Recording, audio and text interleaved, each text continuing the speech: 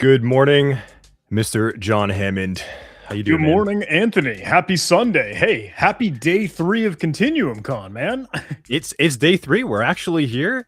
It's crazy because it always flies by so fast. So like that middle of the day 2 kind of just like rapid pace pickup. I've noticed at least. But we're actually here, Yeah, man. I feel like day 1 is always something that, okay, we power through. Day Yeah. 2 flies by, and day 3, Yeah. it's like, all right, we're at the end already. We're here. That's it. So very cool. Good to have everyone as well too in the chat. Good to see everyone here. A lot of friendly, familiar names I'm seeing popping up. You're with us. We're happy to have you. John, I guess you got some slides as well too. We're gonna do a quick little run through of things again. Is that A-okay? Yeah. Welcome, Yeah, I think so. everybody. Welcome to day 3 of ContinuumCon 2026, the cybersecurity conference that never ends. Keeps on Well, going. should I keep us cruising? Do you want me to do the old rigmarole, the old spiel? I can go start going through them if you want to drive that wheel of slides. I can start kind of ripping away. Go ahead. Cool. Yeah. Well, how are we So getting started? I think just a quick recap on what the conference actually is. We have a lot of new faces that always show up on the third day as well too. ContinuumCon is the conference that never actually ends. So this is our shtick. This is our thing. This is where we wanted to make a conference focus purely on the practical, hands-on content only. And then we decided to make it in such a way that you just keep the content forever. So if you do buy a ticket, you can go and do these workshops over and over and over and over and over again and just continue doing that. That is what the conference is all about. And what we do is we ask a bunch of really awesome people in the industry to come and create something engaging for you that they would like to do themselves, or something cutting edge, modern, something relevant to the times, something more experimental even. Or as like John likes to say, a buffet of sorts. So something for everyone. There is beginner, intermediate, advanced content from defense to offense to CTI to GRC. We've got it all. That's what the conference is about. May I sprinkle in if that's A-okay? Hey, folks tuning in know that, look, we're live. We're streaming out on YouTube, on Twitch, on Twitter, on LinkedIn, all these different platforms. And you tuning in to listen to the live stream is totally free. Hey, you could catch the stream. That's open, that's public, that's accessible to anyone and everyone. But if you did want to dive into the workshops themselves to get access to the virtual machines, the cyber range lab environment, the actual content, hey, actually being able to chip away at some of these tasks and activities and exercises, those do come with a ticket. But the awesome gimmick with ContinuumCon, as we say, that cybersecurity conference that never ends. Once you grab access to that, you keep stockpiling all of the previous year's workshops. So buy the 2026 ticket, you'll get 2025 content along with 2026. And next time we do this, what, at 2027, 2028, you'll keep getting everything alongside it. So I hope there's still some super good value for you with the workshops, the virtual machines themselves, the capture the flag content, so much cool stuff, and just grateful for your support. Thank you. Cool. Day 3, what do we have in store today? So actually, first thing up, we do have Matthew in the backstage with us right now. He is going to teach you how to analyze malware. So yesterday was a lot of AI stuff, prompt injection, AI security. Today is getting a little bit back to the roots of what cybersecurity is all about, and that is triaging malware and finding out how it actually can hook into a system. So Matthew's going to kick us off with that. Up next, after that, we have Eeyore going in, and he is going to be teaching us the smarter AWS WAF. He's actually going to walk us through what I understand to be something that his company does. So this is actually a product type of delivery. This is something for all of you in the audience. If you're looking to see something that is a customer product that is in action in environments today, that's what he's going to be demonstrating. So that's something that's really cool, a hands-on takeaway you can walk away with that you can know is valuable and applicable to the real world. After that, we got Smeet coming in, and he's going to be taking a look at WannaCry. It is a bit of an older type of attack, but the forensic artifacts and the methodology, more than anything, I think is really cool to have a takeaway. So he's going to be covering up that right after that. And then moving on, I think we have Talus Jordan. So Talus, he's a Mr. Detection Engineer, super certified. I think he's got like every cert in cybersecurity, as I understand. Like if you look at his LinkedIn, he's got them all. He is going to teach us how to roll your own analyst, your own local SOC analyst, and also some CTI included as well too. So that's going to be really cool to check out. A lot of detection engineering content inside of that.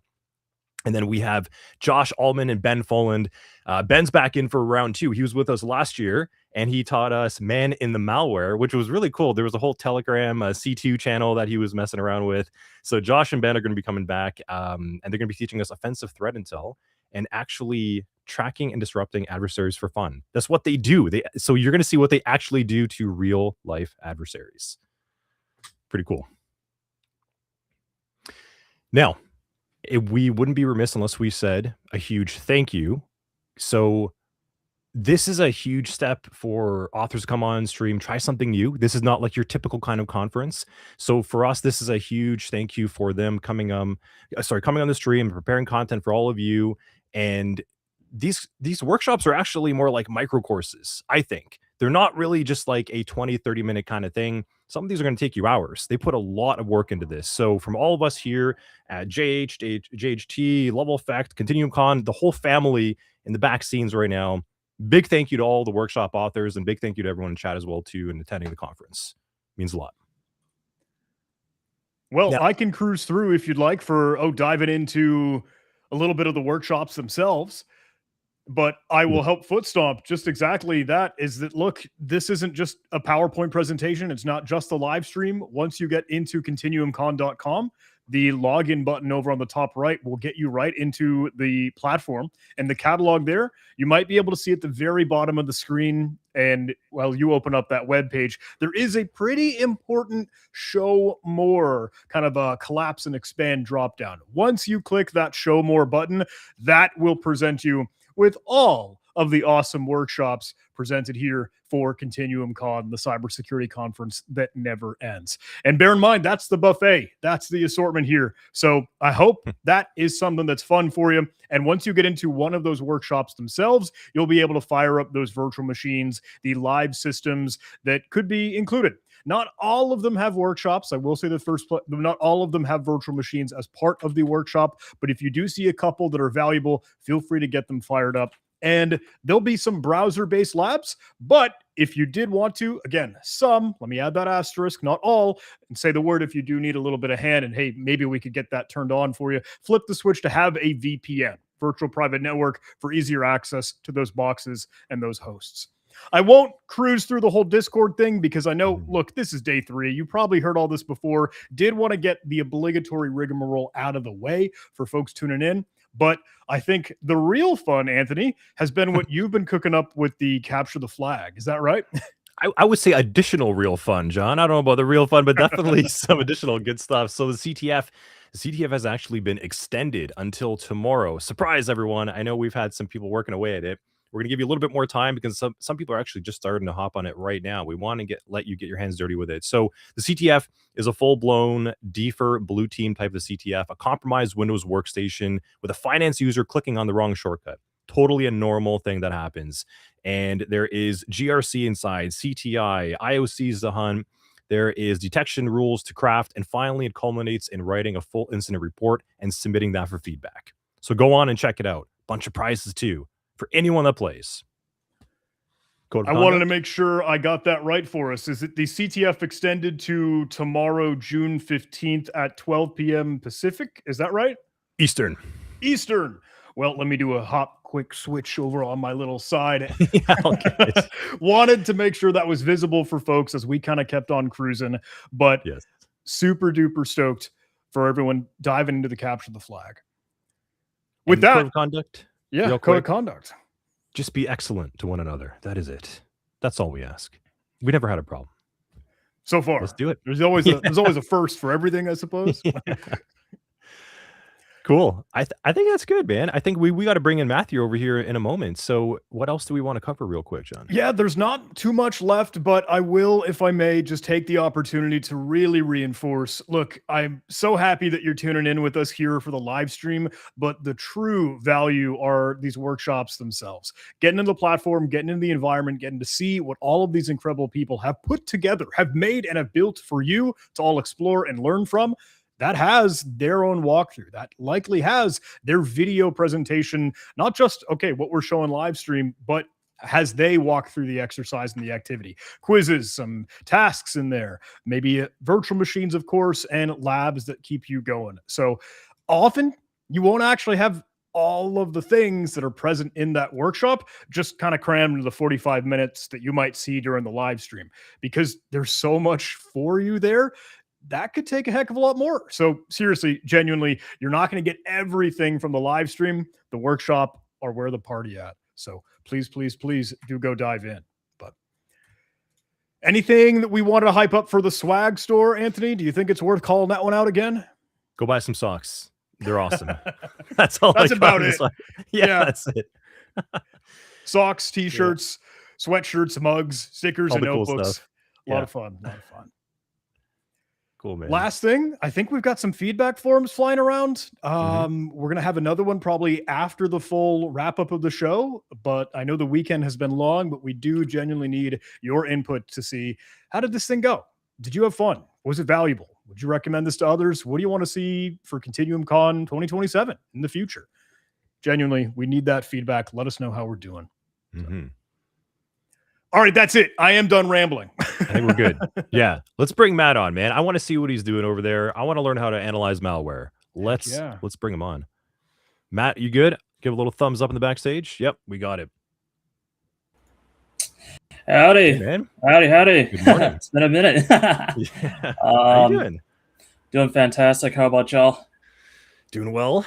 Looking forward to seeing what you are preparing for us. You're going to teach us how to analyze malware today? Yeah, so, first of all, it's an honor to be interacting with John Hammond and Anthony Bendis, for giving me such an opportunity here. This was sort of like my bread and butter, kind of starting wise. I think if we look at through the content that actually, it's easier we pull it up here. Let's do this. Do a quick little screen share check, yeah? Yeah. Can anyone see it? Just want to double check. Yeah. So if, this kind of details my journey, but point being, when I started taking a look at malware, I think almost a year ago. Right. I almost kind of gave up on it because I was looking at ransomware. Not fun. But story to start, yeah. But it so happened that a cyber company had a malware position, so an analysis position that opened up, especially for an internship, and so that's kind of where I got my journey. And then as soon as I was looking at the books by it was one of the books by Kyle, but PMAT at TCM, I started getting really addicted, and also through the mentorship of several of my mentors that have provided me lots of guidance. So really, I walked you through how to install your virtual machine, because either way, you need to have it. You don't have to go through this entire installation. If you already have like a previous version of Windows 10, is a pretty good example, and have those Flare VM scripts installed, and also disabling Windows Defender. This is probably the most painful thing that I had to do, just because Windows security, Microsoft intentionally creates a bunch of layers, so you won't be able to disable Defender. But for us people who are just doing it to analyze malware, we're kind of okay on that. And we're going to pop off for you, Matt. Sorry to interrupt you real quick. Looks awesome, man. Thank you for preparing this. We want to give you the stage and space, so go at it, man. We're going to hop off. Let you go. And now I'm going to switch screens real quick here.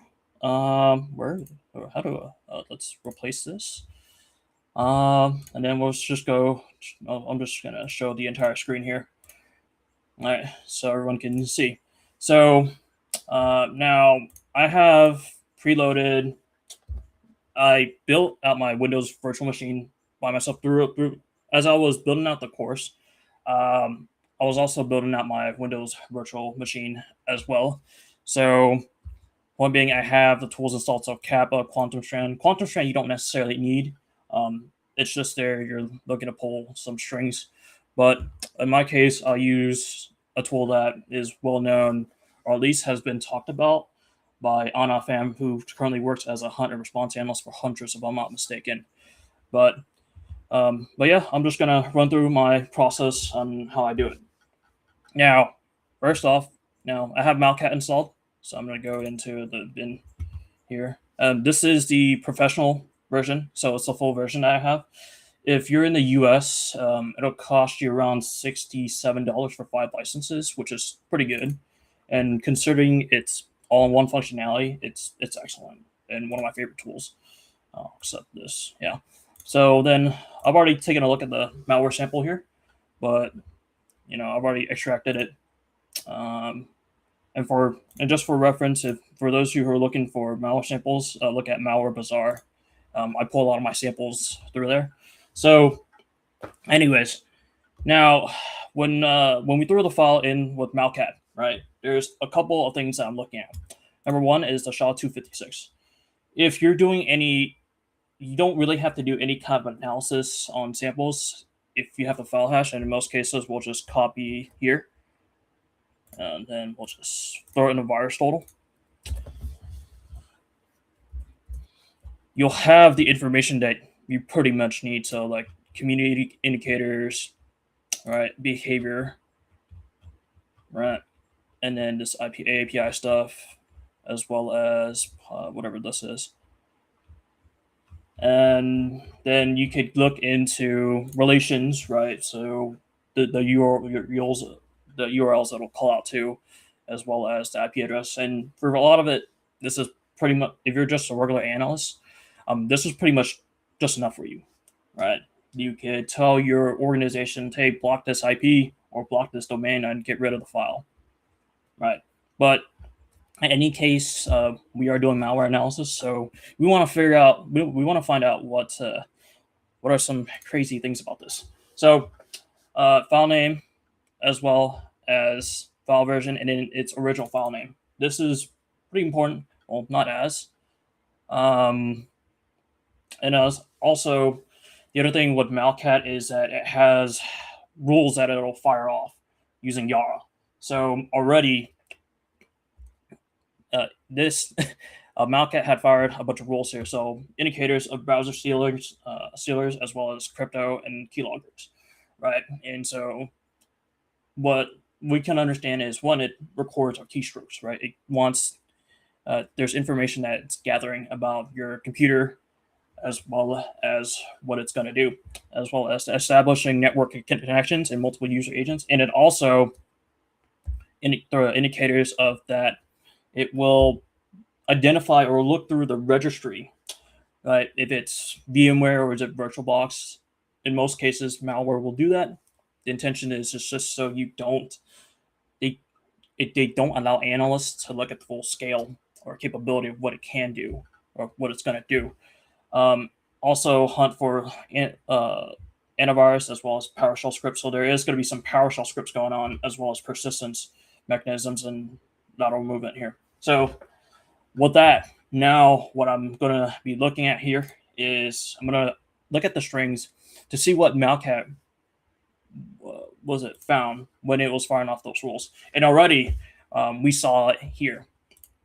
So indicators, all right, software, Microsoft Windows current version run. All right, this is something that we see that malware that a lot of attackers use all the time to maintain persistence, as well as the other thing is this entire command line here, which is used with PowerShell as indicated through Malcat. Also, there's a couple of indicators here. Let me just run this real quick.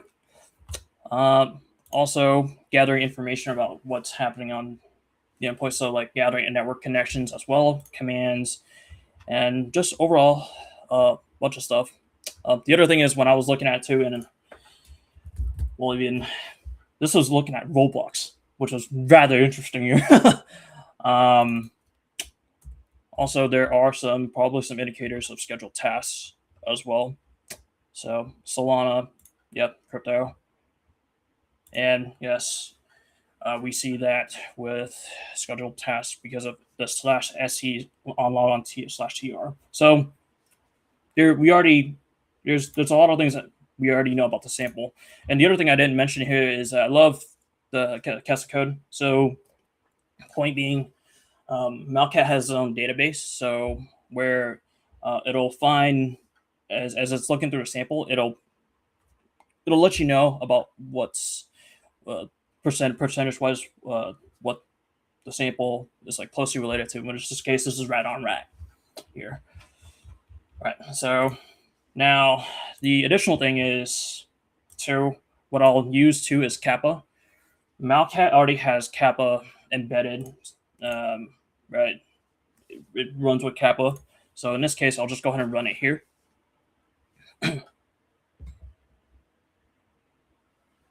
Just give it a couple moments here. Sometimes this thing can break, but you know, in live demonstrations, we don't really know what can happen.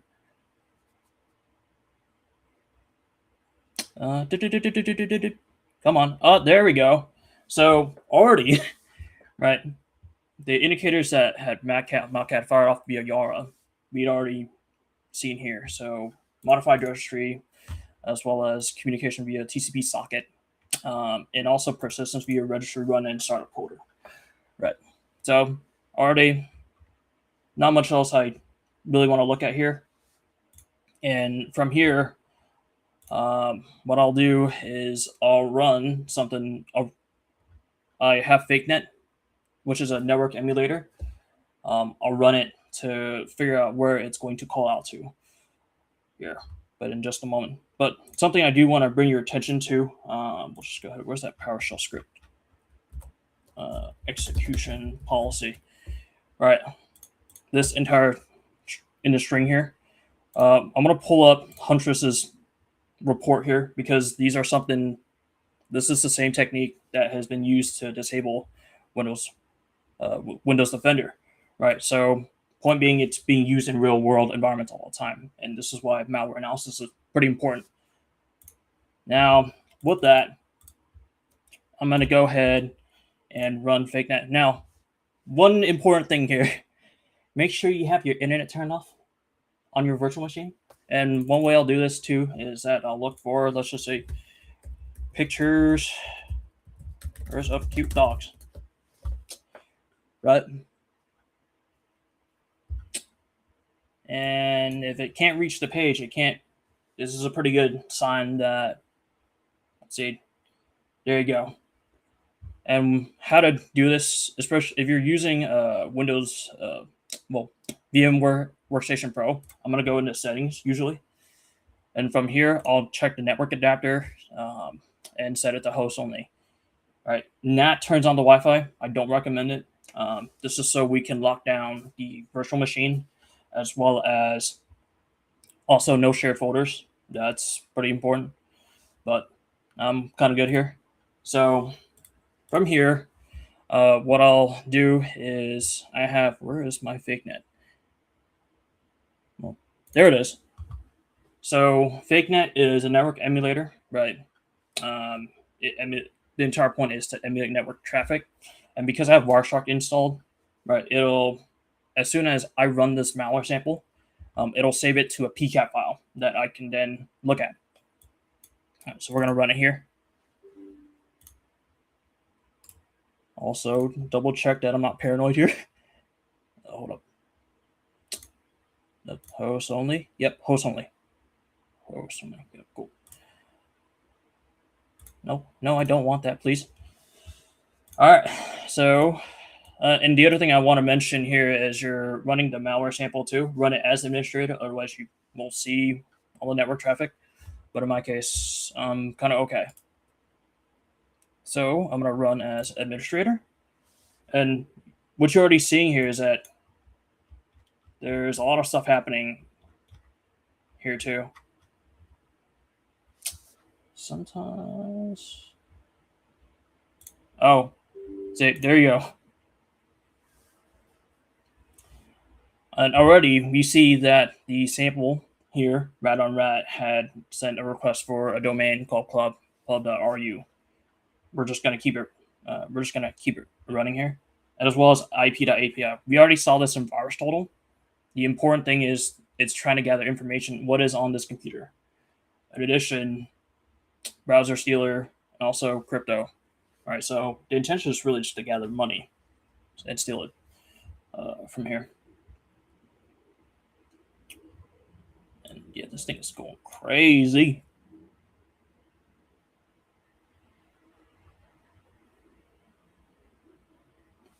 So I'm already kind of done with this. No need. After it failed to get TCP table.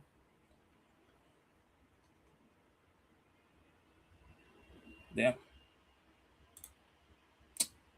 So from here, right, we could look at the. Hold on, I'm gonna adjust this real quick. I don't know if y'all can hear my laptop screaming, but from here, what I'll look at is where is conversations.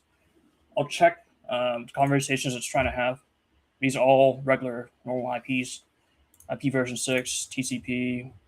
All right.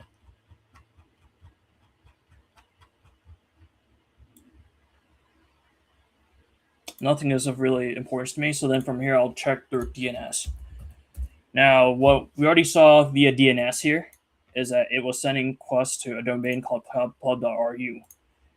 Right.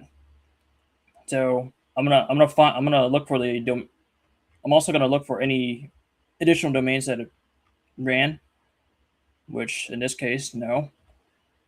So here, I'm gonna go into Central Ops. Right, this is a really good tool. Pub.ru. And you can see that it was trying to connect to cloud. It was trying to connect to this IP address, which we saw through VirusTotal here, as well as the domain that had flagged. So, yeah. If you're in a SOC environment, you probably need to disable a connection or at least do an IP block here.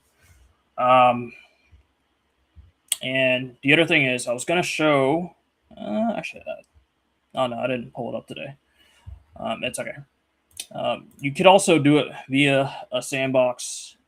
You can also do analysis via a sandbox as well. So Triage is another great sandbox tool. I don't think I mentioned it. Nah, I don't think I'm going to show that. But yeah, now after I'm all done with the analysis here. So from right here, what I'm going to do is, and the other thing is when you're building out your malware analysis lab is that you got to make sure that you have snapshots. Otherwise, point being, and you're going to have to reinstall virtual machines each time you're doing an analysis. No good. So what I'll do is I'll restore my, go into the, yes, I know that. Also ramming up prices. Yeah.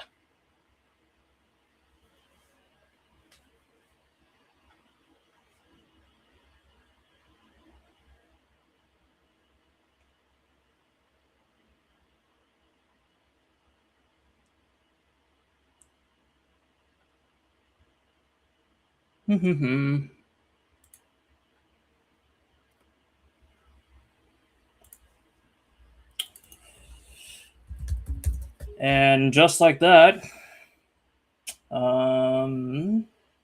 let's go ahead and wait here.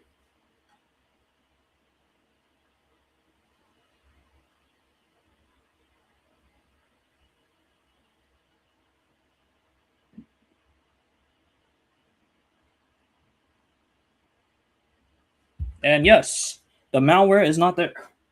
So, and no, we haven't infected our computer. So yeah, that's kind of about it for right now. I don't know, and you know, the important thing is when you're again maintaining a safe and lockdown malware analysis environment is really ensuring that your Wi-Fi is turned off on the virtual machine, as well as no shared folders. Right, both are very important, as well as just having snapshots on your snapshots as you're going through the installation process, and then that way you can revert it. Malware is gone, as we saw here, just like magic. And yeah, that's about it on my end. Does anyone have any questions so far?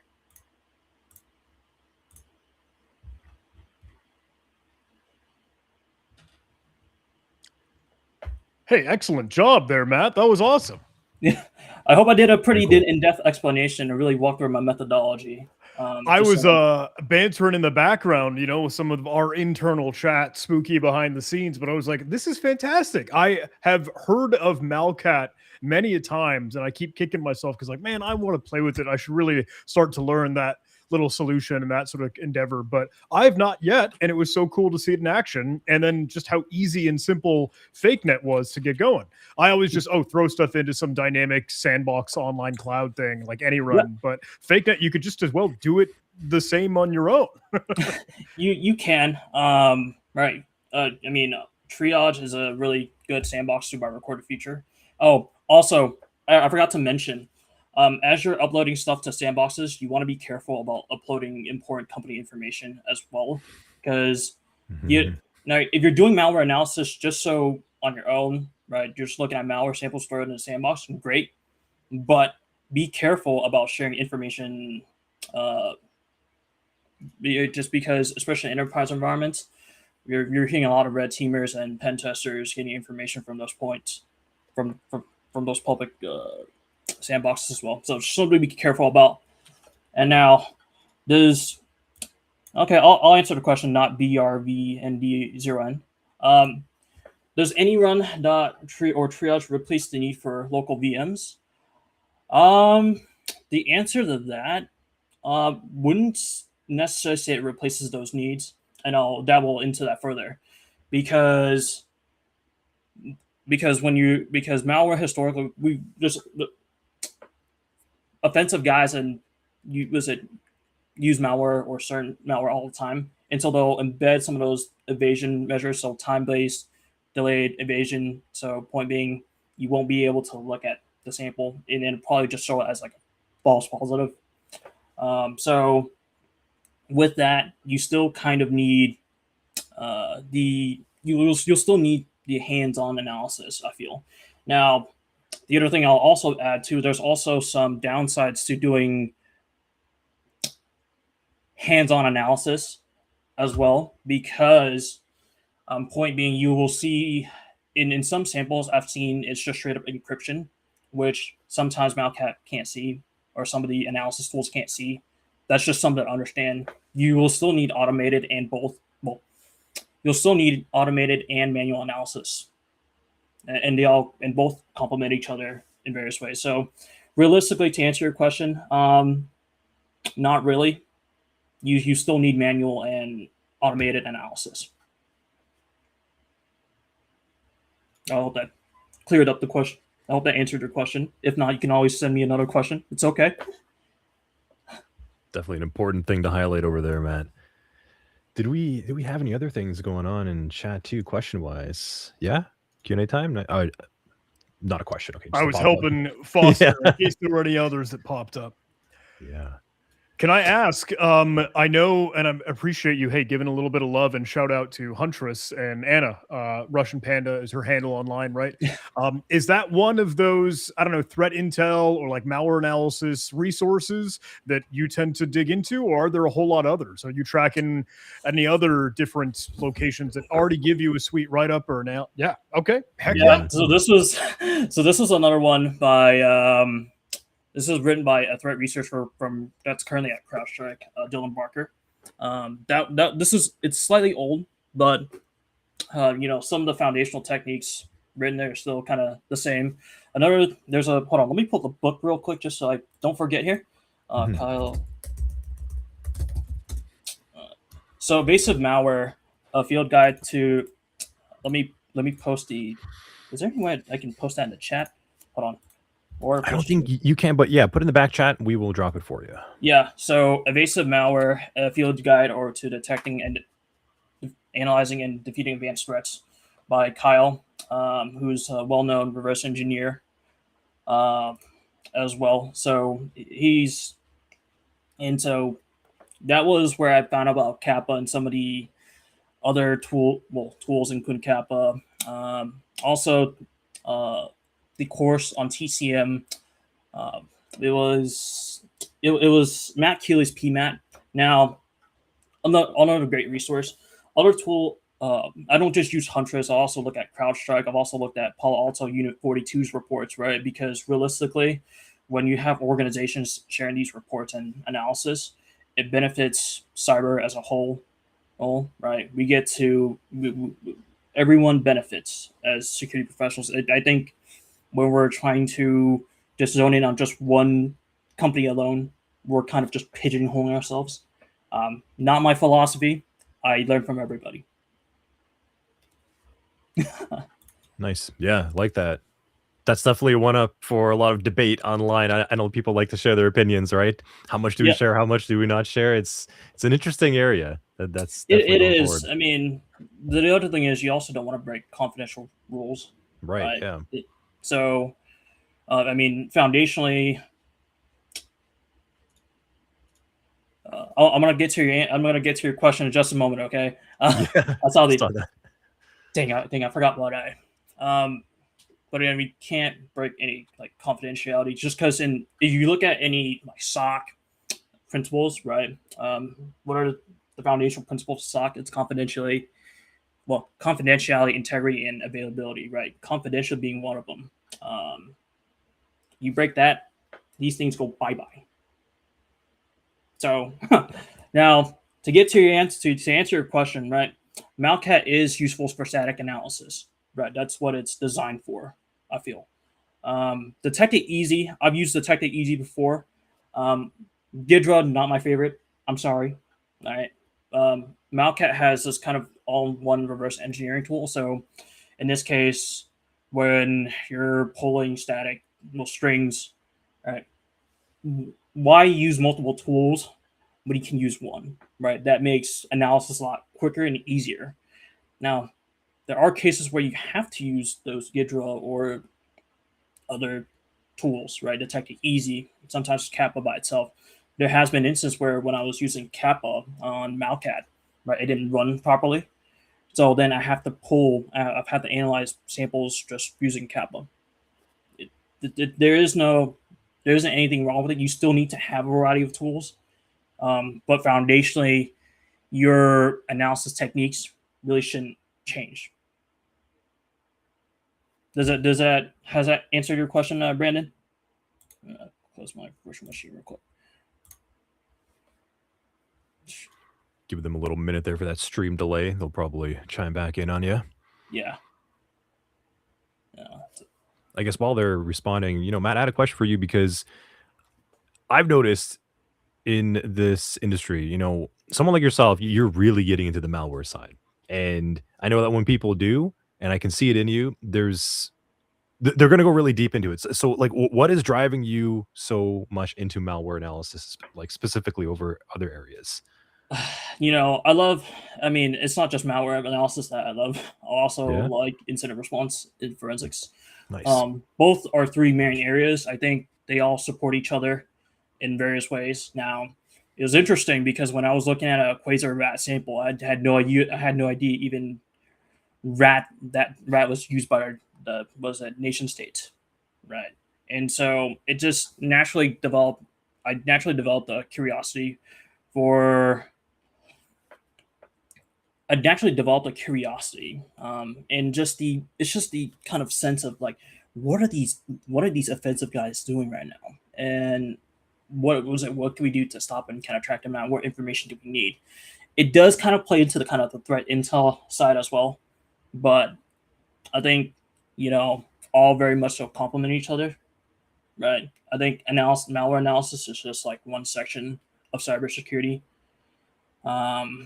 All right, even if you look at dabble into forensics, right? Host ADS is one of those when you're looking at where the file was downloaded through the master file table, right? If I remember correctly. So, yeah, it's just a natural curiosity for learning about how these offensive guys are using them. Yeah.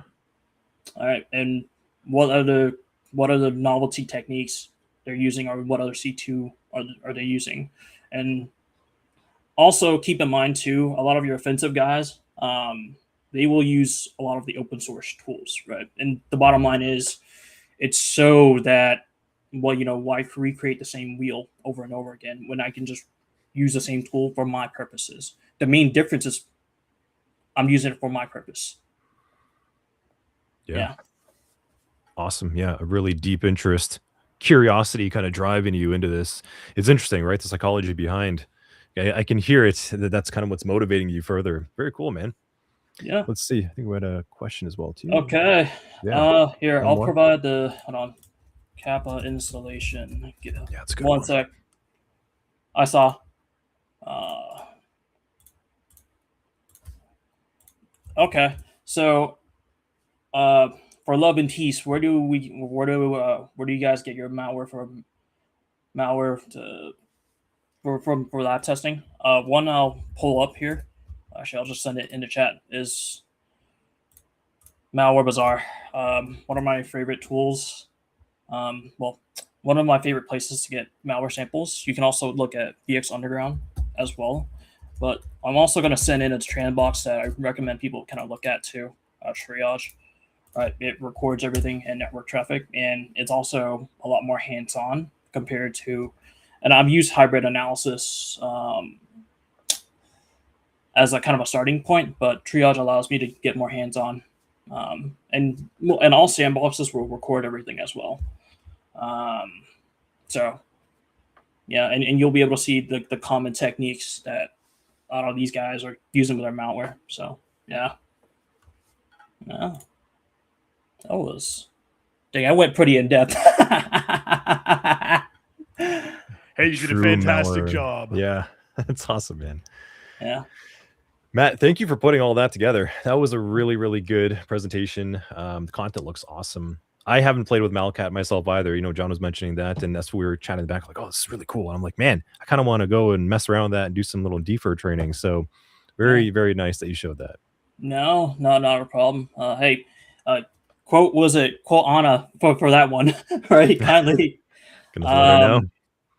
She was one of the reasons why I got started, and I've been addicted with the tool since then. Excellent. Little shout out there. Nice, yeah. Ooh, another quick one just jumped in. I don't know if you're willing to keep dancing with another question, but I do see, hey, some shout outs for it. Looks like you're cruising through your career. You're already advancing into awesome things. Do you have any advice for anyone that really just wants to do what you do, whether it's tools, whether it's mentality, whether it's methodology, workflow? We're grateful for anything you got.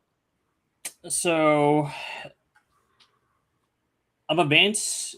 I think anytime that you're advancing in your career, it's all due to curiosity. All right. I think you gotta have a lot of curiosity for things that you do.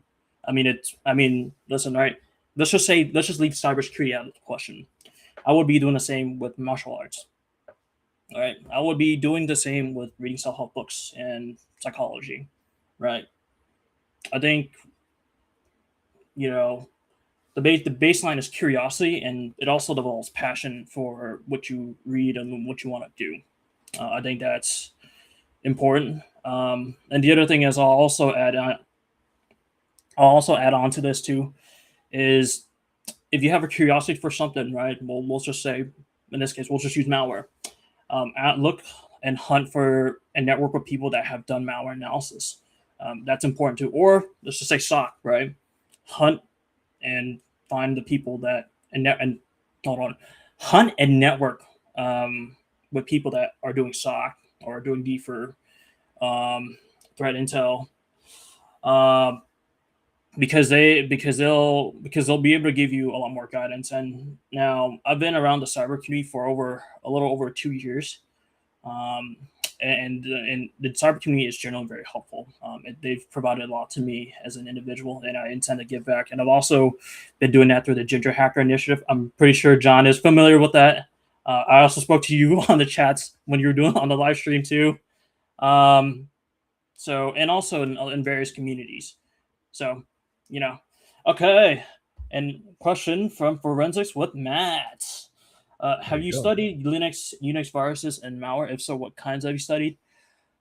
So Linux and Unix malware I haven't looked into quite recently, but I was looking at a ransomware sample through Unix and Linux, identity via triage. That's about it. I haven't looked into RAT or Linux.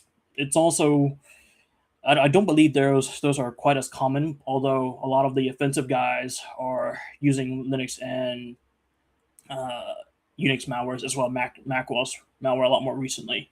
So yeah, that's at the moment. I'll dabble into like sometime later, but right now it's just ransomware was just one thing one of the malware attempts I looked at. Yeah. Cool. Hope that answered the question over there. Yeah, definitely. Is Malcat? Here's a good question. Yeah. Yeah, is Malcat? Yes, it is free. Good for starters. The light version is. Hold on, let me just pull up the. Let me get the. Lots of questions around malware analysis. I had a feeling. Yeah, people like seeing this stuff. So Yeah. thank you, Matt. So you're doing well. If you go through if you look, I sent the link about Malcat inside the chat. The light version does plenty. I did cover it in the. I did cover it. In the course. So, but yeah, it'll do pretty much everything what the full version does. Just you won't have access to the test code database. Okay. But yeah. All right. So how hard was it to get an internship? Great question. So for a lot of you, I do intern at a managed detection and response company. That's confidential, just because I don't want people coming after me right now. But the internship process is very brutal. I will say, because and the thing is, if you started networking the heck out, right, you'll have a lot more opportunities and mentors. I think people that are trying to move into it, and this is just it doesn't just go with cyber. You're looking at tech, you look at healthcare, right? They're all very difficult fields to break into. So, point being, if you really and yes, I did get paid. I am getting paid for my internship, so paid internships are cool. So,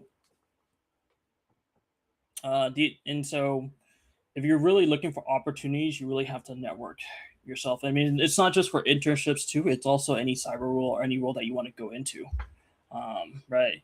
Because without networking, you don't have those opportunities. But the other thing I'll also add is this: make sure you add value to people, right?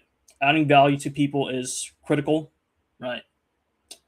They will never remember you if you don't add any value to them. So just remember that. I think, and I'll even say as I was on a committee for IntelliCon, so that happened earlier this year. It is a Threat Intel and AI conference. I helped build the Career Village down there, and because of that, I've had a lot of folks that were willing to help me out and get me into the industry.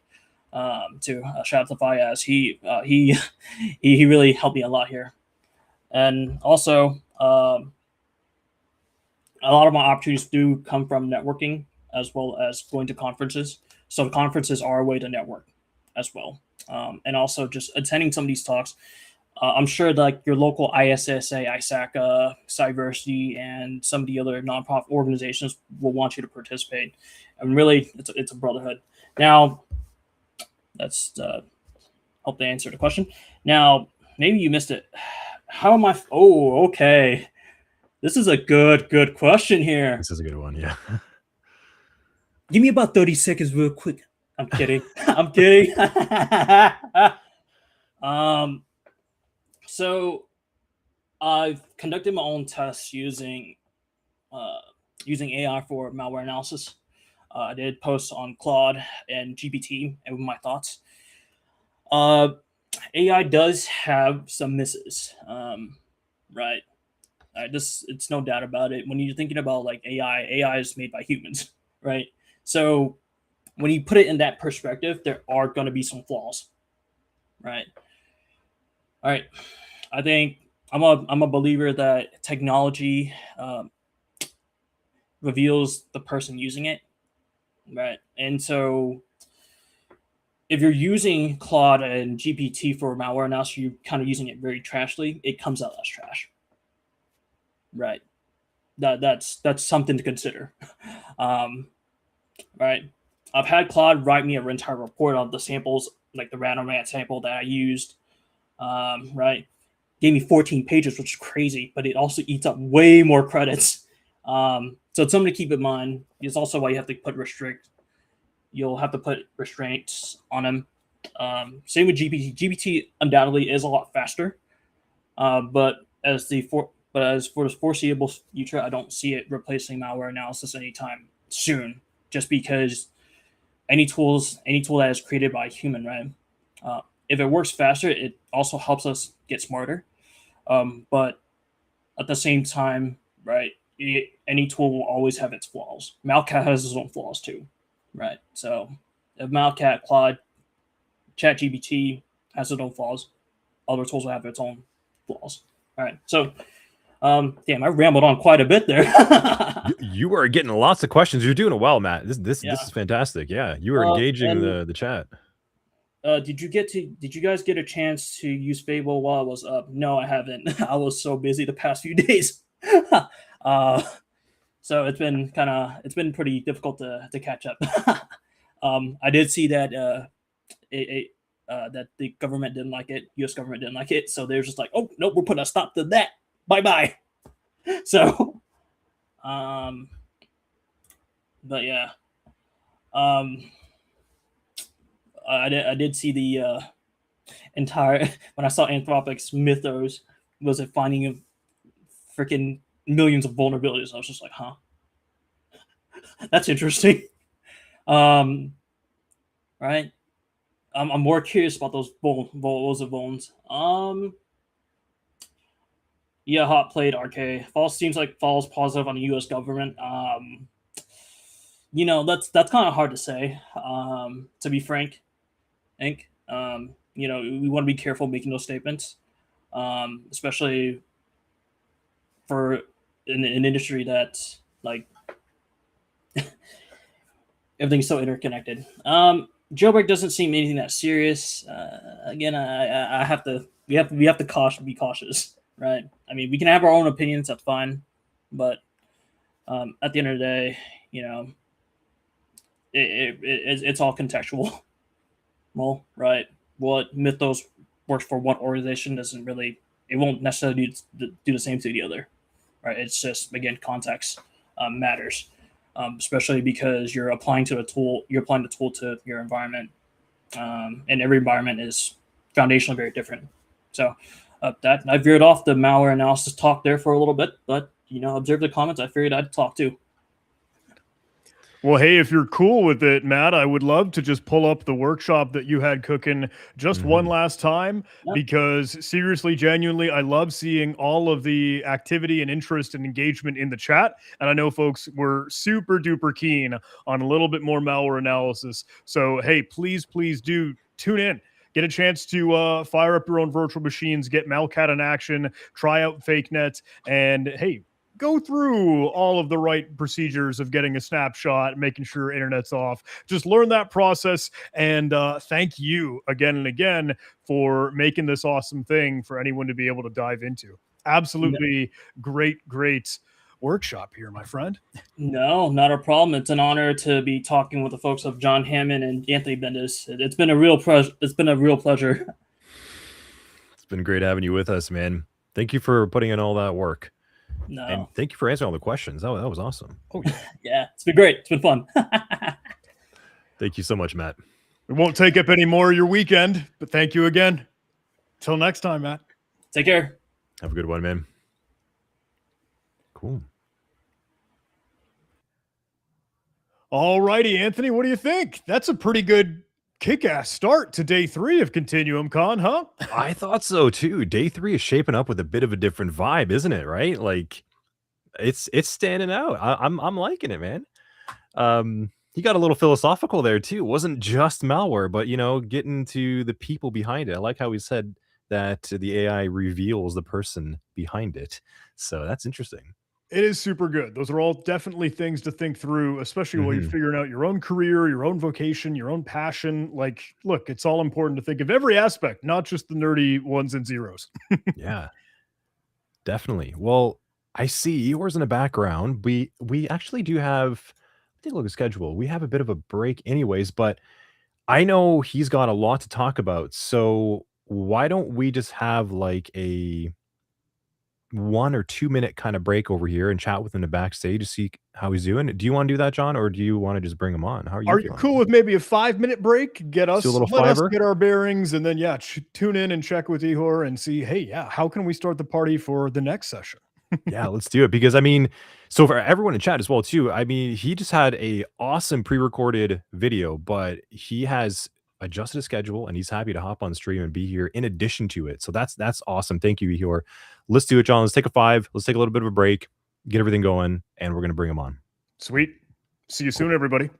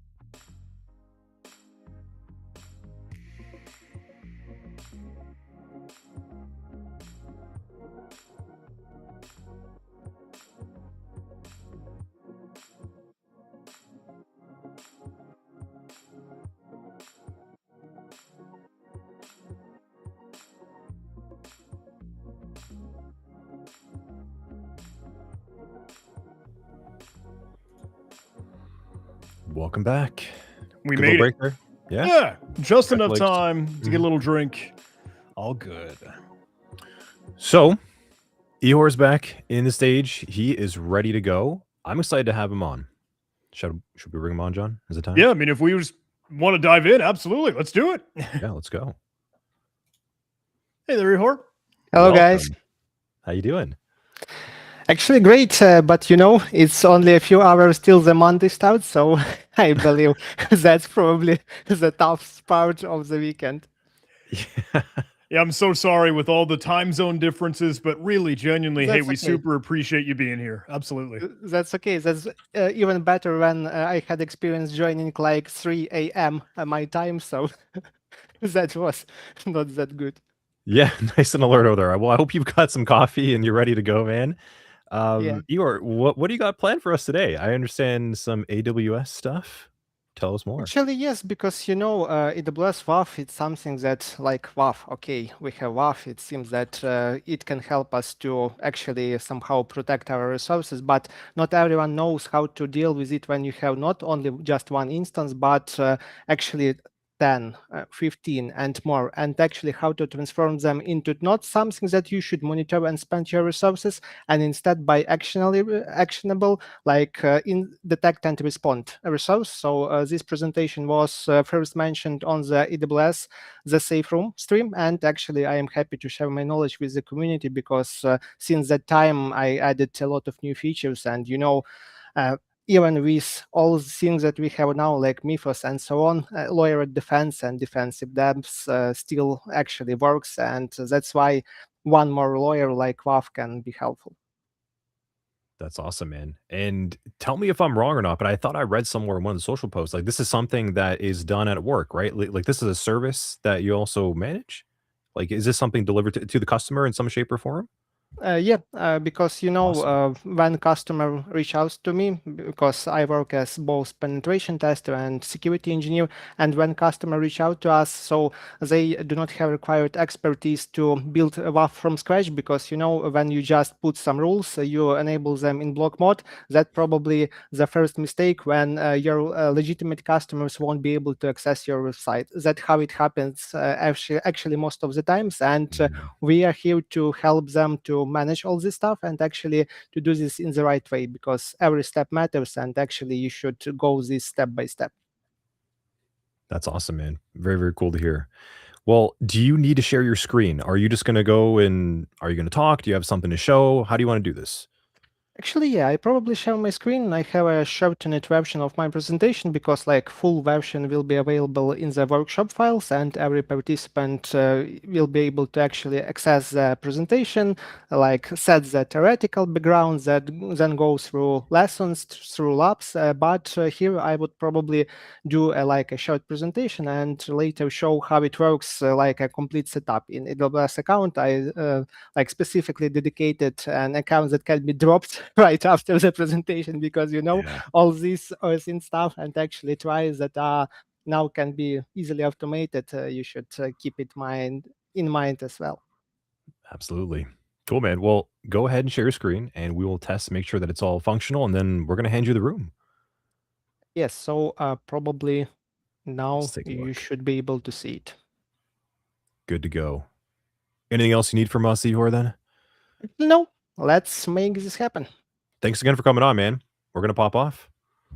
Yeah, great.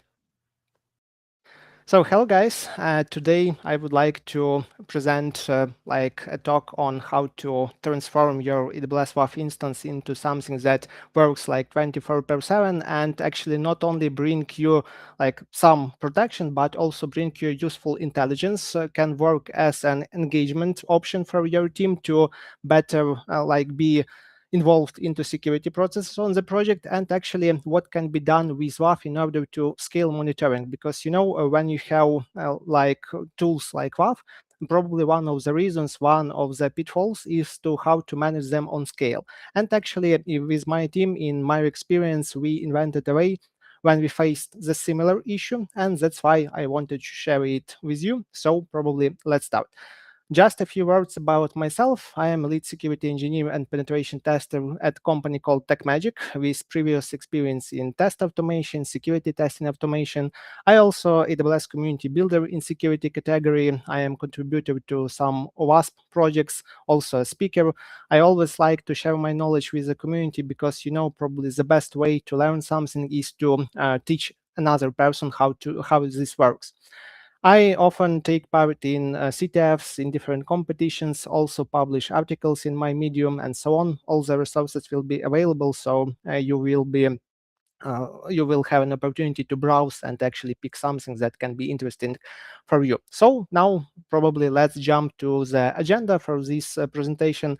We will just have a review of what is AWS WAF actually for some of you that probably may have not so much experience with it. Then we will talk about how to set up AWS WAF on your project from scratch, because there are a lot of common pitfalls, and actually it is important to know how we should done it in the right way, and actually what can be like wrong way, what can be steps that will probably cause issues within your legitimate traffic, and actually that's is what we definitely aren't going to achieve.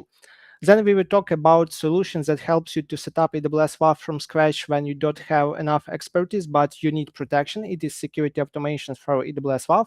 And last but not the least, we will talk about what to do with some situation when you have multiple AWS WAF instances. You have not so many security folks in the team that can work with them, and actually how to transform all of these into one powerful system that can bring you a lot of insights, a lot of details about the threats that your workload is facing, and actually what to do with them, like blacklisting and so on. So let's start probably with basic stuff. It is what is AWS WAF. So AWS WAF, it is a managed web application firewall service that can help you to protect your application workloads, whether it is like some web application, it is API endpoint. It helps you to work with geolocation blocking, with like some common attacks like XSS injection, like SQL injection, like different bots and so on. It also helps you to prevent account takeover, fraud, and actually more complex flows when set up in the right way.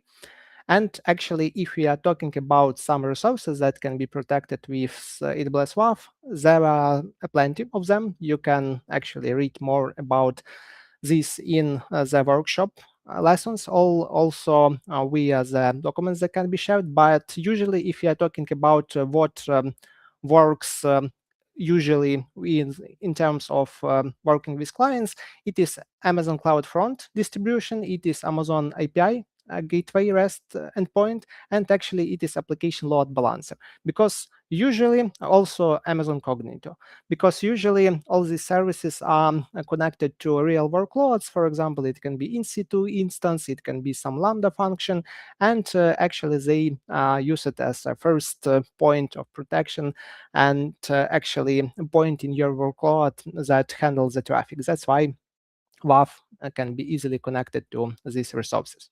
If you're talking about, so what can we do using AWS WAF, because we know like shared responsibility model and all that stuff, but let's talk about common use cases. So first of all, I mentioned that it can be protection from common web attacks like OWASP top 10.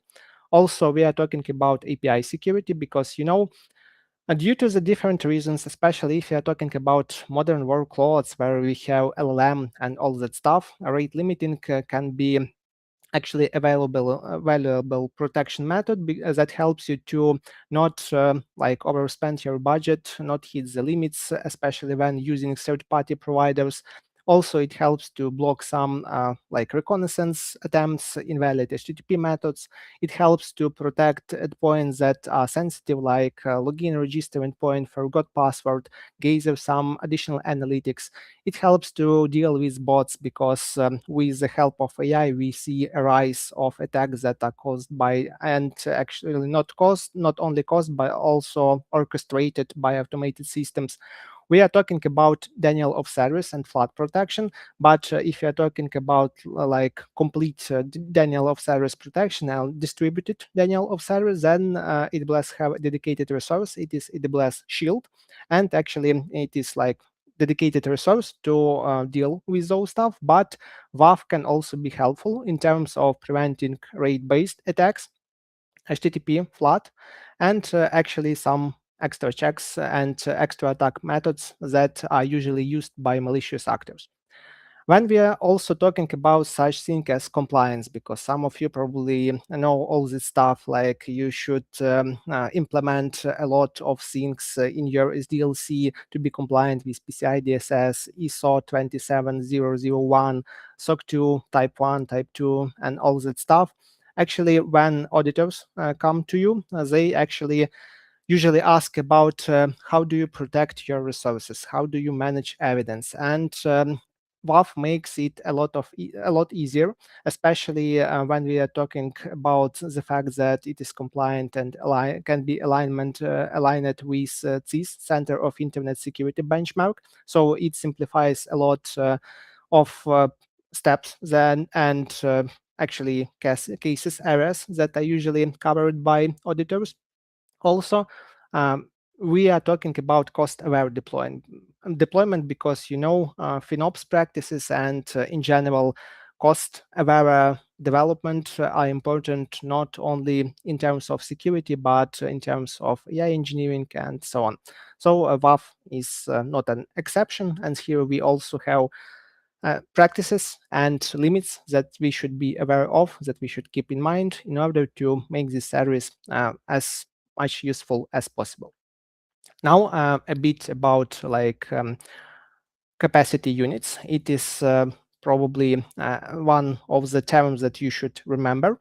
It defines the, let's say, budget for your web ACL. Web ACL, think of it as your sandbox for your all AWS WAF rules. So they live in web ACL. And by default, your rules can hit a limit of like 1,500 capacity units.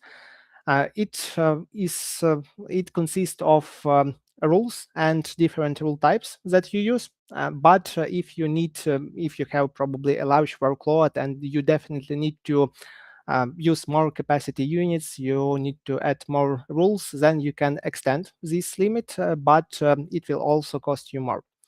Detailed review of all these things you can find in lessons. Now let's talk about key facts to remember. If you're using JSON body inspection, it doubles the capacity units that are used by this rule. The same goes for like our similar situation we have for all query parameters and each text transformation. They also can add and increase usage of capacity units of your WAF instance, and that's why you should be careful with how do you manage your rules, what are the structure of your rules, because every like copy paste can end up with reaching and hitting your capacity units limit, and it will cost you more. If you are talking about sample architecture, as I mentioned, one of the things that is commonly used with AWS WAF, it is application load balancer. It is positioned in front of EC2 instances like ECS tasks, maybe some Lambda functions, and actually WAF helps to filter this traffic that is coming to our system, to detect some malicious patterns, even block them, block or count, you decide what should be done.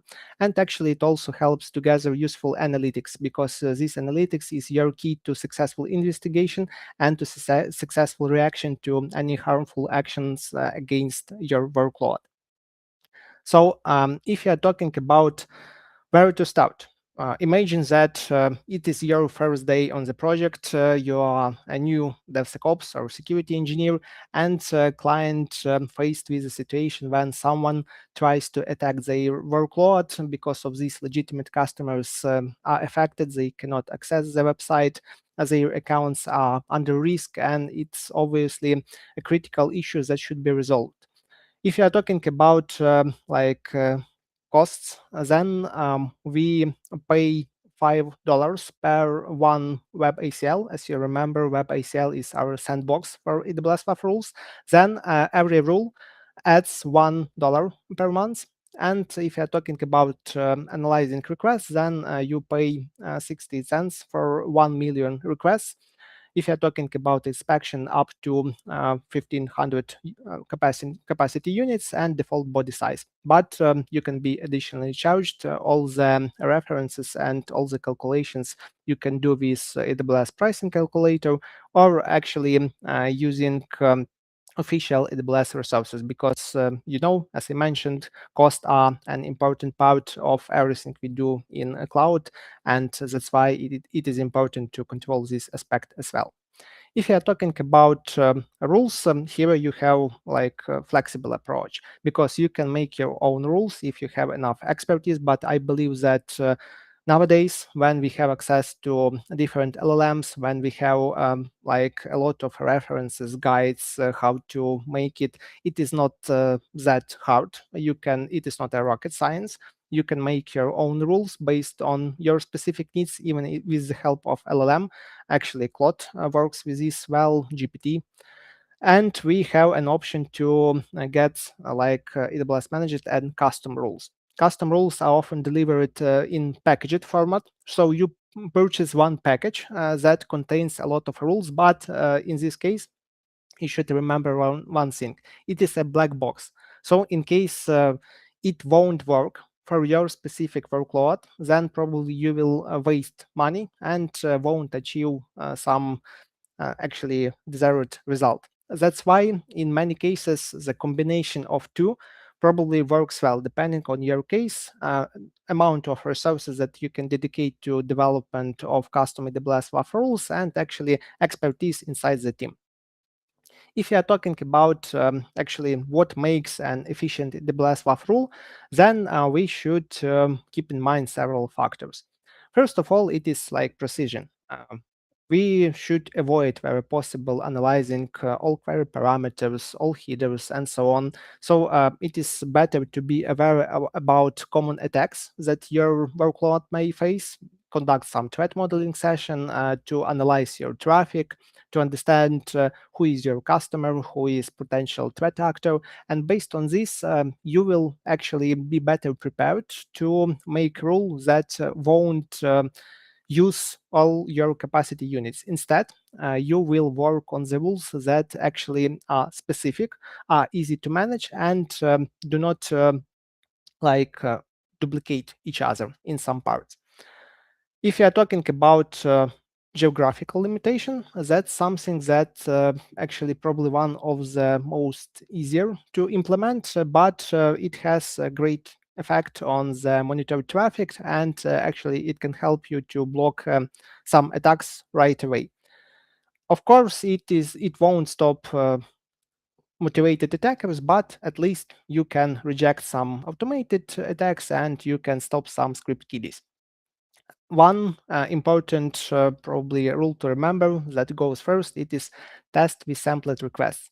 Also, like test with traffic that is expected to be handled by your application to ensure that new WAF rules do not block anything.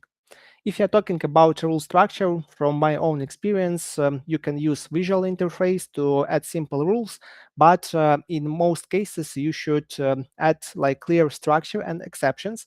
And all these exceptions are possible thanks to nesting. You can nest different statements, combine them via logical and logical or not.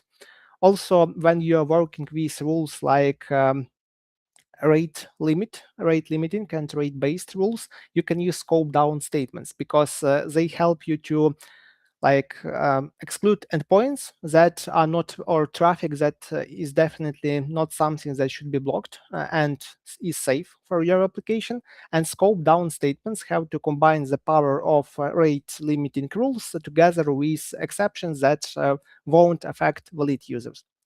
Also, avoid overlapping by redundant rules. No need to set up protection from everything. Start from something that you already know, or you like threat model it, and you know that these attacks are likely to happen with your application. So start from these rules and block these attacks first. It will build your cornerstone, your foundation that will help to add new rules to analyze some traffic and some data. And these insights will help you to build more efficient rules later. No need to add, like, let's say 10 rules at once and then think what's happened and where your request, legitimate request from your customer is blocked. Then think about priority. If you have definite limitations in terms of what geographical location can be used to access your applications, that put this rule first. No need to like add geo limitations, something in between, or actually as one of last rules, because it won't have an effect. And actually the same goes with blacklists. If you have a blacklist, then it is reasonable to put it somewhere on the top, so this request even won't reach more complex rules and you won't spend resources for inspecting this request. Labeling.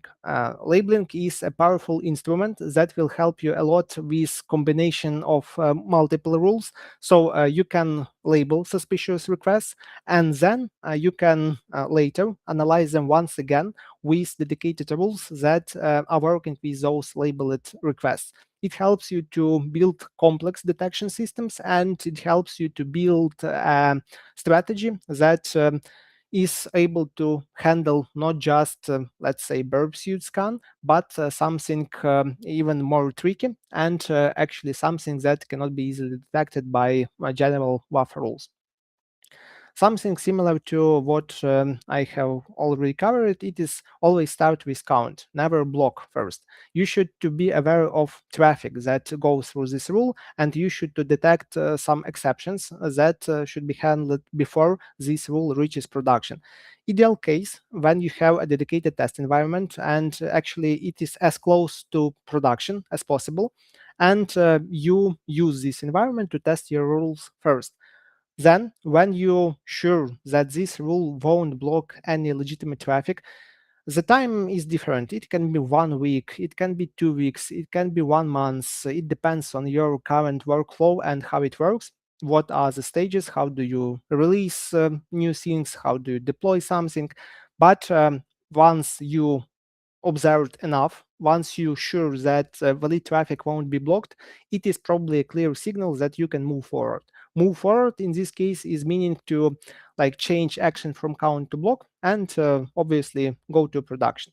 Because if you're talking about count mode, you can use it not only in testing, staging, but also in production, because it won't block anything, but it can bring you some useful analytics. Because not always staging and testing environments, they are close enough to real production data. And when you have some QA engineers in place, they can generate from, for example, a lot of traffic during regression. But we do not expect this to happen on production. And that's why when you have a rule in count mode, and you tested it enough, so it is able to filter and detect traffic that you are interested in, you can go and experiment with it in production, but in count mode. And only when you run it for certain period of time and you ensure that it works in the appropriate way, maybe there can be 1 or 2 requests that are blocked, maybe more, but no like critical blocking of legitimate traffic. Then you will be able to easily enable not count but block mode and start gaining real benefits from deploying this WAF rule. Actually, next thing, it is noise reduction. It is more about logging, because by default, if you're talking about logging, you have all these nice dashboards inside your AWS WAF. But you should also be aware of things that are not covered by these default instruments. And for this purpose, you can redirect your detected by WAF requests to CloudWatch, to Kinesis Data Firehose, to other systems.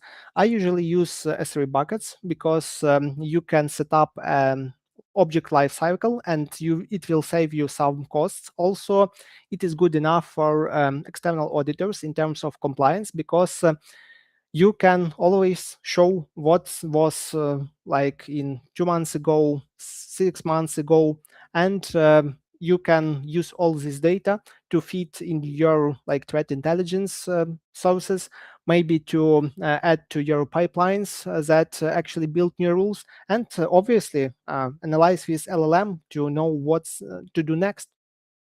And continuous testing is probably one of the most important facts, because when you are dealing with such system as WAF, only continuous improvement, only lessons learned can help you to improve and can help you to build new rules that are more efficient, that will help you to cover a lot more traffic. Also, your functionality probably changes, and you should take this into account as well. So continuous testing, continuous improvement, tracking false positives, it is the way that will help you to build efficient WAF system at scale.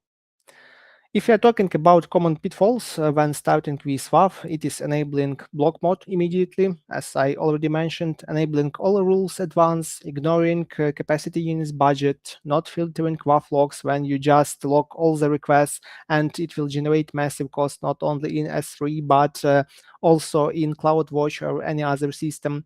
For some rules like SQL injection and XSS, those are predefined match statements that are delivered and provided to you by AWS, but you should be aware that they are black box. So you cannot like discover what's happening inside. You just have the result. It is either matched these requests or no. And in order to avoid a large amount of false positives, be sure to set like SQL injection sensitivity to low, because when you set it to high, for sure you will have a lot of false positives, and this noisy rule probably in many cases will lead to a situation when you just disable it, and that's definitely not something that you want to achieve. Also, no allow IP allow lists, because in large teams, in large infrastructures, when you have multiple AWS accounts, when you have multiple testing systems, offices, there can be a situation when someone, let's say your QA team, just launched an automation script that do some security testing stuff as well. For example, for broken access control, common injections, and so on. If you do not allow list those IPs, then you risk their test to fail, and you risk to have impact on the team, and that's also not the case. So be sure to allow list IP addresses that are safe and are related to your infrastructure, to your offices, so no unexpected accidents will happen in the future. If you are talking about what to do if, okay, I do not know how to set up AWS WAF, but I need protection right now. So where can I go? And AWS has an answer for you. It is security automations for AWS WAF. Actually, literally, you can think of it as a pre-configured set of AWS WAF rules with all the required infrastructure, supporting infrastructure that can make your rules more efficient. What I am talking about? It includes easy to deploy pre-configured protection, usually deployed via AWS CloudFormation template. You can review the complete solution features, details in one of the lessons, and also on the official AWS pages. They will be included into learning materials. It can be deployed and right away attached to Amazon CloudFront application load balancer and give you some immediate protection. Once deployed, it begins intercepting web requests, and if you leave the default state of these rules as is, it will actually block those threads. It combines comprehensive logging capabilities and monitoring as well, so it can bring you a lot of insights to decide where to go next. When we take a look at infrastructure, about architecture diagram of this solution, we can see a lot of components. Central component, it is our AWS WAF instance. It is our web ACL. There we have AWS managed rules, allow list, deny list, SQL injection protection, XSS, HTTP flat, and some other rules, as well as bad bot protection. Then we have additional infrastructure. It is AWS Lambda that updates your reputation lists on hourly basis. It uses external threat intelligence services and is quite powerful because it helps you to work and detect threats that are already known to threat reception communities.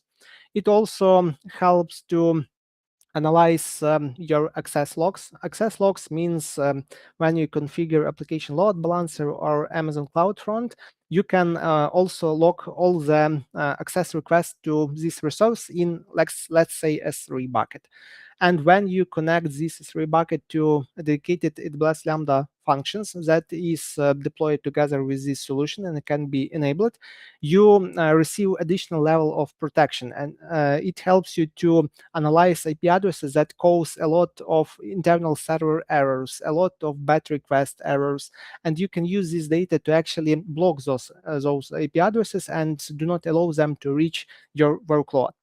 There is also something that goes as extra, but probably I won't stop on this in scope of this demo. Let's probably go to the pricing overview, because as you know, pricing is one of the cornerstone of every solution, and actually solution itself is free, but you pay for the AWS services it provisions. So be careful when configuring this stuff. First of all, if you're talking about WebACL, still $5 per month per WebACL. Then we have rule groups, $1 per month per one rule. Then we have inspection costs for 1 million of requests that are processed. Then we have managed rule groups. For bot control, it is $10 per month. Actually, if you need some other managed rule groups, because after deployment, you can customize this solution. You can add another managed rule groups that are offered by AWS and its partners. So also, those powers with Kinesis Firehose, with Lambda, Athena, and so on, they are optional. If you do not need these scanners and detection, like props method and part of infrastructure, you can just disable it and not use in your deployment. That also works. And to be honest, I would recommend you to disable this part from the start, because later, from my own experience, it is better to develop your own rules to detect malicious activities that actually do not match existing patterns and existing rules. You can set it in code mode and use it as your threat intelligence feed, because you can store those requests, you can analyze them via different sources. You can connect your LLM to it, and actually this rule will work as a source of further improvement for your AWS WAF.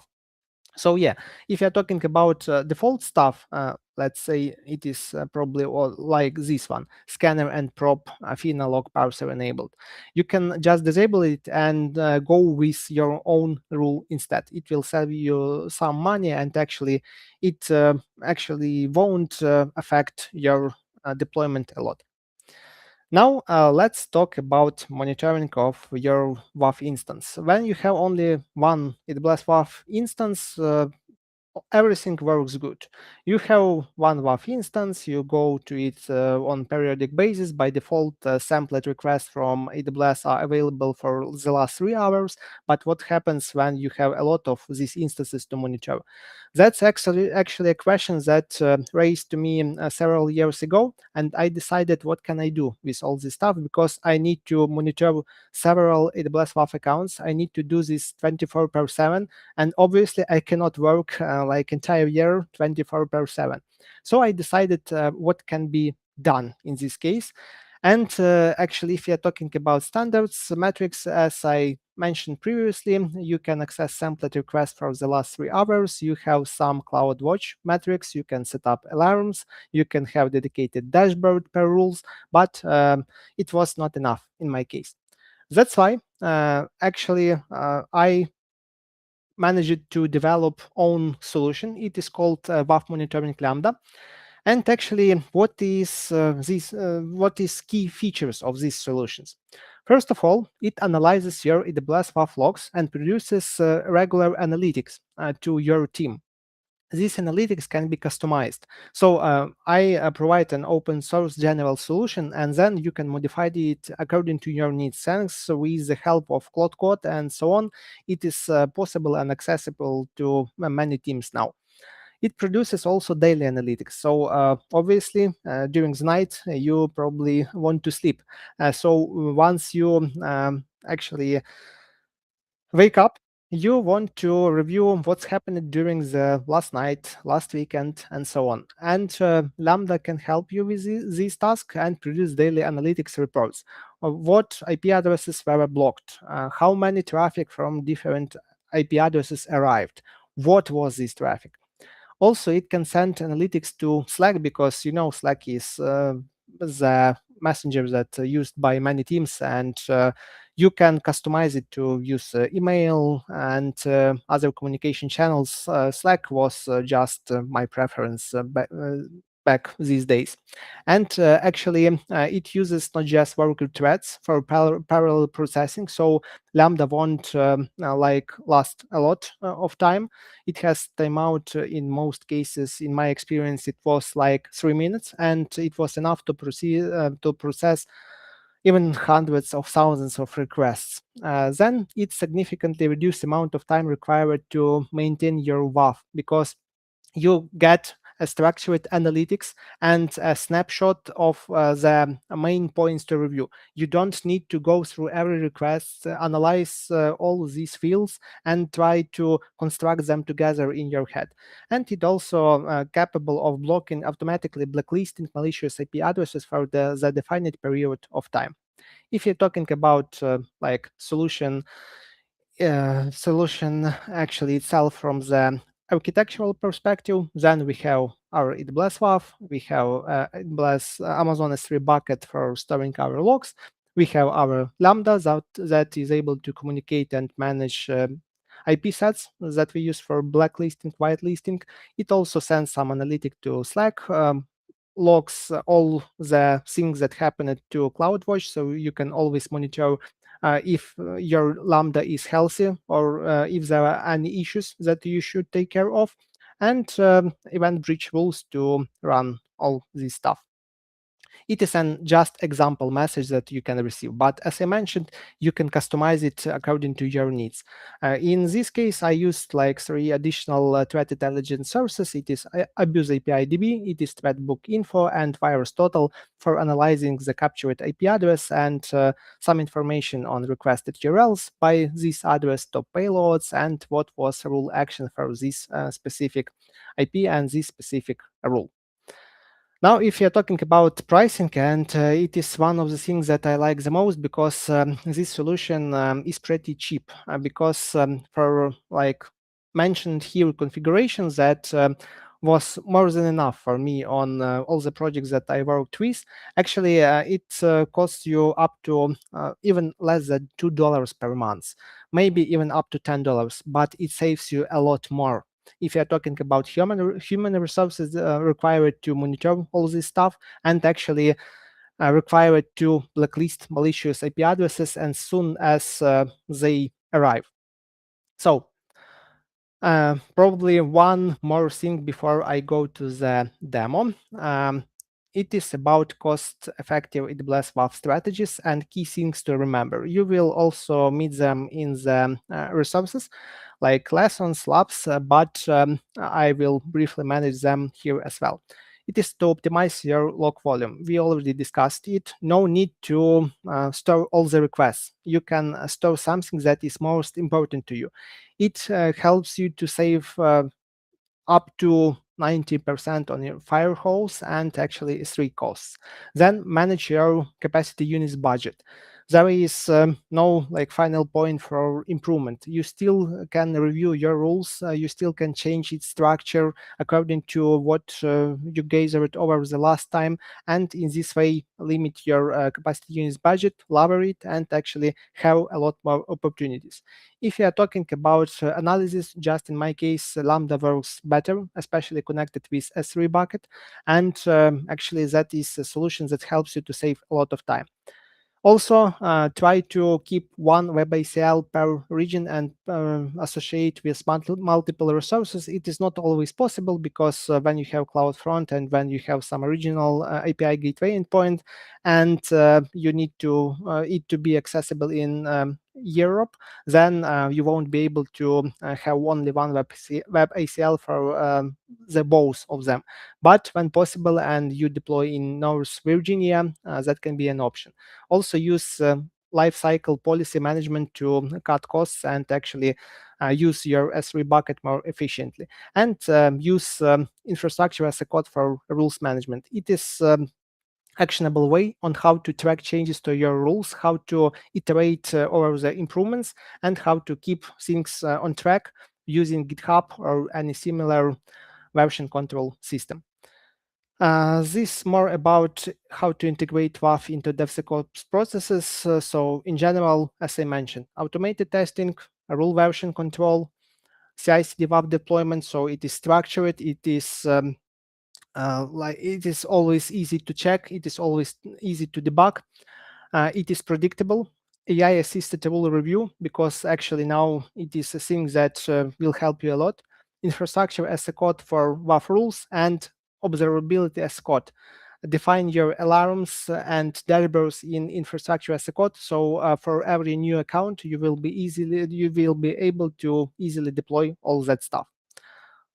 Additional resources that will help you to start work with all these things. And probably, yeah, that's it for the part of presentation. Now let's move to the actual demo. The same setup you will have in your lab. So actually, what we have here.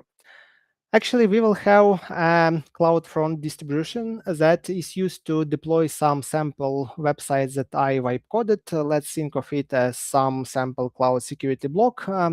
And actually, each is just single page application, no some interacting stuff, search and so on, but it is more than enough for the demo and for showcase how WAF works. So, okay, we have our CloudFront distribution. Now, let's see how it works on the WAF site itself. We have IP sets, one IP set for allow list. As you remember, you should always gather a list of IP addresses that should be allow listed, and they should not be blocked by your WAF distribution. Also, WAF monitoring Lambda block list. This block list Lambda will use for actually adding IP addresses that are malicious and should be blocked by the solution. And we have our web ACL. It is our sandboxes for rules. Let's briefly overview how it works under the hood. We have allow my IPs. It is like top priority rules, because if this IP should be whitelisted, no need to process it later in the cycle. Then we have auto block list, the same logic, but in reverse order. If this IP is malicious, no need to work on it further with other AWS WAF rules. And we have sample access protection rule. As you can see, capacity units cost for this rule is noticeably higher than other. And for the AWS WAF, that's it. You can manage your resources that are connected to this particular WAF web ACL. When you attach multiple resources, the processing can actually linkage of resources to your WAF instance can take some time, so just remember it. And if you're talking about dashboard, it is your central point of view on what's happening, actually, what are the insights. You can also review from what countries someone tries to access your workloads, and some other analytics, as well as sampled requests. But you should keep in mind that actually it will not work well when you have issues with, let's say, some instances that probably won't go well, and as I mentioned, only last 3 hours. You won't be able to view more. Then let's talk about the Lambda itself. Just a quick overview. So we have event bridge rules connected to our Lambda function. The solution itself is open source, so you will be able to access it via GitHub clone and just use it. And yeah, all the points regarding configuration, regarding how to start working with your Lambda, how to set up it from scratch, you can use it directly on the labs. And I hope you enjoy this. Anyway, I actually added my LinkedIn and other communication channels. So in case of any issues, you can reach out to me and I will be happy to answer questions as soon as I can. And here, probably not a like full demo, but you will hopefully enjoy it on the lab part. And yeah, that's probably it from my side for today. And now I'm ready to view some questions and answer them. Yeah, so one of the questions was by not logging all requests, doesn't it make investigations difficult when you are trying to identify known threat actors accessing your site? Actually, it depends, but as I mentioned, you can add a dedicated rule that will be your threat intelligence source. It will be in count mode, so it won't block any requests, but it will work instead of these allow requests logging and filtering. So you will be able to add some custom criteria and use this rule for analytics. And from my own experience, actually it works well. So no need to enable logging of all requests because it will produce you a large amount of different logs, different requests, but with no real value. So just by adding a dedicated rule on in count mode on threat intelligence purpose works well. Then geo-blocking can often be incorrect. How do you improve or compensate for it? As I mentioned, scope down statements. If you are pretty sure that this particular request should not be blocked, by enabling your rule in count mode first, you will be able to detect that something goes in a wrong way. And by adding scope down statements, you will be able to fix this thing. Also, connected and combined together with labels, you can just label this request. No need to block it right away. If you are not 100% certain that it is malicious and it should be blocked by default. So you can combine labeling and further processing by another rules. And in this way, your rule will be narrow to specific use cases, and actually you won't block malicious traffic. That's how it works. And in my experience, I often use this approach because in most cases, unfortunately, you cannot strictly define a list of countries that should be blocked. And also, we should remember that VPN and all that stuff make it less effective because your attacker can just change IP address via VPN and that's it. They still can access and attack your resource, and geo-blocking won't help in this case. So a combination of different approaches will work and help you to compensate for it. And yep, I believe that's it for as of now, at least.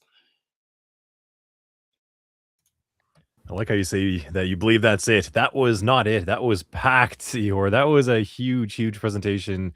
Very knowledgeable, man. Clearly, you have some experience. You've been doing this for a number of years. I can tell. Thank you so much, man, for putting that together. Yeah, I was about to say, perfect, John. Thank you for sharing the screen to show the workshop. Just to add a little bit of extra visuals. Hey, if folks were super duper curious, really wanted to help shine a spotlight on, look, you can jump in and play with this just as well. All of the workshop that you have prepared here, Ihor, is fantastic and phenomenal to, hey, still have the video representation of kind of what you've covered through this, some good insights and resources with the PDF files there that folks can download, and really being able to actually play with this all inside of the AWS environment. So phenomenal stuff. Thank you. Thank you. Thank you. I think we also had one more question, Ihor, as well, too. So AWS WAF versus others. So you're really big on the AWS side, but I guess the question's asking, what about others? Do you have an opinion on other infrastructure and other platforms? Actually, I believe that this approach with Lambda works on any platforms, whether it is GCP, whether it is Azure, because as we know, cloud services across different providers, they are connected. So you still have WAF, but in GCP, it can work slightly in a different way. And there we have cloud function, but still we operate with WAF. So you can reproduce the same infrastructure in other providers, and that's not something that should stop you from using this solution. I use WAF because actually it depends on the choice of my clients. But I had experience in deploying the same stuff in other providers, mostly in GCP, and it works well. Especially now when you have access to LLMs, Cloud Code, and all that stuff, you can easily rewrite your Lambda to work with other providers, and that's it. If we are talking about like specific preferences, I tend to use services that are native for the specific cloud, because you have all X actually in one box. You don't need to research for another solution. Yeah, you can purchase some commercial solution and connect it to your system, but you can lose some visibility. You out of like this shared responsibility that cloud providers give to you. And actually, that's something that works best when you have everything connected together, and that's why native solutions work well. But as I said, you always can customize it and connect to GCP or Azure. Cool. Cross methodology over there. Thank you. Eeyore, I had a question for you too, because I even saw some people in chat, right? So someone's saying outside of their wheelhouse, but they're really excited about it. What do you have to maybe share with newcomers? So this is a pretty interesting area in cybersecurity and IT. If someone just want to get started on the infrastructure side in AWS cloud infrastructure, what would you recommend? Like how could they get started?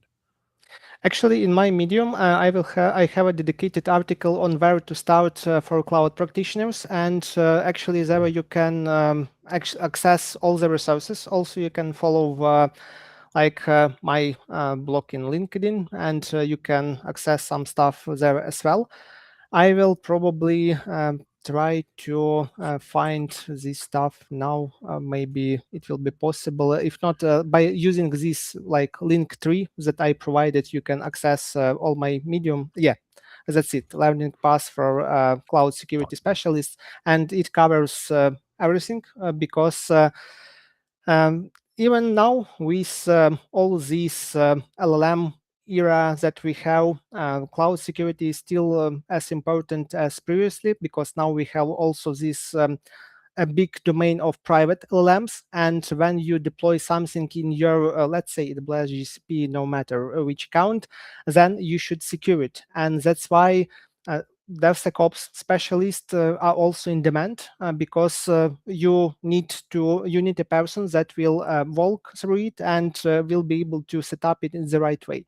We still have a huge demand for these specialists, and that's why it is a great area to start and move forward.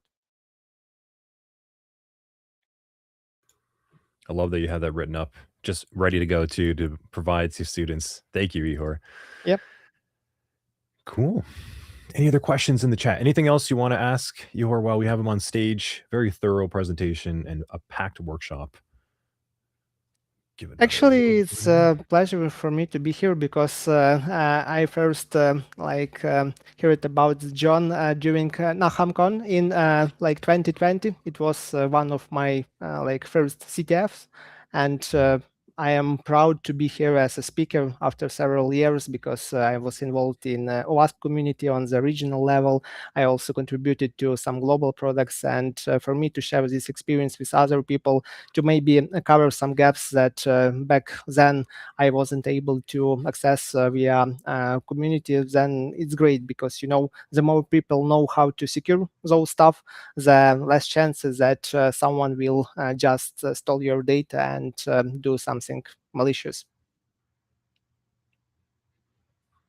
Well, thank you for being here, Ihor. This was wonderful. You did a fantastic job. And hey, I really hope some folks do dive into that workshop. Thank you again and again. Thank you very much, man. Yeah. Thanks. Cool. Well, if you're all right with it, I guess we'll pull you off stage and we'll start to get ready and prepped for the next session, as we're keeping ContinuumCon, the conference that never ends, cruising. So thank you so much. Thank you. Yeah, Hope you get a guys, little bit of thank sleep you. too, man. After Yeah, up thank so you a early. lot for making this conference, because it is an important initiative, and I believe that it should happen on annual basis, because a lot of people need to learn this, and yeah, that's a great initiative. So huge kudos, guys. Excellent. Appreciate it, man. Take care. Have a good day. Yeah, All righty, wow. Anthony. Years of experience there, man. You can tell he is very, very knowledgeable on the cloud security and infrastructure side. So that was Absolutely. awesome. He was sharp. Yeah. Well, what's coming up next, do you think? I think we might have something around WannaCry. Last I Mm. checked, we might need to take a little bit of a break, give Smeet some time to set up, see how he's doing. Yeah, I wanted to add a little bit of a disclaimer for this one because I think we're still waiting to see, oh, do we have the full workshop curriculum, content, and material kind of staged and available within the platform? Mhm. Still double checking on that. So if we need to say, hey, the accessible lab book, the guidance, the write up there is coming soon. I'm thinking we're waiting to hear from Backstage Production if that's still in the works, but wanted to let folks know Smith does still plan to appear and, hey, show live his presentation, but giving it a little bit more time for him to get part of the party here with us. What do you think? Do we take a 10-minute break, maybe 15-minute break, give him a smidge of time to get here? Give him a smidge. Yeah, I say we do a little 10-minute break because I think he's supposed to be coming on at the 15-minute mark right after this. So yeah, let's do a little bit of a 10 and give him some time to settle in, and then we'll pop back in. Everyone else, go get your coffee, your water, stretch your legs, jumping jacks, all that. See you soon, everybody. See ya.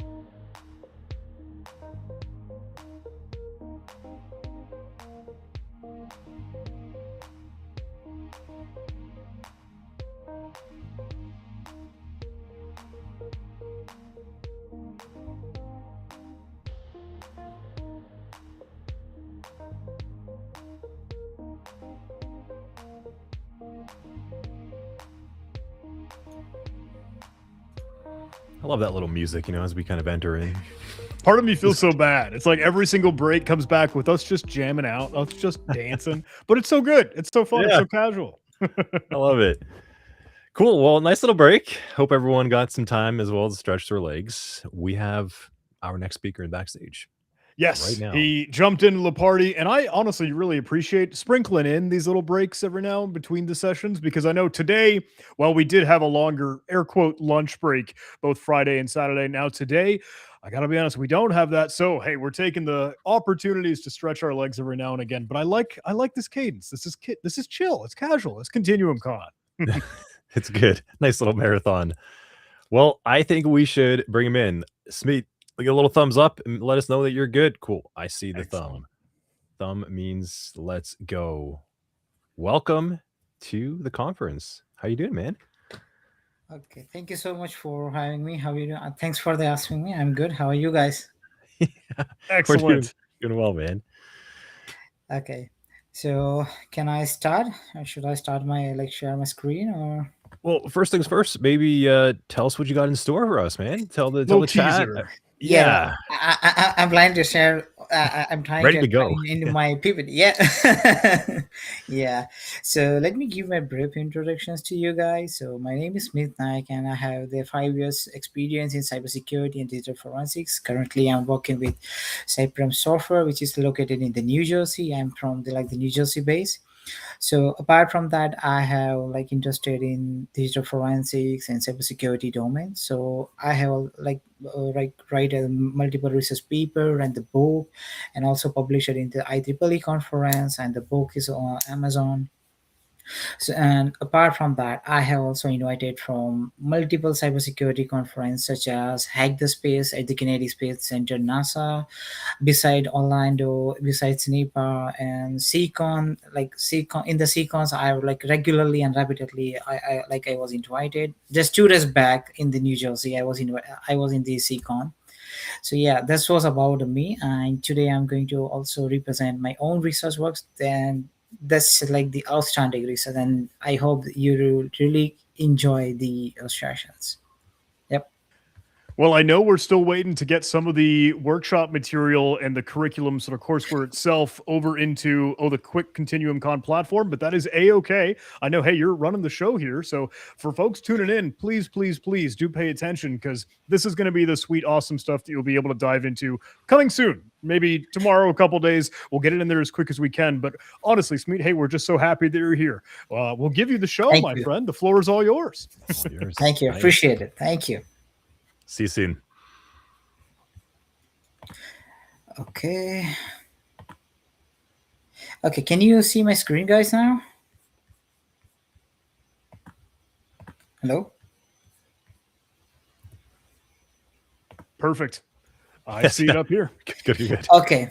Yeah. So let me walk you through today I'm going to talk more about my research project, which is titled around the analyzing the WannaCry ransomware data recovery using digital forensics techniques. So this is my own research and the framework I have used, though the framework I have developed my own for the recovery purpose. So the main research, the main purpose of this research, is about how you can recover your data without paying the ransom money to the attacker, right? So I know everybody from the cybersecurity background, some having some the AI and the ML. So as of nowadays, is a ransomware is create the more challenge in terms of the recovery, recovering of your data, also your recovering of your organization. So my main focus is so how you can recover your data without paying the ransom money to the attacker, right? So this is the main my motives regarding these sessions. So in this course, I'm going to introducing about the types about the ransomware, the model of the ransomware detections techniques, then how you can compare with the existing methods which are available into the internet, the proposed framework. So that the framework which I have developed my own framework that's called the 2DRA model. I will explain to the later, and about the overview of the WannaCry and the experimental analysis. I hope that in the experimental analysis I have added the all screenshot and all the materials I will uploading into the soon into the or the portals where you have the all informations, plus you have the virtual files if you want to do by your own research, and if you want to do the same the forensic investigations. Okay, so let's move forward. So, what is a ransomware? So, ransomware is basically about the malicious code, so that's written to target to encrypt your data, to sorry. So, ransomware is it is simply is a malicious software. So that's the encrypt your data, right? So the main purpose of the ransomware is developing is about how you can log the someone's data and how you can ask the ransom money. That's why it's a name called the ransom. That's the reasons why its name is a ransomware. So once you lock someone's data and you asking about, hey, I have locked your data, and if you want your data back, give me some kind of the dollars in the amount of the ransom monies.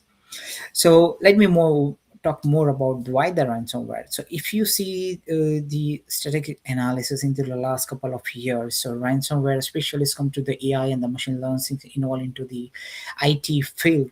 So the ransomware create the more and the most diverse attacks, such as the phishing, malware, the DDoS attacks.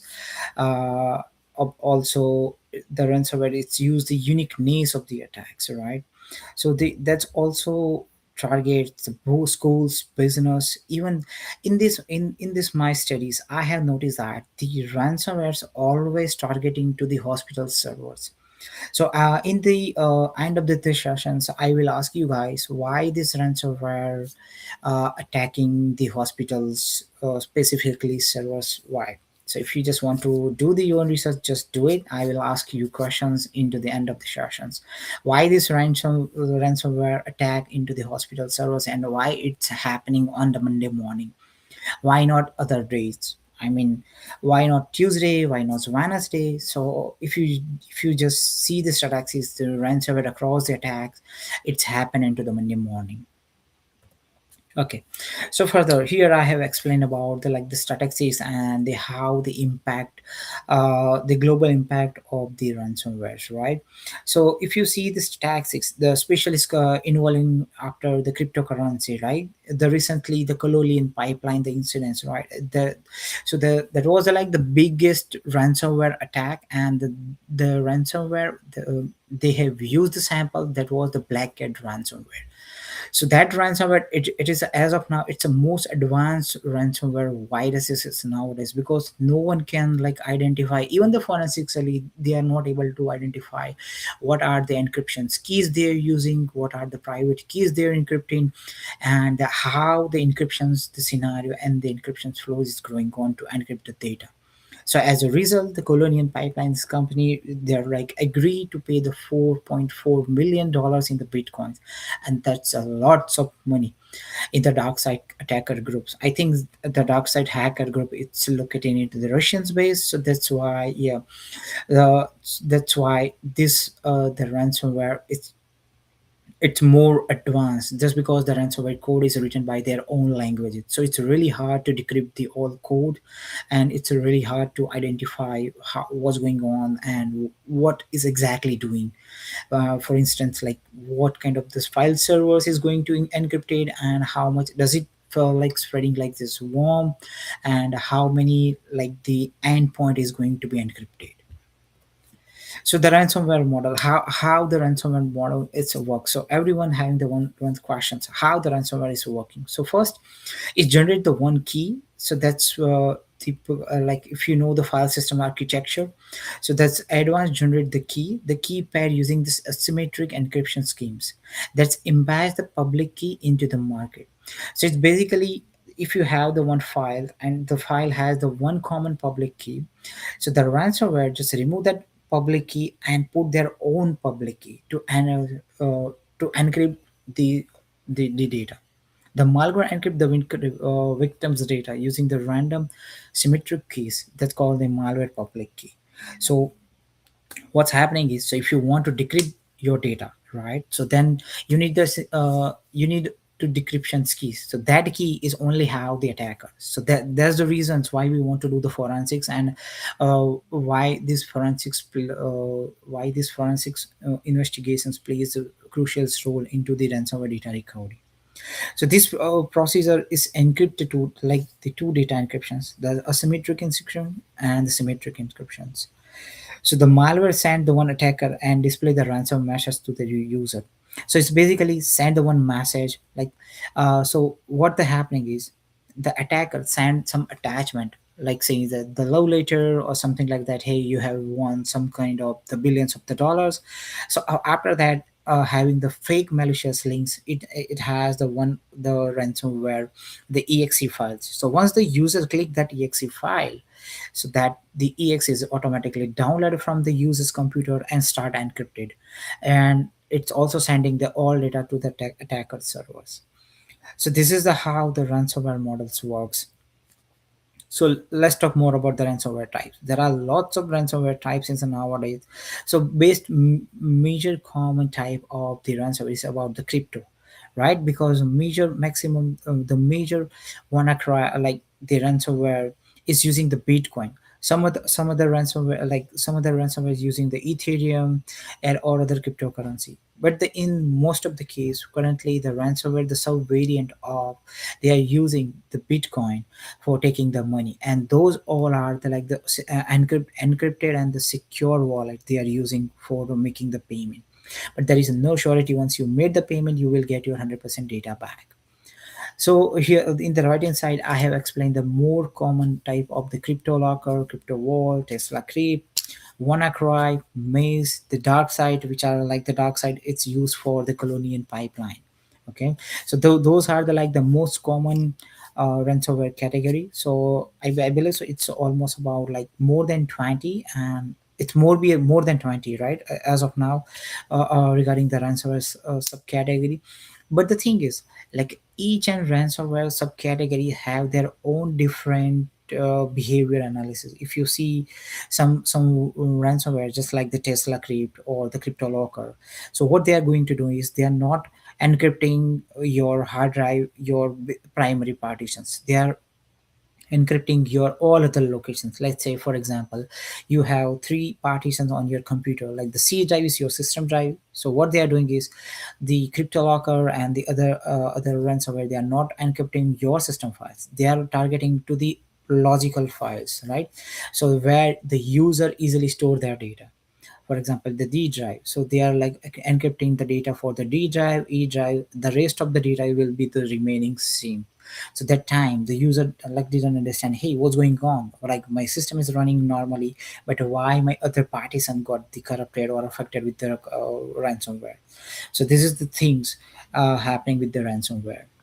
So other viruses, like the type of about the ransomware is the locker viruses, right? The wine locker, the police step ransomware, and the locker jaw. So those viruses are like the very old viruses, and it's still some the attacker is using just for the like the taking the ransom money. But I believe so the locker ransomware is it's no more existing in digital world, but the still same the crypto ransomware is still like the many attacker are using to encrypt and taking them like the ransom money for them.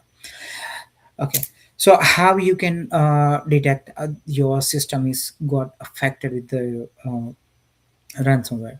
So there are like the two techniques to identify or detect like the detections your machines got affected with the ransomware. The first one is the static analysis. So what is the static analysis? The static analysis, like if you know about the like malware analysis, if you know more about the SCADA rules or the malware analysis, or so that you have to investigate the malware sample without the running the code in the backend. That involves identifying the uniqueness of the signatures, right? So you have to do the hex value analysis. So you have to compare the all hex value for the file system. Hey, before the encryptions, what are the hex value is going to be changed, and what are the after the decryption of the hash value, it's a change or not. So that's called the like static analysis. So it's basically the machine execute the code and they transmit it into the assembly language code, which are the easier to read and understanding to gain the deeper understanding to the malware, right? So now this static analysis, the process will take time consuming because you have to do like no I mean you have to investigate just for the like the basic behavior of the like the code, right? So what the hex value is getting the change or not the change, right? The file fingerprints and the virus scanning and the memory dump. So if you are like the more familiar with the anti-forensics techniques, where you the memory forensics and the memory dumps, which are the like the involving, so that time you know, hey, where is the like the if you take the RAM dump for the any digital file or like file for the static analysis, where you identified, hey, this is the like the encryption keys where this like the detection is going to be start, and whenever the encryptions process is getting the start. The another thing is about the dynamic analysis. So what is dynamic analysis? So basically dynamic malware analysis, we have to set up the one controlized environment. In these language we can set up the one virtual machines where like they run the code, where we impact the malicious code uh, in the virtual machines, where the everything where the machines and the data is sanitized, so nothing will be impacted with the other another system. So the goal is to stop spreading the element infect to the other system. So the dynamic analysis is always safer as compared to the static analysis, because I know the dynamic analysis will some time taking consuming, because first you need to set up your whole environment, you need to buy the like the hardware equipment which are the equivalent, which are compatible to work with these kind of the ransomware techniques or the ransomware sample, which are like the highly and easily processed to the module. Apart from that, the dynamic analysis is a behavior based, unlikely the static analysis. As I told you earlier, right? So in the WannaCry and some other ransomware, if you do the dynamic analysis, right? So you will identify the WannaCry impacted the all logical partitions and the physical partitions into the hard drive. The rest of the other ransomware, they are only impacted with the logical or like the other partition into the hard drive, just like the D drive or E drive. So that's called the behavior base. So here we are going to investigate the behavior. Was the behavior is going to done by this viruses. So what are the existing method for for recovering the data from once you encrypted your data with the ransomware? So first and the initial like this method is about the create and maintaining database of the key. I know it's really hard to taking the all the data and maintaining the all data set each and every time to get the data backup.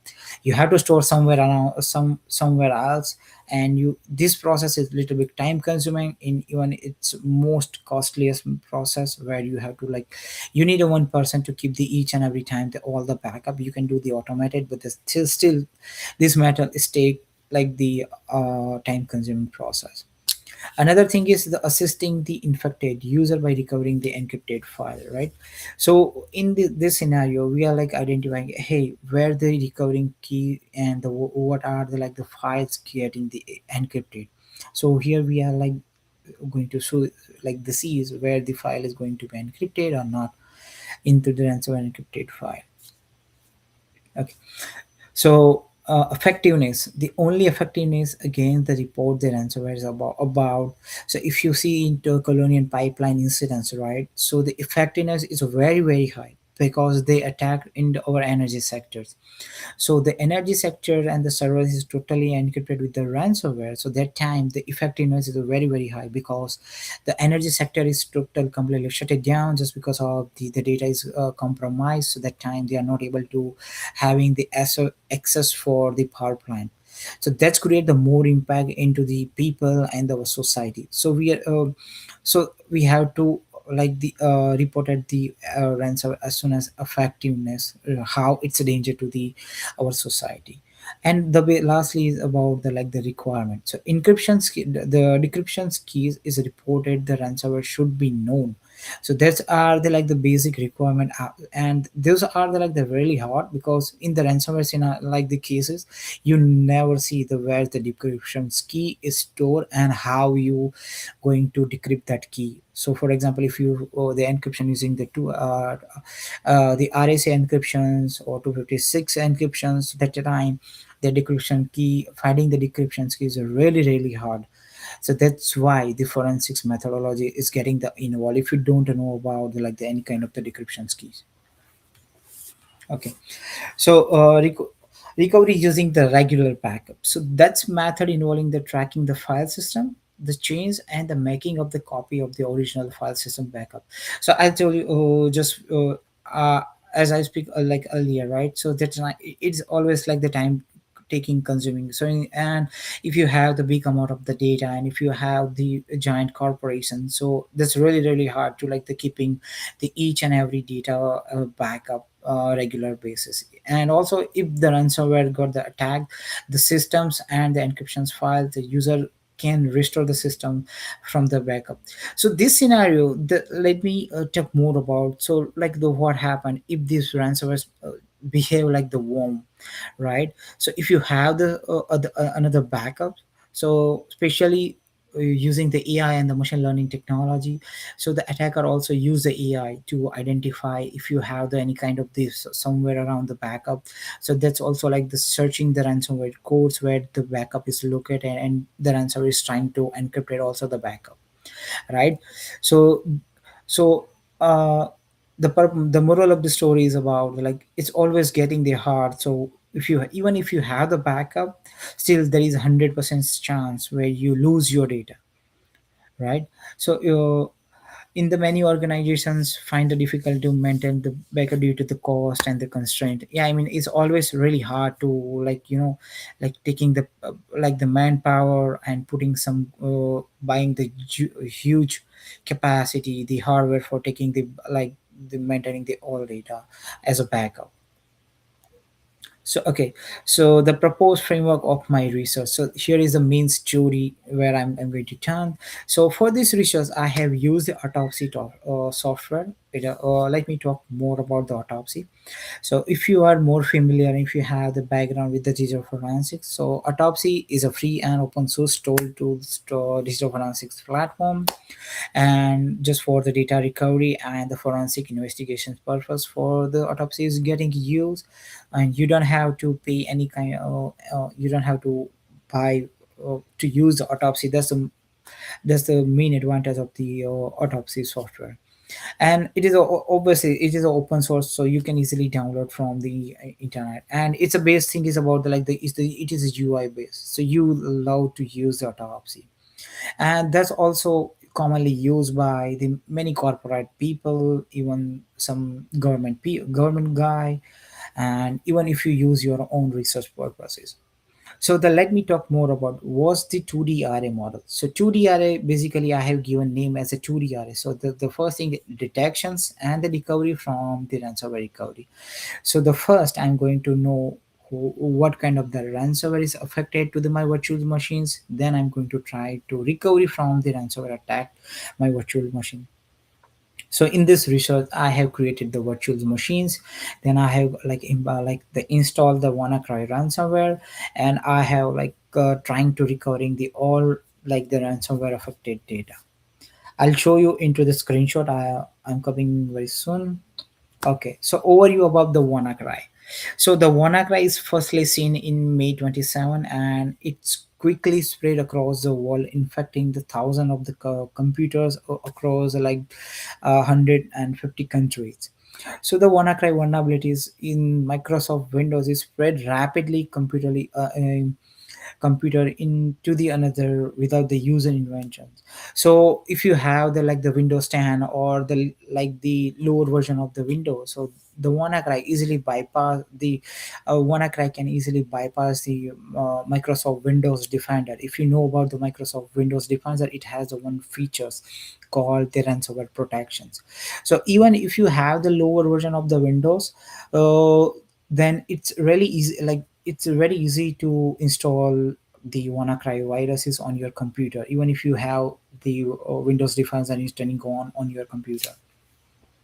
Okay, so the vulnerability is known as the Eternal Blue. So which was like the vulnerability found into the Windows computer. So which was actually hacking tools developed by the U.S. nations NSA and the leaked by the group of the hackers called the Shadow Brokers. I believe so. We have the Hollywood movie is based on the same scenario. It's called I think Snowden. Yep, I think Snowden. If any people knows about the Hollywood movies about, have you ever watched about? I don't know, but it's a really good movie if you want to learn more about the hacking. And so, in the scenario movie, they have mention all about the where this vulnerability is going on, then what's going on into this vulnerability. So the tool is basically explore the weakness of the Windows servers, so that the message called the blocks, the protocols, which allows the ransomware and it spread quickly, and the vulnerable is computer to another to the same network. So the what's happening is, so if you have, for example, if you have 10 computer connected with the same network, so this vulnerability and this WannaCry easily can spread just like the worm. For example, my computer is connected with my company's network, and my company's network connected with the 10 different computers. So if my laptop is affected with the ransomware, this WannaCry ransomware, so it's easily spread with the other like the 10 computer. It doesn't matter if the all other like the 10 computers receive the same link or not. It just because that it's spread like the worm viruses, and it start demanding the ransom money into the Bitcoin. And over the time the ransom money, it's getting the increase, and the message is always like the show like the pop on onto your screen. Yep, here it is, the screen. Here you can see once you affected your viruses, so it's like the each and every time this Windows pop-up message that shows on your computers. And if you see the Bitcoin accepted here, they have provided the secure, like the Bitcoin transactions wallet link, and those wallet links are like they're really hard to identify where it goes and how the attacker like they're getting the money, because of they are using the onion routing, they are still using any kind of the Tor browsing. So that's why it's still, as of now, like it's really hard to investigate the where this money going on, because of they are using like the most secure, the Bitcoin wallet to take the money. Yep. So once your WannaCry is affected, you will see your desktop will screen like, oops, your file has been encrypted. It's like a message. So this message, like each and every time, is pop-upping every time. So that time, user got easily panic. Hey, what's going on, and how? What's my wrong with my computer, right? If the person doesn't have the too much technical knowledge, they're easily uh, we can say that they are easily made the victim from the ransomware, especially those people who are not familiar with the IT, or they don't have the computer science backgrounds. Yep. So if you see the task manager, so if you see the left hand side corner, so it show like the one utility is still running. So we can say that the attacker is continuously taking your data while still if you are connected with the internet. So if you see the left hand side, the host for the Windows task, the below, it says the load pre warn country. See, so that's the reason. Once the ransomware is installed on your computer, that's really hard to identify how you know what kind of the background process is going on and how many RAM and the CPU is taking. So if you just open the task manager and if you see this kind of the suspicious services running on, so yes, that's a ransomware. The files is taking your data. So yes, so here are the live example. This is my like the demo data where I have put it in my virtual machines, so just for the use for the taking for the encryptions data. So here is what's happening is, so if you have your data, right, so the WannaCry is basically put the extensions dot WannaCry after your file extension. So if you see the all file, the image dot jpg dot png dot WannaCry, so they create a one fake image file, just like to make the for people fool, your data is getting encrypted. Okay, so let me talk more about how you can investigate into the forensic analysis. So first, you need to set up your forensics lab. You need to install your forensic or autopsy forensics tools on your computers, and you have to investigate your case, and you have to choose your data source file. So for that, let me clear one thing for you. So for that, before you install autopsy, you need a forensics image file for the particular ransomware affected system, and those file it must be a physical data extractions files. So, what's the physical abstractions? Let me talk more about the physical abstractions file. So, if you are people from the forensics background, so there are two basic types of the data recovery from the using the digital forensics. So, first thing, the logical attractions and the physical attractions. So what the logical basically extractions mean that, so the whatever data you have in you into your computers on your SSD, so you are just taking the clone image of the particular data, right?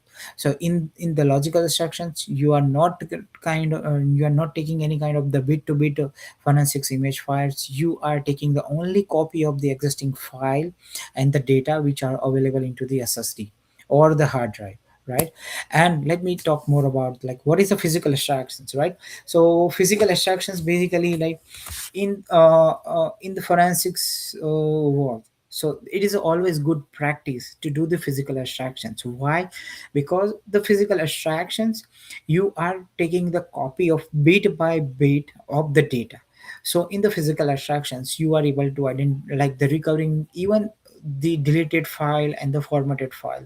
So it is always good practice if you do the forensic investigations, or if you want to make a forensics image file for the digital devices, so always go with the physical abstraction. So for that, If you are familiar with the Guymaker, if you are like having the good knowledge about the Linux space, you can use the Guymaker tool in the Linux, which are like the free and open source tools. And if you don't have the Guymaker, if you don't know into the Linux, so you can use the aptk imager in Windows. And the aptk imager is also like the free, and you can create your own forensics image file. And that forensics image files you have to upload into the autopsy format. And that file format, it must be .dd format or .raw format or E01. So these three file format are only available for the digital forensic investigations only, and for the physical file extractions. And the right hand side, I have explained it, the hardware like the configurations which I have used for this research. I have used the Windows 11 systems and the 8 gigs RAM. Still, even if the Windows 11 is still affected with the WannaCry. That's the really strange things. Even the Windows 11, it's still the WannaCry easily bypass the Windows Defender, the policies and all, and it easily install the WannaCry.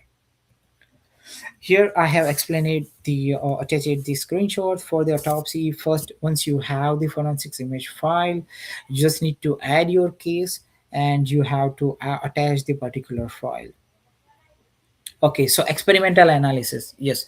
So keep in mind into this integration, the hash value. So if you see the right hand side of this corner, the hex value before the encryptions, the hex value after the encryptions, and the hash value after the decryption.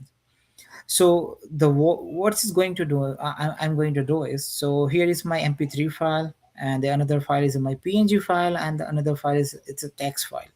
So if you see the hex file for the both, like the all files are completely different. But if you see the hex value after the WannaCry encryptions, the hex value for the all different file extensions is getting the same, right? So if you see the hex value after the encryption, it's getting the same.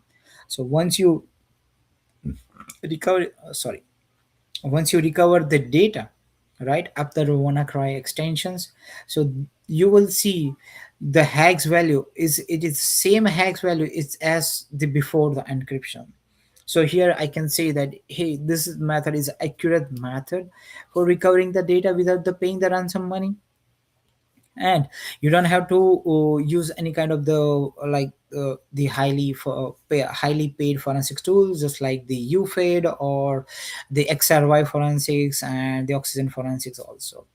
So using this my 2D array model, so I have successfully recovered the all 14,957 files which are encrypted with the ransomware, which files compare with the document file, image file, video file, system files.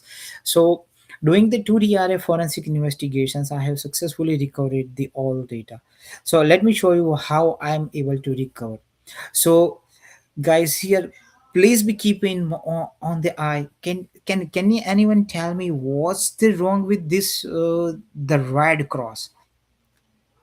Be very careful.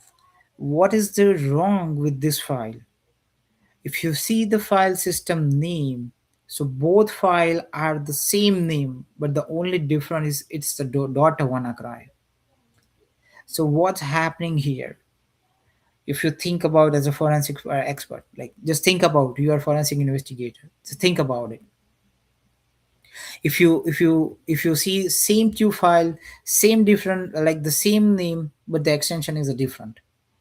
So what's happening is here, so in the WannaCry, it's simply deleting your data, and it's create the one fake file and the one fake image file on your computers. That's the reason the ransomware name is the WannaCry. So as a user, if you pay the ransom money, congratulations, you are going to be a cry. That's why its name is a WannaCry. Why? Because your data will be deleted and you have already paid the ransom money. So you lose your data, you lose your money, and now you have to cry. So that's why the WannaCry, the name is come. So that's the reason why this ransomware name has the WannaCry. Yeah. So the in basically the WannaCry is deleting your data. So if you know about the like if you know this kind of the advanced methodology, and if you use this method, so at least you can identify what's going on, and does it deleting any data, and you can also identify what kind of the information is going on. So if you see the all image file, the video file on the data files, so all the red cross files are like the highly deleted. And if you see the time frame is also same. While the ransomware code is executing, it's continuously deleting your data, and the meantime same time it's also creating the same fake file to make the user fool. Yep. If you see the file, so the same if you see the metadata files, right? So those files are affected with ransomware, but in the autopsy you can still able to read this file, and you can see the file, what's inside the file. So if you see the same file 4 underscore april underscore 11 dot jpg file, and the below the same file if you see the extension dot wannacry, so those files are actually deleted file by the wannacry. So if you want to recover the data, just simply just right click on and to the red cross file and just extract the data. So so here you are able to recover your old data successfully. So that's the reason you don't want to pay any kind of the ransom money to the attacker. But the thing is, if you know about this kind of the process and like the methodology, still you are use the same methodology to recovering your data. And this method is not only used for only ransomware purpose.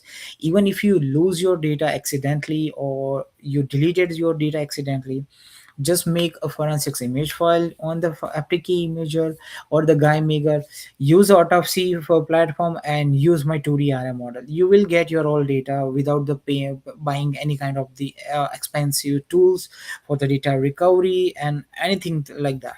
So you don't have to pay any kind of the like the money if you lose your accidentally data.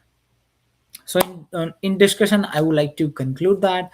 So within the 2DRM model, so the infected files were erased and the fresh the encrypted file which are produced to pay the ransom, and does not guarantee the decryption key or the file decryption key, and the decryption key does not guarantee the integrity because the original version is erased. I'll show you live in screenshots, right? The red cross files, the WannaCry is basically deleted the file. Then after, if you pay the ransom money, there is a no surety you will get your money, right? So even the ransomware detections, actual the virtual version and the WannaCry in the Windows is provide the detections file. These features monitors give us the suspicious activities for the files, like the file encryptions and the alert, and the control folder access, right? So even if you're using the Windows 11, still your data and the all mechanisms, the working mechanism of the WannaCry is are the same. It doesn't matter if you have the Windows 7, Windows XP, Windows 10, Windows 11. So it's simply deleting your file and it's create the same method. So there is nothing to do with the Windows, right? So in the conclusion, I would like to conclude this session. So the digital explorations has increased the internet service and the smart gathers, right? Now the AI and the machine learning is create the more advanced technique and the more advanced version of the ransomware. Let's take an example, right? So in the colonial pipeline, even the forensic investigator, like, they are not able to easily identify what's going on to the backside because the source code of the ransomware, they have written their own Russian language. So that's the main language barriers and all other barrier that's create the more challenging into the ransomware data recovery frameworks.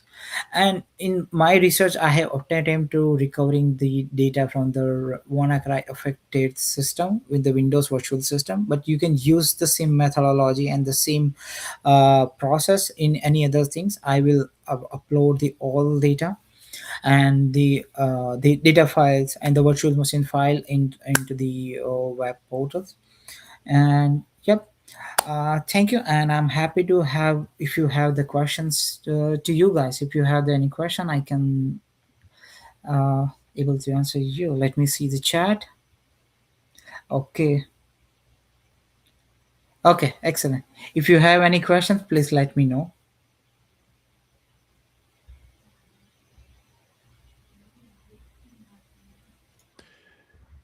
Hey, Smeech, just wanted to say awesome. Thank you. That was really, really well done. Do you see the questions popping up on the screen right here Let me see. on your little window? Okay, yeah, let me see. One from IT Jacopo Cybersecurity. Let me see. Yeah. We can help read too, in case that helps get this Yeah, together. sure. But I he says, appreciate it. hey, talking about some of these Russia-based hacking groups, I know you might have said the ransomware code is kind of originated by their own language, making it sometimes tougher to decrypt. How do you mean? Is that like an instant Cyrillic, or is that variable and dynamic kind of across each sample? Yeah, exactly. I mean, what I'm trying to say is like they are basically, first thing is they are not using the English language for the written the code, right? So they have used their own language. So where the as English, like as American, we don't understand what the software is going on, how it's going on. So that's why it creates a more challenges, and it's a time consuming process. So let's take an example. If the colonial pipeline is getting hacked and we want to start the power plant immediately, so as an initial level, what we can do is like, because we don't know what's going on and what thing is, so that's why they are using their own language to like they create the more pressure onto the country. I hope I can answer a little bit more closer. Okay, any preference between hardware and software? Preferences between hardware and the software based on the physical disk cloning. I mean, in terms of, are you talking about the software? Like what kind of the software we can use for cloning the physical disk? Yeah, I don't know if they're thinking access data or FTK imager or Ncase or some of the software that might end up, hey, having a virtual or software clone of whatever disk or hard drive might have been there, or if you're using any physical machinery that will literally make a copy. I know it's Ye- probably a matter of, hey, just what's available. Is that right? Yeah. So for that, for this research, like I have used the FTK imager, so where I can just put the virtual file and they created the one forensics image files. But the thing is, like, you don't have to use the ncase or some like the any expensive tools just for the making the forensics image file. If you have the guy maker and the FTK imager, it's much enough for creating the any disk cloning for and the software cloning files. Yeah, I really love if we could get a sample, whether it's WannaCry or whatever sort of ransomware Yeah, variant, yeah, yeah. even just Yeah, putting it in a VM and then pulling out the VMDK or VMX file, that would help streamline just as well. yeah, sure. I will upload, but please do not use for any. Right. Put a big disclaimer on that. This is malware. Yeah, it's a malware. Yeah. So if you use your own computer, please try to use your VM because it's also affected your computer. Yeah, we just had an earlier session that Matt Wen was putting together on analyzing malware, and he had some sample that he showcased some of that work, getting inside of a virtual machine, making sure the internet is disabled, taking snapshots. So very, very good to have some safe sample handling. Yeah. Definitely. Another cue popped up as well too around the chats. You sound very knowledgeable. How long did it take you to get this informed on the topic?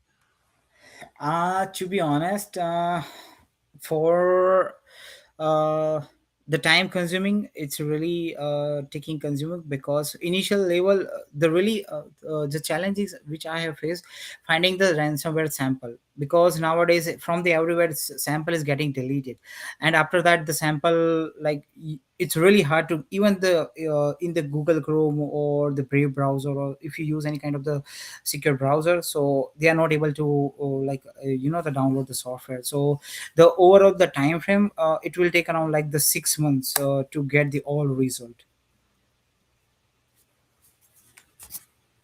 Nice. Got to invest some time into all that. Yeah. And if you write like if you want to read more about the ransomware, just go to the Google Scholar and they go to the research gate. I have published the research paper which is called the review of the ransomware WannaCry, so where I have deeply explained it about the all process step by step. Cool. How do you continue into the ransomware research? Wow, that's an awesome questions. So yeah, so that's a real interesting question, and it's a personal question for me, because I think I was in India right the time. I think it's a 10 year 10 year back. The time I was working as a forensic investigator with my team. So I have seen one real ransomware attack on the hospital. I firstly I question you guys. Can you figure it out why the ransomware targeting the hospital? So so that time I was leading my team as a forensic expert. So that time mm, our state has the one multi-specialty hospital. So that time even the Monday morning same incidents happened. So the that time that was the ransomware type was the PTR ransomware. So there was a one group from the Nigerian gang. So they have attacked the multi-specialty hospitals at the time, and so they took up the all data, the patient's data, even the doctor data, PMS data. So that time the ransomware like the ransomware like completely take over the control to the servers, right? So that time we don't have any kind of the advanced forensics technologies, tools and technology. So at that time I have seen, so like I still I remember there was like two patients who died just because of they don't the doctor not able to identify the patient's data, what kind of the medicine they have to use. So due to the medical staff, they have like given a wrong medications, so that's why the patients got died. So that time I feel that hey, I was a so that's not that's my responsibility.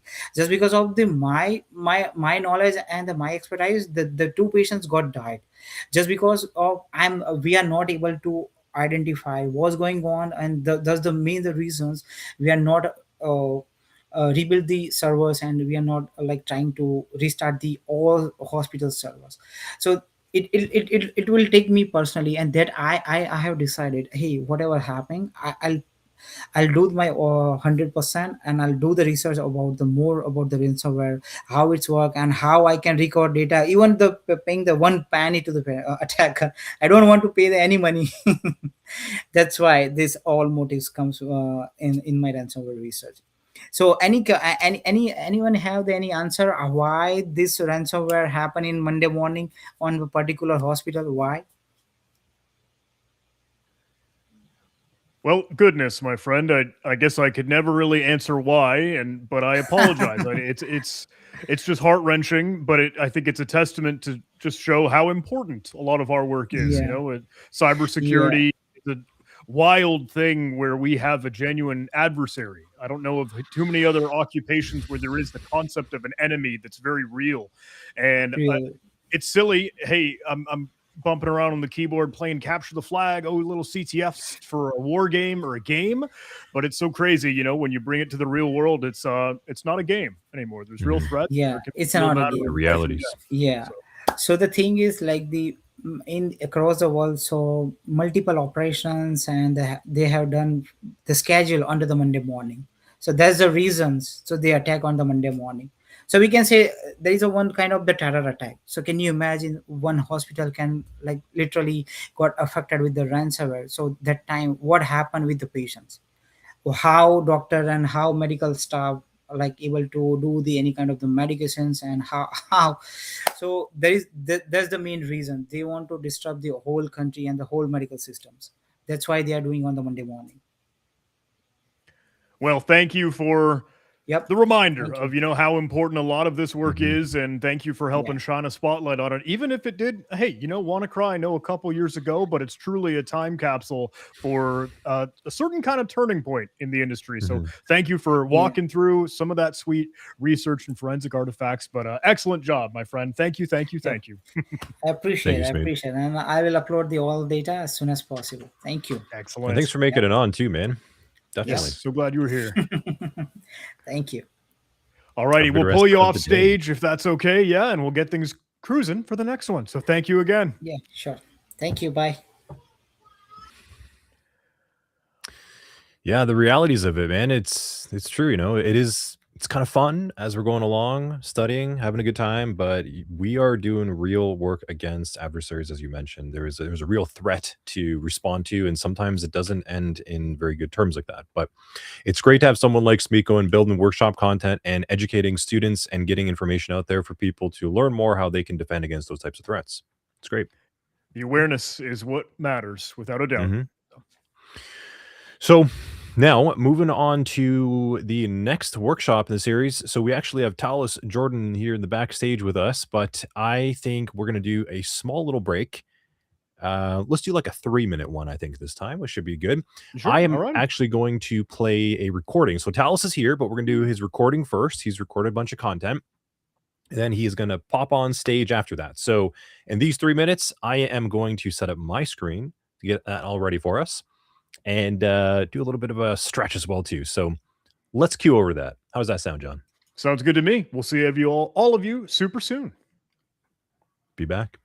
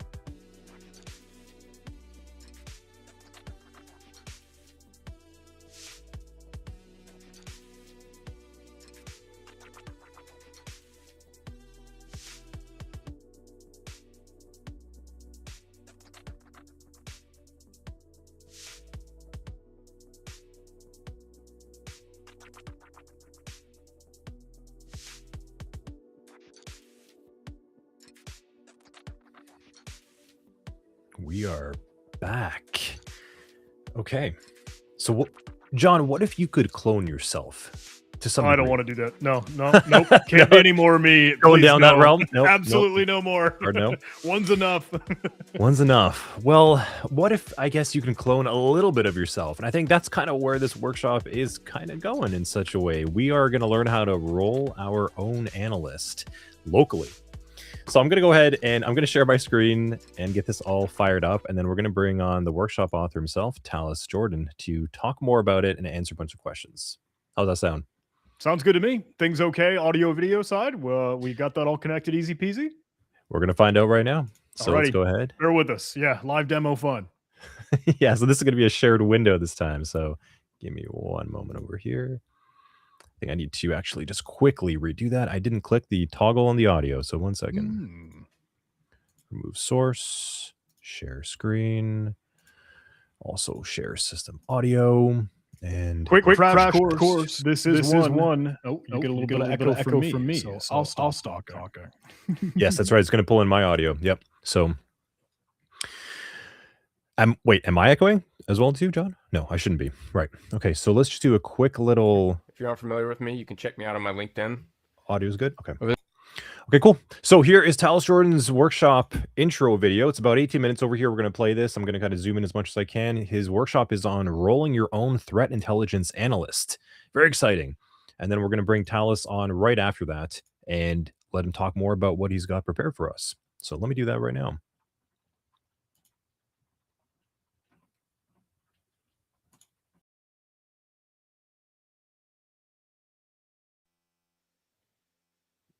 Hey everybody, I'm Rain from HardCounter. If you're not familiar with me, you can check me out on my LinkedIn. Over the next 30 minutes or so, we're going to get an overview on what it looks like and takes to build a working analyst that runs entirely on your system. No API, no cloud, nothing leaving your machine. It just reads the Firehost that is open source intelligence for you, scores it for usefulness, extracts the IOCs, and serves it up on a nice plate. By the end, you'll have a real modifiable app you can use for, well, whatever you want. Sports, make it do sports. World news, make it do world news. It's up to you. So this project was originally born out of a frustration I had. For the last few years, I've read intelligence morning and afternoon, sometimes at night, and all that time adds up to a very depressing number. If you work in cyber and try to keep up with everything, you already know that pain. Bleeping computer, the hacker news, vendor blogs, CISA, newsletters, random researchers. You're talking probably hundreds of articles a day across all of these different sources. The worst part is that maybe 10% of it contains anything you actually do something with. A real technique called out, a registry key, a command line, whatever the case. The rest is webinar notifications, product launches, breach disclosures, and everything else with zero technical detail. So you spend an hour of your day skimming, maybe more. That doesn't scale, obviously. The problem isn't access to the intelligence. It's being able to digest it at all. So that being said, what if a machine could read it all for you, score it to your criteria, and only showed you things worth your time? That's what we're doing. This entire application is essentially 6 jobs. It pulls the latest articles from RSS feeds you specify, extracts the article body text, triages every article with a local model and gives it a score, extracts IOCs, defangs those IOCs, and lastly, presents it all in a clean, streamlit dashboard so you can filter and search through them to your will. There's no magic. That's the whole thing. You're probably asking, why not just use an API? There's a couple reasons we decided to use local models for this. The first big one is privacy. I care a lot about privacy. Some of you might too. This pipeline can be modified to ingest offline intelligence as well, which could be sensitive in nature. If you use a local model, that data doesn't go anywhere unless you choose to. The second one is cost. There's no per token billing. You could run the pipeline against 1,000 articles a day and it costs you nothing except your electricity. The next big one is that you can move it. Once your model is pulled down, you don't actually need internet. As long as you're ingesting your intelligence offline, you could isolate this as much as you want. And lastly, it's yours to modify. Everything is in Python. You can swap the model, you can rewrite the system prompt, add new IOC types. This is the starting point of an application you own, not something you rent. So this is your mental model for the pipeline. It's 5 files. That's it. It starts with a feeds file, which is where you'll store your RSS feed URLs, okay? After that, Fetch reads those feeds using feed parser. Then for each article, it uses, and I'm going to butcher this, Trafilatura. I'm pretty sure that's how you say it, but from now on, I will refer to that as Traf, to download the page and pull out the article body text. Then Analyze takes that text, hands it to a local model via OLAMA, and the model returns a summary, a score, and IOCs. The database script is our storage layer. We're using plain old SQLite. You might hate me for saying it like that, but it's what I've chosen. With write-ahead logging enabled, which I'll explain later. And finally, the app script, which is just a streamlit dashboard that reads from the database and gives you the UI layer and functionality. Tying all of that together is the pipeline script. It calls to the fetch script, it loops over the articles, it calls for analysis on each one, and saves the results with one simple script. Now, let's walk through in a bit more depth.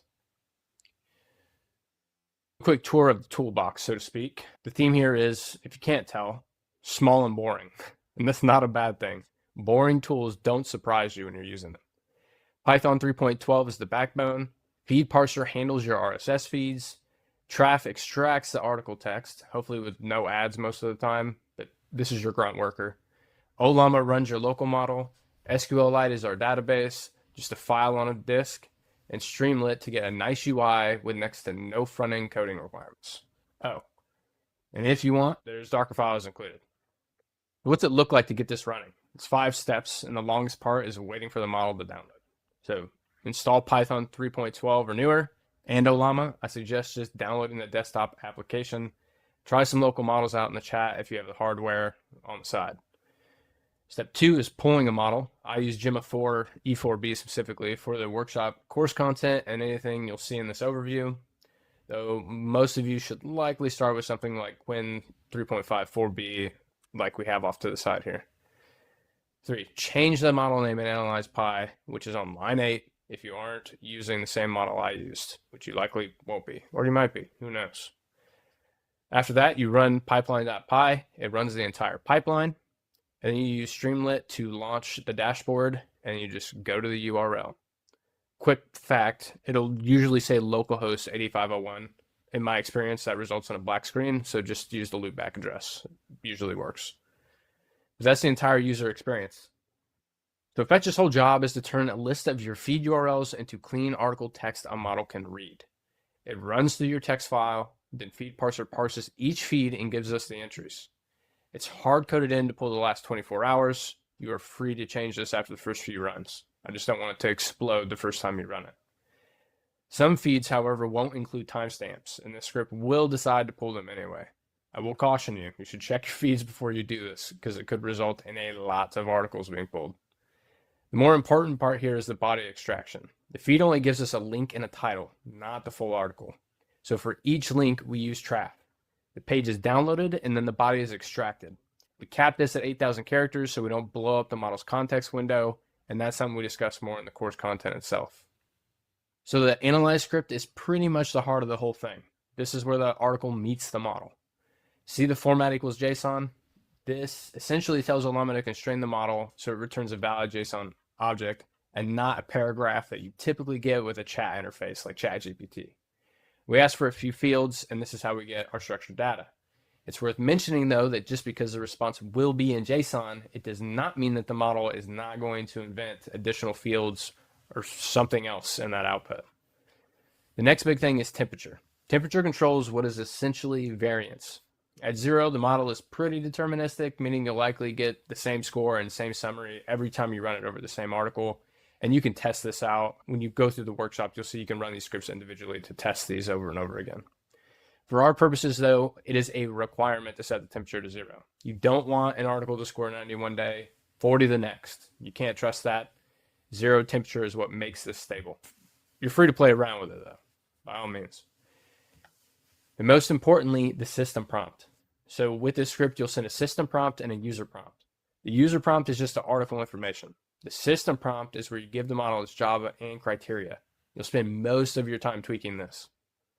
If you take one thing from this into your projects, the quality of your system prompt is pretty much the quality of your analyst.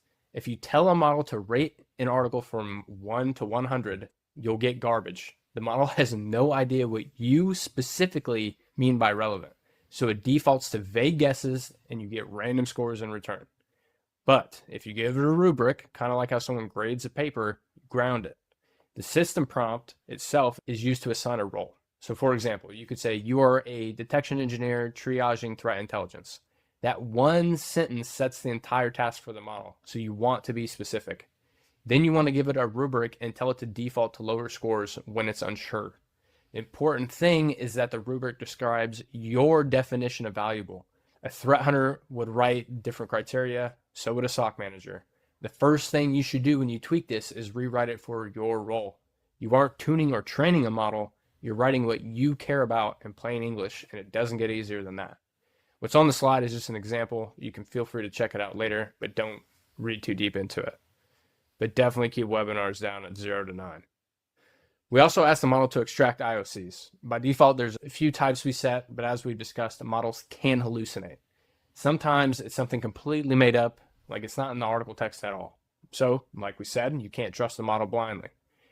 That being said, we run a couple checks. The first is just a simple allow list of IOC types. If it returns something not in that list, it gets dropped.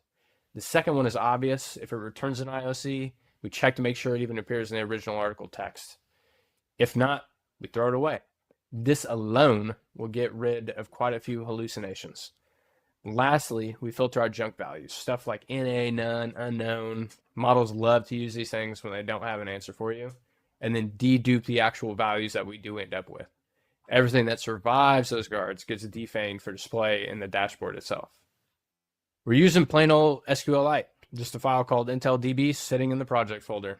We use 3 different tables, and that's just to split up each phase of the output essentially. One to hold the article information, one to hold the analysis, and one to hold the IOCs, so all linked by the article ID. The biggest thing to remember here is that we use write-ahead logging, and this will put a few additional files on the disk.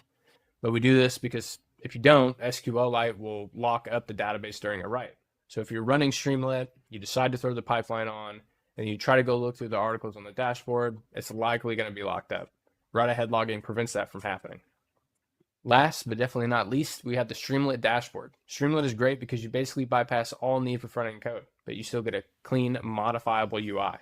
There's a couple things pre-baked into the script, a score slider and a search feature. Slide the score slider up to 80, now you have nothing but good actionable intel. Need to search, it goes over the title, body, summary, and IOCs, both the fanged and defanged versions. So let's see it run. So if we come over here, I'm already in the virtual environment, whether you're setting this up in Docker or whatever the case may be. All I'm going to do here is Python pipeline.py. Give it a second. This is room for improvement on this script when you start modifying yourself, giving it progress bars. That's probably the biggest one. But as you can see, it's going to start processing through these articles with a local model that I have on my system. So while this is doing its thing, I will go ahead and pull up the Streamlit dashboard so you can take a look at what that is. You can see here, this is some older analysis just to show you that it does do some low scores and it doesn't rate everything high because it's a little seated at the moment. You can see here, your automated pen test looks clean from the Hacker News. It scored it at a 10. One thing you can also do with this that wasn't included in the script is you can make it give reasoning forward scoring. That way you can see that on here and see why I rated something low. It helps a lot with tuning when you're doing your system prompts and making your rubric and everything like that. This is essentially what it's going to look like. You can click here, you can see the article body. And then if this isn't enough, you're not pulling inline screenshots. So that's something to take note of, right? A lot of these articles might have inline screenshots. If you don't see them, you just click into the article and you can check it out.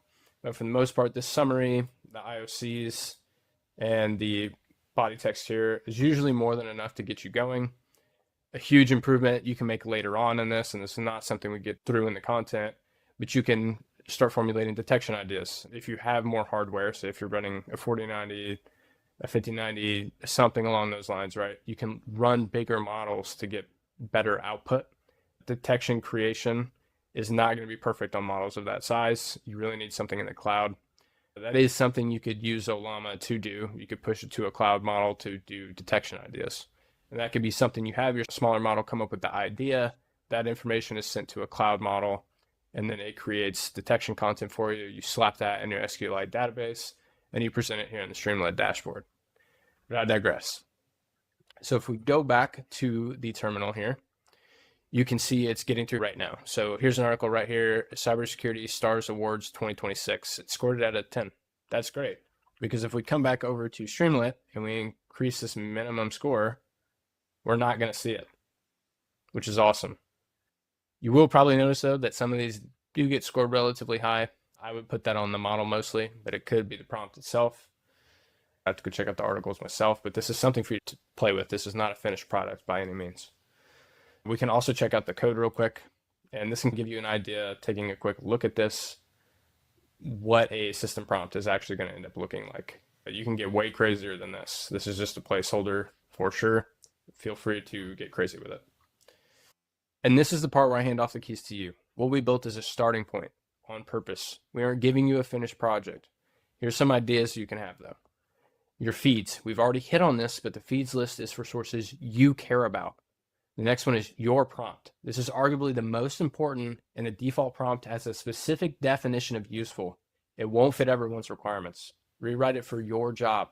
A threat hunter cares about different things than a SOC analyst, who also cares about different things than an IR lead. The next one is your model. Swap the models. Bigger models will typically score more accurately and write better summaries, and you can also generate detections, as I mentioned previously, but at the cost of speed and hardware requirements. A smaller one will rip through articles. Try a few and see what the quality versus speed trade-off feels like. Do whatever your hardware can handle. Another one is add IOCs. You can really add whatever you want. Emails, register keys, mutexes, go to town. And there's a lot more ideas at the end of the workshop course content as well. Some things that I do in my personal pipeline that I use. There's so many options. You can make this thing do anything. You could take out all the cyber stuff from this and turn it into a sports feed if that's really what you want to do. I would be doing you wrong, though, if I see you off thinking this was all magic. So let's be honest about a couple limitations. Verify before you act. The IOCs come from a model. We guard against some hallucination, but you should treat them as leads, essentially, not as truth. Before you push any IOC into a block list or an alert, confirm it against an authoritative source. Do not take the model's word for it.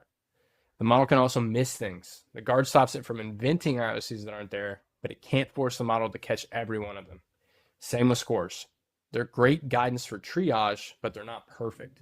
A 40, for example, isn't a guarantee something is worthless. Use a score to prioritize. Don't completely ignore them. This is code meant for a workshop. It's written to be read and modified to your liking in one sitting, hopefully, maybe more, whatever you decide to do. But it's clear, it's small, but it is not ready for a production environment. Some people will try to use this in a production environment to handle intelligence that's sensitive in nature and is completely offline. This is not ready for that. You have a lot of work to do if that's where you want to get it. You also own the tuning. The scores you get on day one reflect a specific rubric and a specific model. That's a starting point. Expect to spend some time modifying the prompt, playing with some models before the output is where you like it. To be clear, these aren't reasons not to use this. They're just things you need to know. As we put a bow on this workshop overview, though, let's talk about what you're getting. So you're getting a working local intel analyst. 5 small files. The pipeline goes fetch, analyze, store, display. And the whole thing runs on your own hardware with no cloud. It's a tool, not a toy. A reusable pattern for getting reliable output of a model. You can apply the same principles from this project to just about anything you slap AI into or any other AI projects you work on. Some simple safeties like the hallucination guard, the defanging and read-only database calls are great. You can use those concepts again across many other projects. But the most important thing probably is a platform you can understand. This is not a black box. Every line is in plain Python.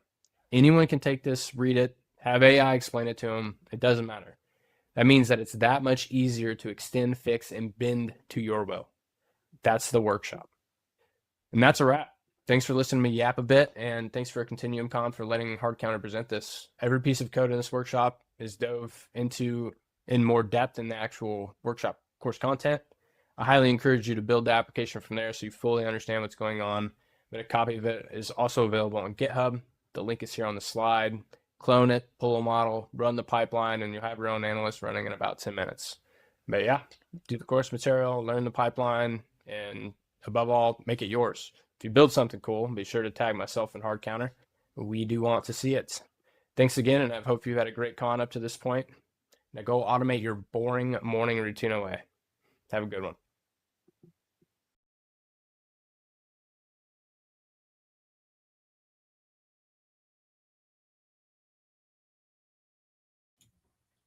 Nice. I felt like I was in a mission briefing. Didn't you, John? Like That was just awesome. locking in. That was really good. Yeah. Very cool. Well, Rain, Talus, Jordan. So we got him in the backstage. We're going to bring him on stage. That was a really, really good presentation right there. I want to hear more what he has to say. So let's bring him on. You good to go? Little thumbs up. Cool. Rain, how you doing, man? How's it going? Going well. Thanks for coming on. No, no worries. I don't do these very often, so. Dude, that was so know. cool. Yeah.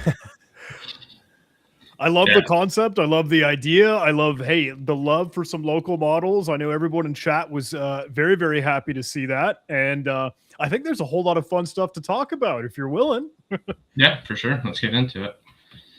Awesome. Well, we're going to give you some space. We're going to hop off and let you have the stage over here and talk more about the workshop, describe more about it. And I know questions are starting to pile up. So how does that sound? Yeah, for sure. We can probably start with questions, and then towards the end, last couple minutes, I can mention a couple more things. Yeah, Sorry, would you yes. like us with you? Should we help source some questions and keep this going for a little bit, or did you want to be on your own? What are you feeling? It's all your show, my friend. You guys can stay. Cool. Roger that.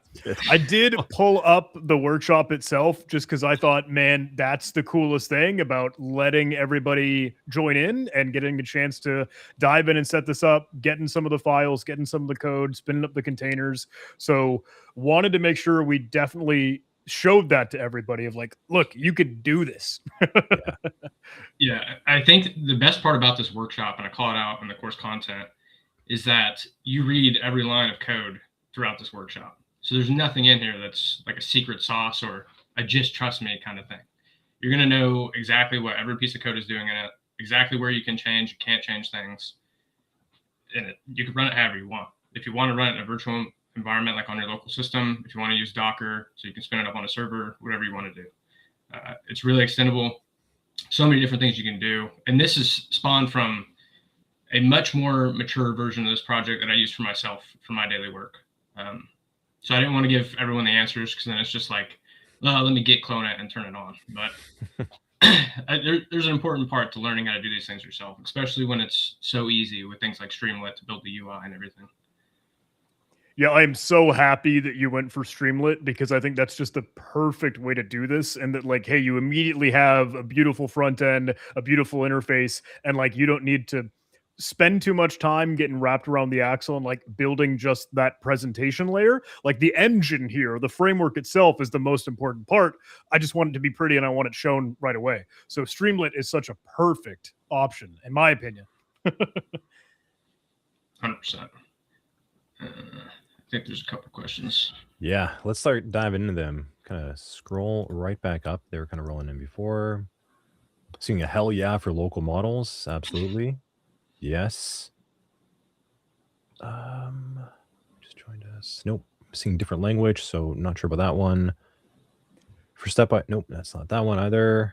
If I may, just shooting from the Go hip, ahead. and I forgive me, but is there more choices to be made on the local models perspective? I guess first and foremost is like, hey, do you use a bigger model? Do you use a smaller model? What sort of hardware do you need? How do you actually build this into your environment here? Yeah, so my version of this, I actually have an experimental dashboard, right? So I got two different dashboards running. So the experimental one, excuse me, what I've been doing is multi-model. And I talk about this momentarily in the course content, but basically running an entire pipeline where you're talking to multiple models, right? And breaking up the jobs into what each model is good for, right? So small models like the Quinn 3.54B, very small. It's very capable, but you could be better off passing it to a larger model. And for a lot of people that are running 4090s, 5090s, a lot of the times you're probably going to be talking, like you're going to cap out around a 27B model, which is pretty big, pretty capable. And we won't dive into specifics of how like quants of these big cloud models work, right? But 27B models are better at analysis, but you really have to make the decision where your hardware is, how much load you want to put on it consistently, right? Because how often are you running this, right? Mm-hmm. If you're wanting it to be very consistent and you have like a 30 or hour delay on ingesting Intel, it might be running all the time, right? And that's hardware lockup you have for your resources, especially if you game or something, which I do. So a lot of mine has been momentarily moved over to the cloud until I get a server going here at the house. But I think the small models, especially while you're iterating over a system prompt and everything, are perfectly fine for this use case. The summaries are not long. There's other things you can do. One thing I do is clustering, right? So I got tired of seeing, 8 different places all talking about the same thing to differing levels, but it's the same exact subject, right? They might just mention a thing or two differently. So I'm using an embedding model that's very small. Pretty much anyone could run this and do it. But it essentially groups them together to form a single article card for the presentation layer. And then I use a bigger model and I feed it all of the article body text from each article together in that group. It performs a big analysis and will even like do quotations for what came from each article. And you click into that and it gives you the cluster summary is what I call it. And then you read the whole overview. And there's a lot of ways you can break into that too. I also have daily overviews that will basically go through each story. So let's say I had 4 stories in a cluster. And the next day, another article came out, but it had a bunch more information that researchers found or whatever on the subject. So in my daily overview, it'll pop that up and say escalation with a link to the article, because now there's updated information. Or there might be stuff that's rescinded, et cetera, et cetera. But model-wise, yeah, I keep it small to begin until you get everything kind of fine-tuned where you want it. Yeah, makes a lot of sense. Well, I think we got one of the questions up here for you to answer over here, Ryan. So where do you see this going? Could we use it for even more use cases in security? I think you can use local models for pretty much anything, right? Yeah, So yeah. I think the biggest concern people have with integrating AI is, well, where's our data going, right? And customers will always have that, especially if you work at a company with clients. And this is kind of something we're looking at doing at HardCounter, right? Is specializing in private AI systems for small businesses that are more like electrical companies and stuff like that, right? Where they do need the privacy and they have contracts and everything that can be sent into cloud models, excuse me. And then workflows, right? I think that's the biggest thing. And this workshop is a perfect example of that. So this is something you do every day or should be doing every day, in my opinion, right? And if you can automate that away, it's never been easier. Mm-hmm. So you could use this for anything you can automate, essentially. The detection generation is something I've been playing with a lot. It really, once you get it going, right now at the current state of things, unless you have a nice RAG setup or you fine tune a model yourself, you're probably going to have to outsource that to cloud models, which you can do through Ollama. It's a lot more private than ChatGPT. Yeah. But once you get that going, right, you analyze an article, it already presents detection for you, and you can write a style guide for it. So it writes a query like you would write, right? And all the enhancements that you normally put in. Or, you know, at my company, maybe they do this specific context put into a query for the alert itself. It can go ahead and do that. And it just puts you a leg above. So when new stuff comes out in the first 5 to 10 minutes, you already have a query ready for it, whether you're a threat hunter, detection engineer, SOC analyst, whatever the case may be. Mm-hmm. Very cool. Kind of a follow-up question. So this is from my end over here, because you kind of mentioned it. What have you noticed that it does really well? Where have you noticed some of the gaps where it just really kind of buckles? Detection generation is the biggest one. I tried for so long to get it to work with smaller models. But the runtime on it also gets crazy. One thing I don't talk about much, in fact, I explicitly say we won't get into it in the course content, is the difference between reasoning models and instruct models and thinking modes and all that kind of stuff. So when you take a reasoning model and you leave thinking on, it can take a long time to process an article, especially if you're using like a 27B model. And it can get kind of caught in the weeds, especially when it comes to log source types. A lot of times it'll invent fields or syntax that just does not exist. It's kind of crazy. And you can augment that for sure. So there's other options here. Like people have heard of OpenClaw. That's a big one. Hermes, I think people are starting to become more aware of. You could even use Open Web UI, which I don't think a ton of people are familiar with that one, but it's big. And it gives these local models access to tools, right, that they otherwise wouldn't have. And the big one, Open Web UI would be super easy to put in this project. It lets your local models be able to browse the internet, right? So then maybe you tell like a 27B model, you give it access to the internet through Open Web UI, and then it can query like syntax for these different query languages, or you build a small RAG knowledge base for it. Or it'll be able to look up additional intel on the subject, whatever the case may be. Like ultimate Windows security to go see what a 4688 event looks like in reality, so it knows what fields are available. Yeah, interesting. Quite a little bit of assembly required still, so it's not like as plug and play, right? And I think your workshop is going to be instructing students to be able to do that and build that for themselves. Exactly. Yeah. Do you have this one working right now as like something that, hey, I press the button for and it works and it runs and it spins and it does its thing with like your manual trigger? Or have you been able to like set this in motion and it's just running all the time, always on, autonomous loop sort of thing? Yeah, so when I was first iterating on my version of the project, it was a lot of manual starting and stopping. And then I moved it to scheduled tasks just to see how it would work out. And it's graduated to where it's running on a VPS now. There's a Discord bot that posted in my private Discord, like when new intel comes in and everything. So you can get pretty crazy with it. You can do notifications too, right? And so you can have it kick off an email or shoot you a message on whatever, especially if you use something like Hermes. Your orchestration agents can be kicked off to like let you know there's new intel, all kinds of stuff. Or you could even use Hermes to kick off the whole pipeline yourself on a schedule if you want. Keep track of it all.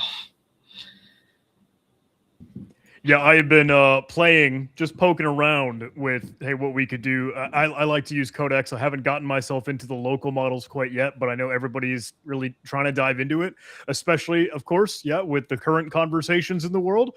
But it's funny when I hear people talking about, hey, AI, LLMs, like, oh, it's a bubble, blah, blah, and whatever perspective they kind of might have.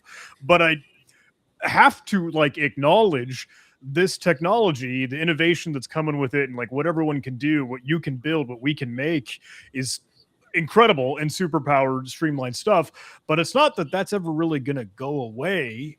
If AI is in a bubble, air quote, however you perceive that, it's not that LLMs just disappear. So absolutely 1,000% advocate and really encourage folks to dive into this, because this roll your own analyst setup is incredible. But imagine, I know the question was, what else could we do this for security?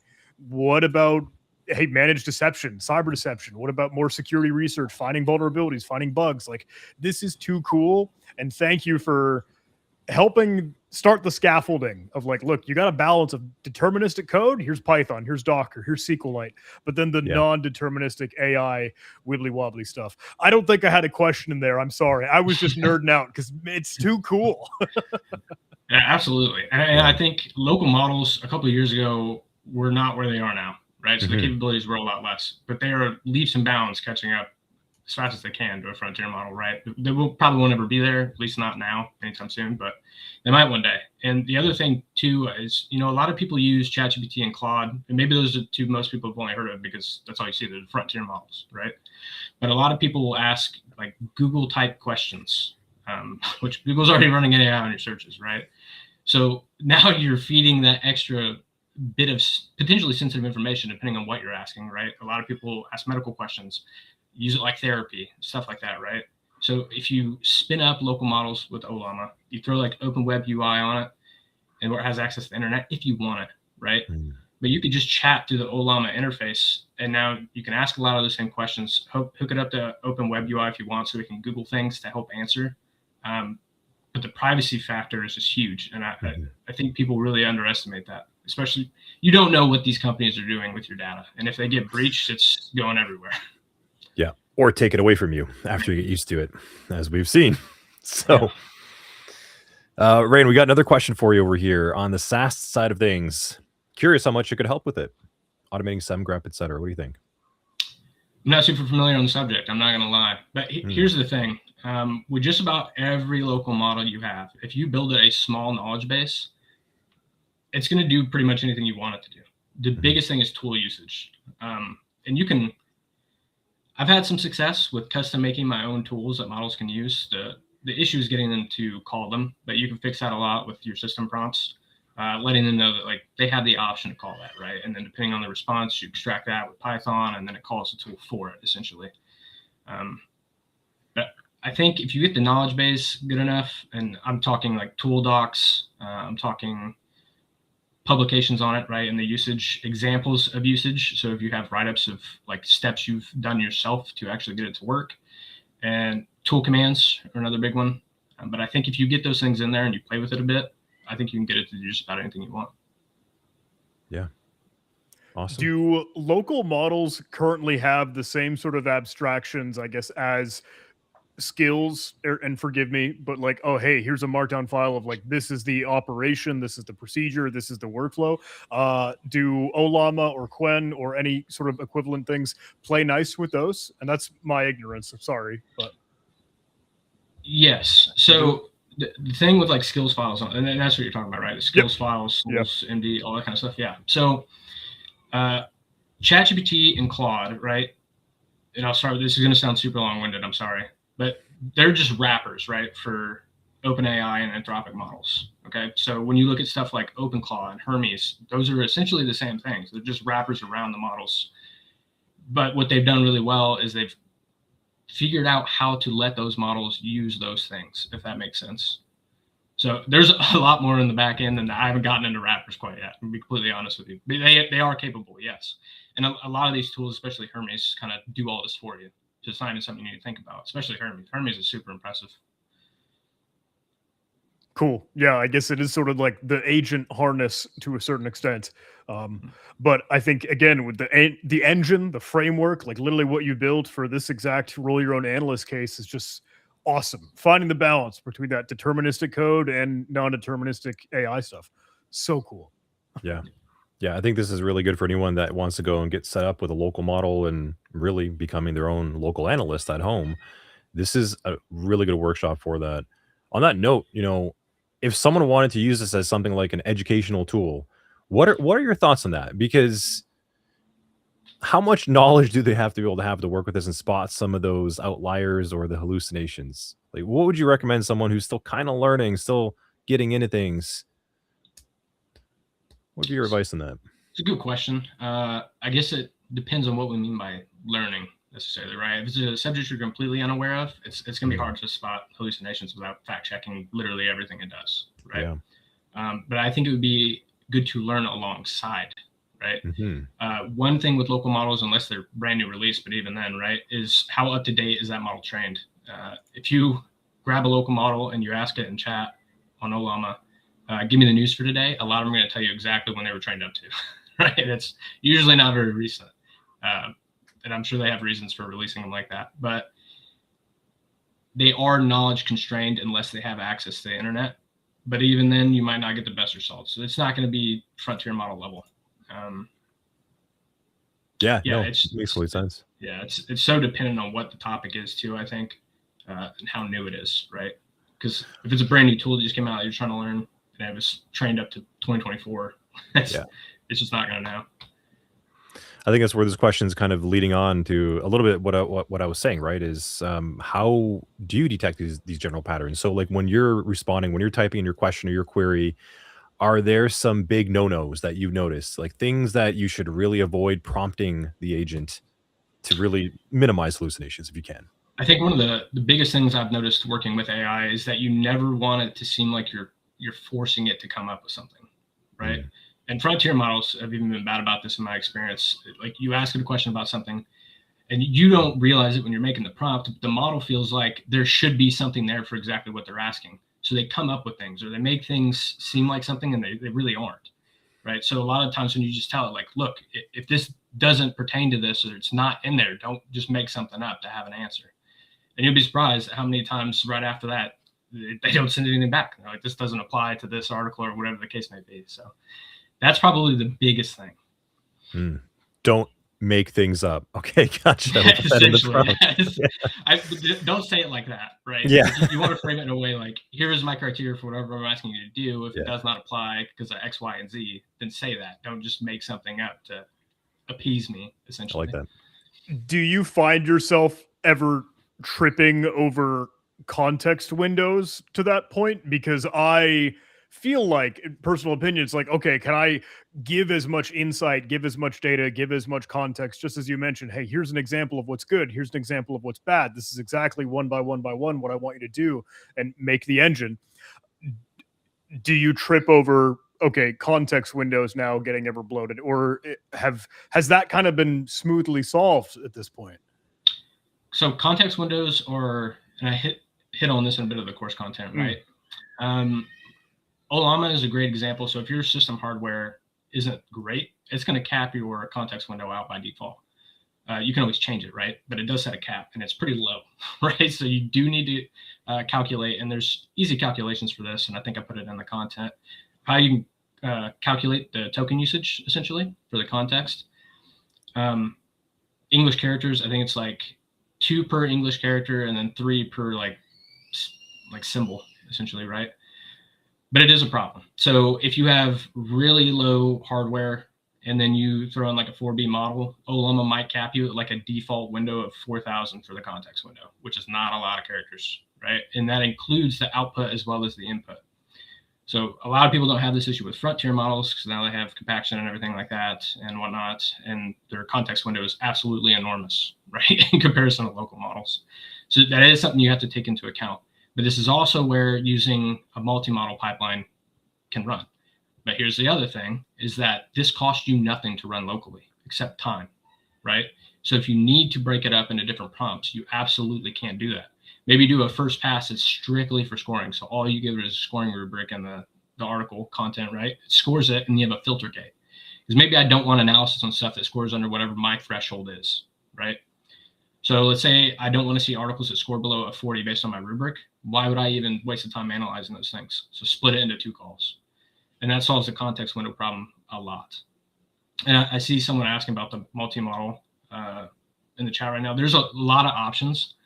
What I would say for projects like this, you don't need to use an extra tool to like manage the different model calls. You can just hard code them in and do it like phases, right? So as I was just saying, do like phase 1 is pre-filtering, right? And that would be the call is generating a score, and then you're filtering on that. So anything that scores below a 40 doesn't get sent to phase 2, which phase 2 is where you're doing a call to actually do the analysis. And maybe, you know, phase 3.5 is where you do the embedding, so you can do clustering of stories into single groups. And then phase 4 is detection idea generation. And then maybe phase 4.5 is where you're doing a call to a model to generate a sigma rule based off those detection ideas. And you can escalate the size of those models each time. That way you're getting better output where it actually matters. You don't want to use a 27B model to score something. That's wasteful. That's really good insight over there. Yeah, especially with the weights and the size of the models. Do you cover a lot of that as well too in the workshop? Like, do you specify which models you'd recommend for certain types of tasks? It's sort of like, yeah. That's a whole other beast. I did recommend 2 specifically for this project. Yeah. So Quinn and Gemma were the 2 I recommended for this one specifically. Gemma 4, the one I called out, would be better if you had like 16 gigabytes of RAM. 8 gigabytes, you probably want to use the Quinn 4B model. They're perfectly suited for this task. But if you do get in, as I've been saying, to the detection generation stuff, you do want to consider bigger models. And what I'll say on that specifically, right, is you want the model that fits the job. So when you go look these models up, get them from Olam if you can. Stay away from Hugging Face unless you absolutely need it, to be clear. It's not that it's a bad place, but you're going to find some weird stuff on there. But certain models are suited for specific tasks. And this is when we start talking about instruction versus reasoning models, right? And we start talking about models that are specialized in coding versus like multimodal, right? So when you're generating a detection, right, you're talking like SBL, KQL, Sigma, very syntax heavy things that are code essentially. So you want to use a coding model for that more than likely. And I've had the best luck. I played with Kimmy some. So Kimmy has the K2.7 coder now. I think it just came out a couple of days ago. I tried it and it was actually doing some pretty good one-shots on SPL queries. So with very little oversight. And then if you tune that a little bit in the system prompt and give it a style guide, it's pretty good. That's what I like to hear, man. I mean, I can't keep asking you to like, hey, Talis, I'm so used to calling you Talis, but I want to say like, just keep adding content to the workshop because I wish you could in some way and just make like a small course on this, or maybe just kind of teach more about it.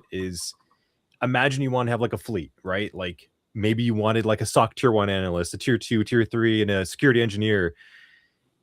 You probably want different models then, right? Like that's what you're saying, like different models for different purposes. I'd love to hear your take on that. Maybe at another time, if you want to write that up, I think that'd be really cool to add on and share your knowledge, whether that's in the workshop or just on the socials or however you want to do it. I think that'd be really valuable just for myself. I would like to know that, like kind of building a little fleet of my own local people doing things. That'd be super cool.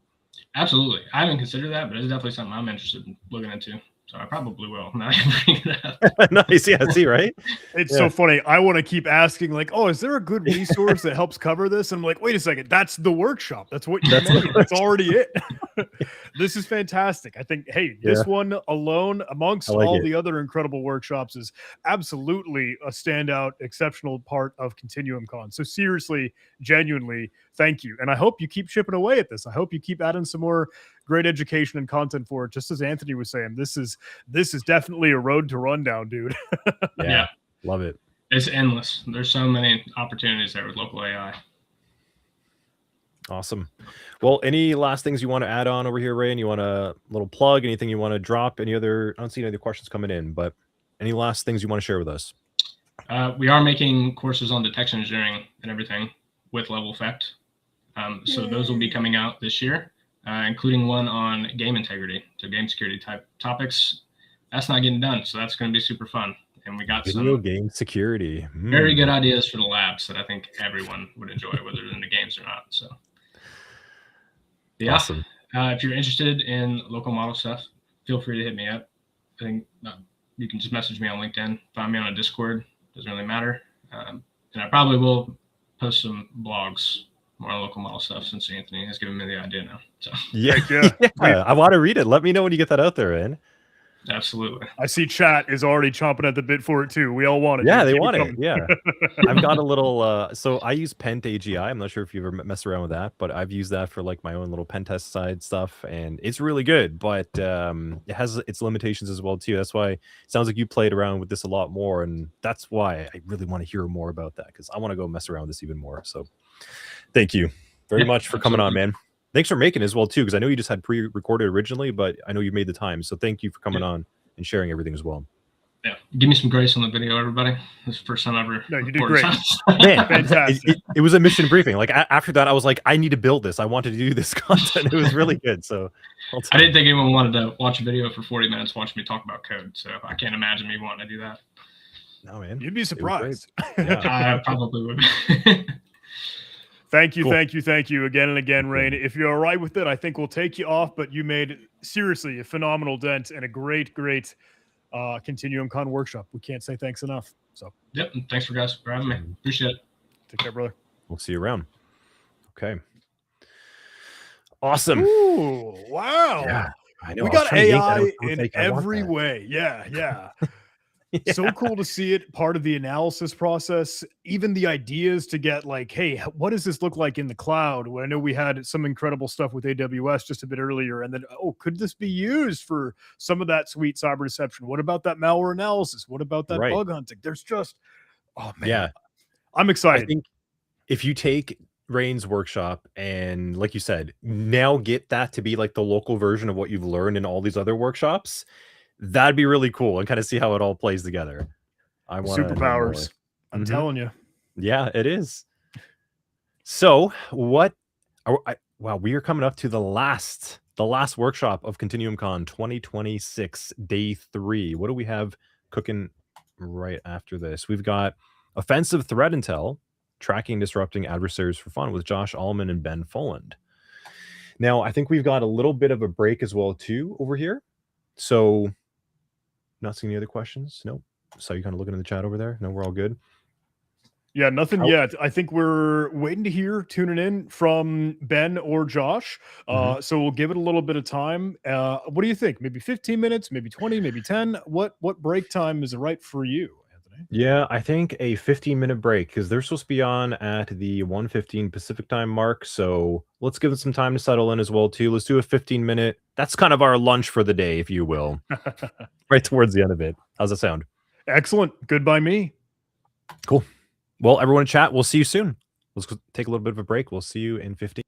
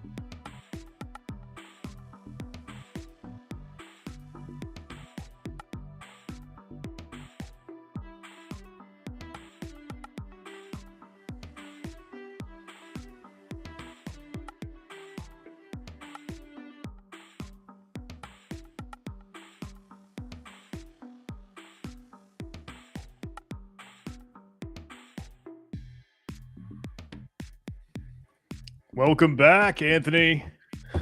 Welcome back, John. Welcome back for the last time of know. ContinuumCon 2026. I'm kind of sad about that, man. I don't know. I know it's been 3 days and a lot, but it's a good vibe. It did fly by. It always tends to. But does. goodness gracious, we have a sweet little finale here, I think. I think we do.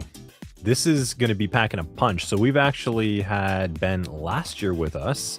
Let's get that music down a little bit as well, too. I got you, sir. Oh, yeah. Okay. Yeah. Sorry. Sliding down I see the slider like jitter when we're both trying to control at the same time. Yep. So we've got actually Ben Folan back with us. He was here with us last year. He did the Man in the Malware workshop, which you get access to. This is the conference that never ends. So your tickets that you bought right now will actually get you the ticket from last year as well, too. And Man in the Malware with the Telegram C2 channel. That was really cool. I see he's nodding in the background. Yeah, even he enjoyed. He really enjoyed making it. Ben, let's get you on screen, man. I see him. He's excited to go. Ben. Hello. Can you hear me? Yes. We gotcha. Perfect. I'm super excited to be back and hopefully deliver another good workshop, which is enjoyed. It's looking like it. So yeah. Would you mind just kind of giving us a super quick, like 1,000-foot view of what it is that you're digging into? I know you and Josh are doing some incredible things with Control-Alt-Intel. What are you all up to, and what's the spiel? Of course. So yeah, Josh, unfortunately, he's not here with me today. However, I will be running it without the main man here. But yeah, me and Josh, we've been working on a blog called Control-Alt-Intel, and I do explain this in my slides in a second, but we research threats, we research threat actors, and we try to produce threat intelligence and share this in the format of blogs, whether this is sort of in the wild exploitation of vulnerabilities, or whether this is threat actors making OPSEC failures. A lot of my work resolves around looking at open directories. And yeah, thank you for putting up the link there. That's perfect. And this is what has really inspired this continuum course. A lot, all the labs are based on things I sort of do in my day-to-day when we're doing the research. One of the labs, you'll get access to real data based on one of the blogs we've wrote about, and I will talk about later today, so I don't want to spoil the fun right yet. But yeah, I'm looking forward to it. Well, I am too. I know John is as well. So are you ready to go? Do you want to share your screen? How do you want to do this? Yes, I can share my screen. I will try to do that now. Let's just go for the entire screen. Let me know if you can see it, and I can get started. Oh, okay. You go first. Looking good. Okay, I will. Let's hide this. Okay, perfect. Can we see the slides now? Is that Perfect. great? You're good to go, man. Okay. Thank you very much for that introduction. Awesome. So yeah, we mentioned earlier the course is called Offensive Threat Intel: Tracking and Disrupting Adversaries for Fun. A lot of this is based on research and sort of techniques we use ourselves at Control-Alt-Intel to produce our blogs and the research. And this workshop, as we'll get into later, uses real threat data, and this has been provided to us by Hunt.io. So thanks to them. So yeah, I mentioned it earlier. What is Control-Alt-Intel? We are a group of nerds basically that enjoy hunting down threat actors, their infrastructure, their malware, seeing how it works, looking at their tradecraft, and causing disruption or imposing cost, whether this is by collaborating with law enforcement, with our findings, or whether this is just by publishing blogs and sharing research and sort of burning the tradecraft and the indicators and providing detections. All of this makes the threat actors' lives harder, and it really is a passion project. We do this for fun because we nerd out on it. You can see the blog there, control.intel.com, and we've also got a Twitter there at Control.Intel. So I'm going to give a brief overview of what the ContinuumCon workshop is actually going to contain, and I'm going to talk about some of the labs. I'm not going to walk through the lab, but I'm going to have a look at some of the data, and we're going to poke around. We don't have enough time to cover the whole workshop in this session, unfortunately. But this is a workshop on threat intelligence, So we start off with the foundations, defining the terminology, and then we talk about open directories. And these are really valuable for gathering threat intelligence, but it's only valuable if you know what to do with the data inside it. And we will, in the workshop, go through and look at targeting specific types of exposed data, particularly data related to command and control frameworks which are being exposed, such as Cobalt Strike and Sliver. And once again, through open directories, we'll be looking at a different type of a different type of the cybercrime ecosystem and looking at a real life malware as a service platform, which is called FUDcorrect. And I mentioned this earlier, none of the workshop is based on simulated data or fake labs. All of this is from real threat actor infrastructure, real cybercrime operations. You'll be playing around with data from real Cobalt Strike servers, looking at real Sliver databases, and seeing what intelligence you can glean from what is exposed. But we talk a lot about open directories, and it's really important we sort of explain what these are, how you can hunt for them. This is what the workshop includes. You do not need to download or interact or poke with threat actor infrastructure to do the workshop. That is not part of the sort of curriculum. All you will need to do is download the files. We've dealt with that ourselves, thanks to Hunt.io. So what are open directories? They are simply put a file listing over HTTP. So HTTP is the protocol when you're browsing the web, and open directories just expose all the files in a listing, and you can traverse the directory and download files. So these may be legitimate, right? This could be an organization which wants to share documents, and they will put all their documents in one directory and expose this via an open directory. This could be a sysadmin making a mistake. This could be somebody at home also making a mistake. Or this could be a threat actor attempting to stage payloads and malware. But when they stage the payloads and malware to be downloaded, they inadvertently expose logs and artifacts from the machine it is hosted on. And this can seriously be a gold mine for gathering threat intelligence, depending on the open directory and depending on the threat actor and what they've done on that particular machine. So why do they occur, right? Why do we see all these threat actors making these huge mistakes? And we'll get onto like a few of the big cases this year. But intrusions, threat actors need to share payloads, scripts, or tooling, right? Whether this is malware will often automatically download different payloads as part of the sort of execution chain. There are multiple stages. Sometimes a threat actor will create an open directory and stage malicious payloads. In another scenario, they may be in a hands-on keyboard intrusion where they're actively moving around a network and they finally want to download their ransomware payload.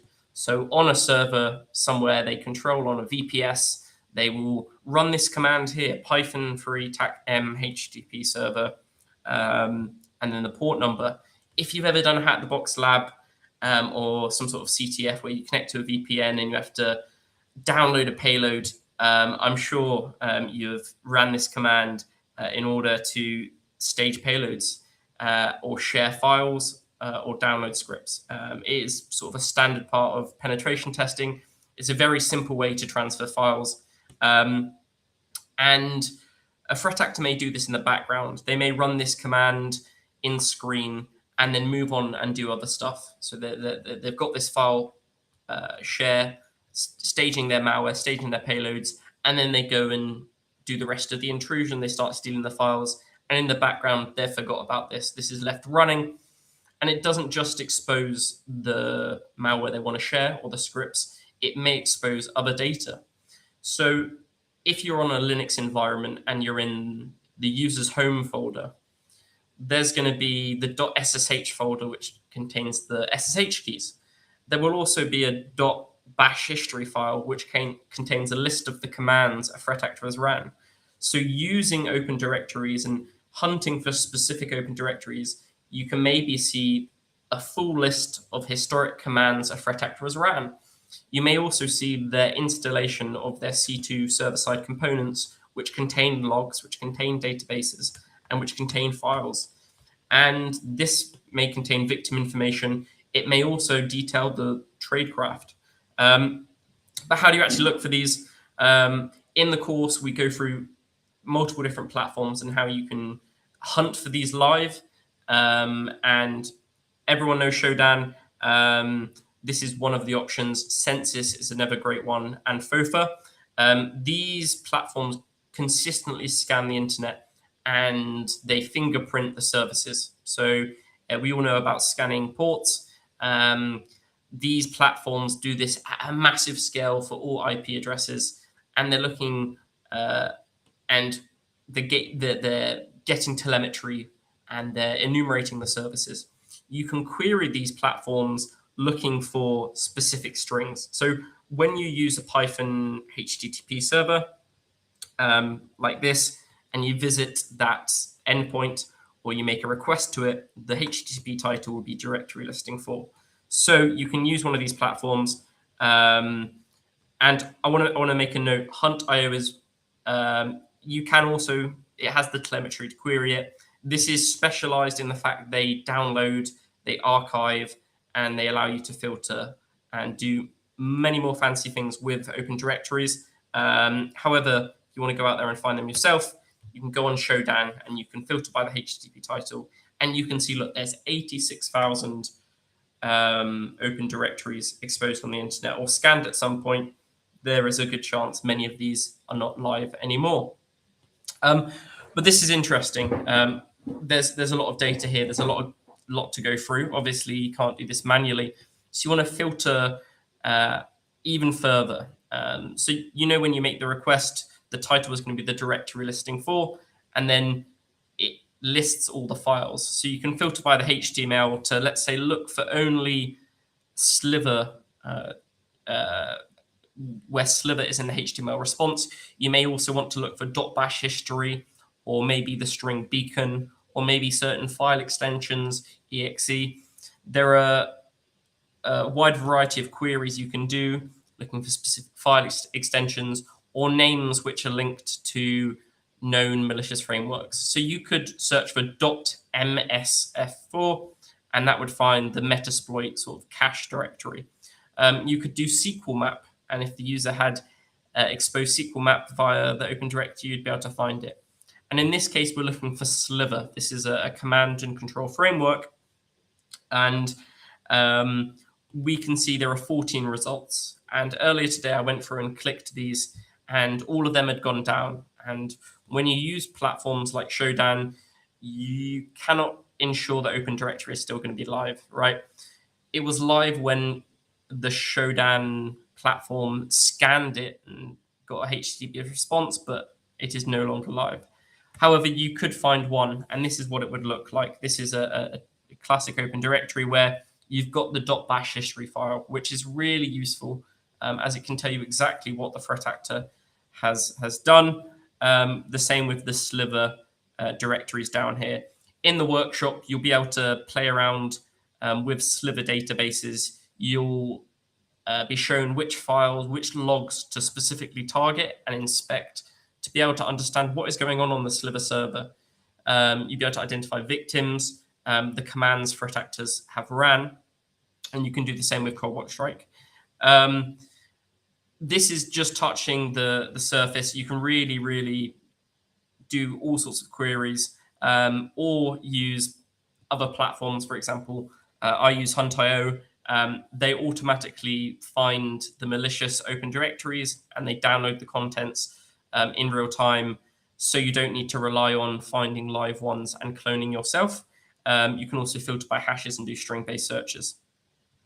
So I've mentioned open directories a lot, and I've said they can be useful for finding threat actor activity, but what threat actors are making these mistakes? Is it just low-level script kiddies, or is this maybe you see more sophisticated groups or well-known groups? And that really is the case. So 9th of June, this is maybe four or 5 days ago, Shiny Hunters, the extortion group, which everyone's talking about, super active in 2025. They were exploiting CVE 2026 35273 PeopleSoft, and for a series of Open Directory sort of OPSEC failures, their tradecraft, their proof of concept code, their activity was exposed, and it could be linked back to Shiny Hunters. This was just in June. Going back in March, we saw the Gentleman ransomware group. People are speaking about them quite a lot. Super prolific, one of the most active ransomware groups this year. They have made a series of, at least one of their affiliates has made a series of OPSEC failures and have exposed open directories, which are available on the Hunter platform. There are blogs about this if you Google. And I mean, going on, we've got Qlin. This is another sort of super active ransomware group. You've got Qlin and Gentleman, which are, I think, probably the top two in 2026, which isn't a good thing to be in the top two. But look, these are big groups. There are lots of affiliates. Mistakes are bound to happen. And we can use these mistakes to gain intelligence. You can Google Control.Intel Qlin. You can look on the website and have a look at these blogs and see what we're able to ascertain from these OPSEC failures. For the Qlin one here, there were 5 different open directories over a 6-month period, multiple successive OPSEC failures, and we could link it to the same Qlin affiliate, which is really interesting, that they're just persistent in making these mistakes, because it's part of their operational tradecraft to, maybe if they learned through CTFs, they're just used to sharing files like this. And then a really, really big one down there, the Open Directory was found on the 13th of January this year. Fancy Bear linked the GRU. They made a pretty significant operational security failure, which exposed a lot of their operations, which had been going on for years, I believe until 2024, until it was discovered in 2026. Funnily enough, that particular threat group, that IP address had been attributed to Fancy Bear, and they'd been using it regardless for years, until they made this really critical OPSEC failure. And this APT group, as you would call them, after being exposed and collaborating with partners, we could disrupt and get this server taken down, so it no longer exists.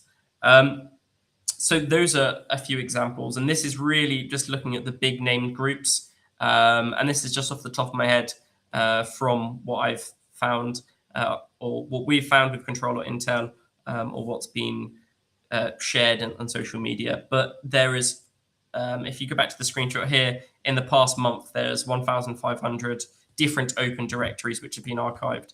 So there is really significant amount of data, and a lot of it just isn't touched or isn't discovered. We published a blog on FUDcrypt.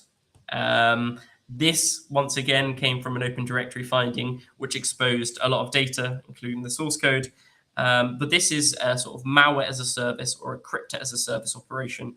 So before we go and sort of talk about this, and look at the database and do some pivoting and some cryptocurrency analysis, what is crypto? What are cryptos?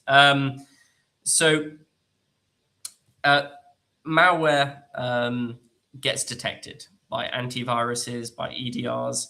Cryptos are designed as a tool to help threat actors evade detection. Okay, so it will take in a binary and executable malware, and it will package it up, or it will obfuscate it and encrypt it such that this new crypted binary can be ran, and they are FUD, or fully undetectable, as this one here was advertised as the world's best FUD cryptor. So in these sort of cybercrime ecosystems, there is a market for crypting as a service where threat actors, look, they don't have the capabilities to deal with obfuscation and packing, and they just want to get their malware out there in the wild as quick as possible and it not get detected, they may go to a third-party platform like FUDCrypt, where they can submit their malware and it will automatically package it.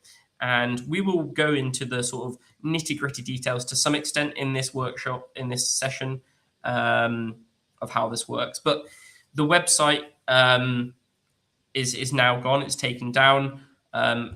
Days after publishing the blog, they decided to take the project down, which was great. This is a criminal operation disrupted. If you look on the website and you can find a scan of it on URL scan, it says trusted by 10,000 customers, and there is 1 million builds created and a 99.9% FUD rate and a no log policy. So the server side, they don't log anything. This means cyber criminals are safe to use it, as if this data is in the hands of law enforcement or somewhere else, or a server gets seized, there's nothing to be found. Those claims there all were false, particularly the no log policy, as they were exposing all the logs alongside the source code and the backend database. The true claim here is that you can pay with crypto. However, the cryptocurrency payments were all logged, and we will get into that later. This data is basically available in its original format within the workshop. So you can play around with this. You can investigate, do your own sort of investigations into either the malware or the users. Some has been redacted, certain strings or tickets due to profanity, because we are dealing with criminals. And it turns out that the criminals which registered for this service weren't that happy. You can go through and actually have a look at the platform itself, and you can see, look, there's the admin dashboard, and there's 195 users. So this trusted by 10K customers claim, we've refuted that straight away.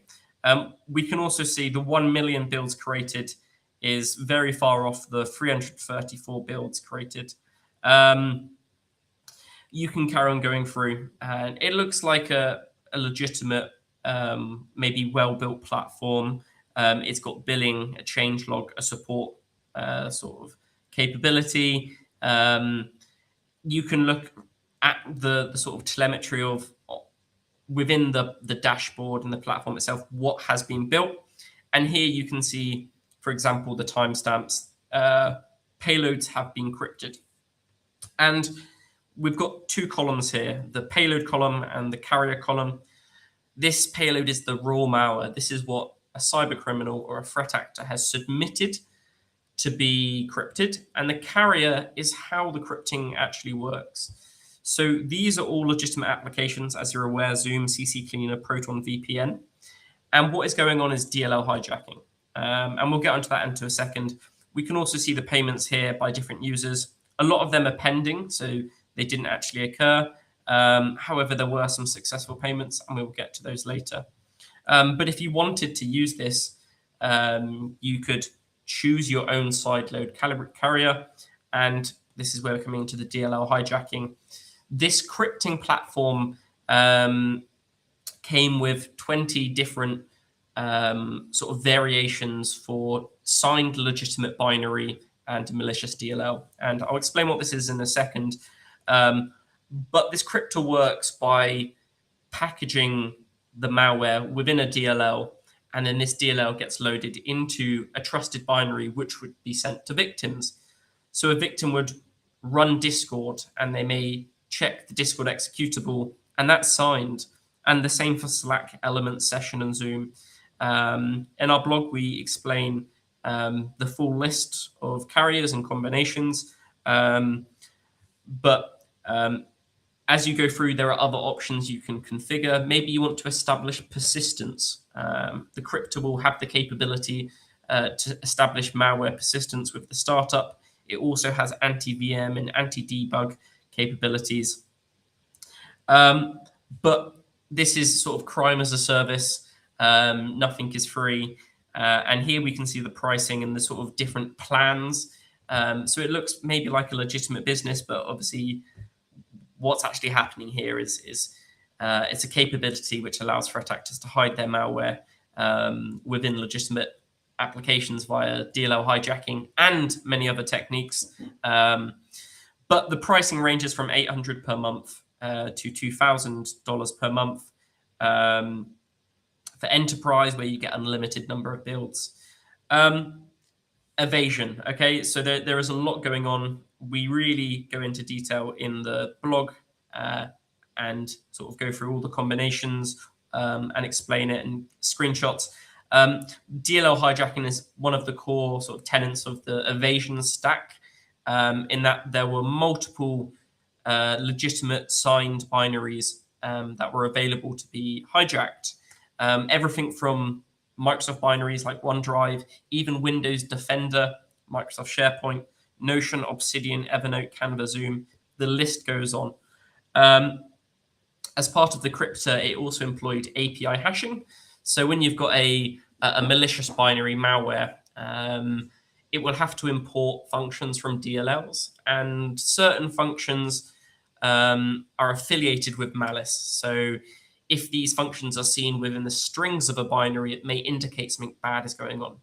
So this sample employs API hashing. So it hashes the strings of the imported functions. For example, get proc address, AMSI scan buffer, and ETW event write, in order to sort of obfuscate the functions it is importing, because these are particularly noisy and maybe would upset an EDR. FUDCrypt also uses AMSI patching and ETW logging to try silence AMSI and stop the event tracing for Windows generating telemetry. And it also uses process environment block masquerading to try impersonate the process, impersonate a process. So it's not running as this malicious, or this Windows Defender, whatever the package is. It tries to impersonate Explorer or some other trusted Windows binary. We really go into detail in the blog there. Hijack libs. I mentioned DLL hijacking was a big part of the crypting setup. None of these had been submitted to hijack libs, which is a really, really, really great website, and a lot of work goes into tracking the vulnerable sort of executable and DLL combinations, which can be abused by threat actors. So you can see Josh submitting here just a few of the combinations we found there with the reference blog. This is a great resource that I would highly recommend.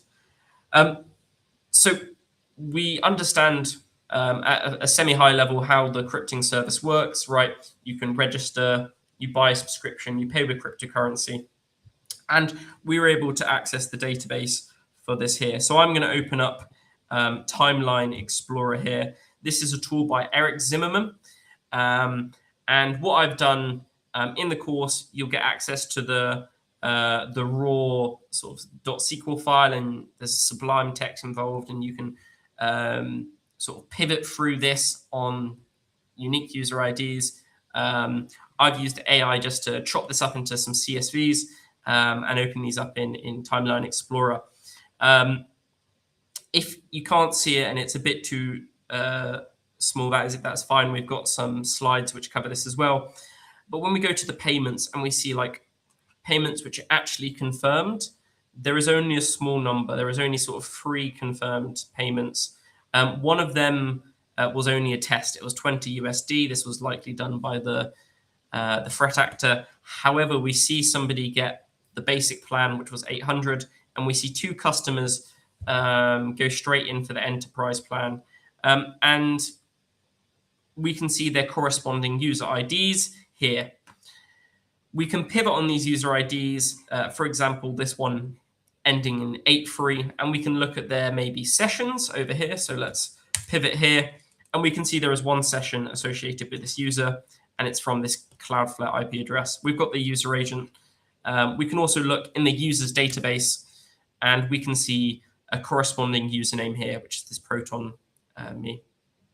We can look in the support tickets, and and see they're complaining, they're asking questions, they're asking for their money back, they're unhappy, and we can go across to the support messages. And interestingly, they say, look, I want my Bitcoin back, and they tell us this Bitcoin address, or they don't tell us, they're telling the owner of the platform that they want their Bitcoin back, which is interesting. What we can also see is what they've built, and we can go here and we can pivot on the ID and see the samples they've tried uploading here. And there's a lot of samples. Fortunately, it logs the payload hash for us, and we can see the sort of the carrier types this threat actor attempted to use and the options they were configuring. There was another user which paid. So I'm going to go back to the payments here. This was 2,000 USD payment, and we will go back to this. This is this vendor SBTX. We can have a look at another sort of user up here. The other user which paid $2,000. We can go to their sessions, and now we can see that they started authenticating from some residential US IP addresses, and then eventually they moved to Cloudflare. I believe the threat actor might have put the domain behind Cloudflare at some point in time, and then after that, the authentication IP addresses were sort of passed through Cloudflare as a proxy, and you don't see the originating IP. However, to begin with, at least we can see some of the IP addresses, and they appear to be not a VPN. We can hear once again, we can look at the support tickets associated with the user accounts and what they're saying, and the sort of support messages back and forth. Here they ask, would it be possible to crypt an executable into a single executable with no DLLs? And then they would want to contact them on Telegram. So we saw FUD by default. It will output the malware via DLL hijacking with this sort of trusted carrier, this signed binary. They didn't like this. They wanted just a final packaged executable. But what is interesting, they told us their Telegram. So we can link this Telegram to this IP address, and we can also link some of their cryptocurrency payments. So that was quite interesting. We can go back to here, and just to highlight, there were the two people which transferred $2,000 worth. One had a username China New Year, the other had this Proton email address. And we could see the cryptocurrency wallets associated with these threat actors which paid. So for example, this vendor SBTX, on the 18th of February, they made the payment $2,000 worth at that point in time. I don't know how much it's worth now. However, they raised a ticket requesting a refund to be sent to this address.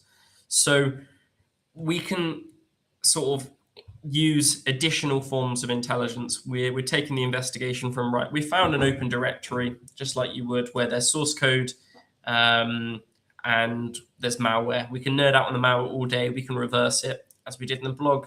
But we've also got some context. We can see them talking in messages about their cryptocurrency addresses, and we can see them talking about their sort of Telegram accounts. So we can use these platforms here to sort of enrich the investigation and provide additional intelligence, which we can see here. So we can trace the cryptocurrency payments to where it's being made to FUDcrypt, right? This is what the threat actor was paying for, and we can have a look at the associated wallets. They requested a refund with a different wallet than the one they paid for. But regardless, looking at these wallets and the transactions in a short number of nodes, as in a short number of distinct transactions, we can see them directly passing money to and from sort of trusted crypto exchanges like Bybit, Binance, or PaxOS. And this is, once again, not sort of best practices for a cyber criminal. Typically, you want to obfuscate and have the number of sort of transactions as far as away from the cryptocurrency exchanges, which may have KYC data and may be able to identify. They would be able to identify the accounts registered on these platforms. Of course, cyber criminals frequently use stolen identities or fraudulent accounts on crypto exchanges. However, it would provide the opportunity to go to these providers and if you're working with law enforcement or relevant authorities to gain additional information. So yeah, I mentioned earlier, we had users and sessions. We could see where the users were authenticating from, the IP addresses. And here, as I mentioned earlier, there was that message we saw. So we believe this is a US-based threat actor. And they said, can you crypt an executable, no DLLs? You can contact me on Telegram. I did this earlier, and I've got a screenshot of it here. We're pivoting on this user account, this China New Year user account. That was their username. And once again, it was linked to the Telegram Manipulate, which is one of these sort of OG usernames. They're hard to get. But we can see the malware they've uploaded here, 5M and Red Shell Beacon.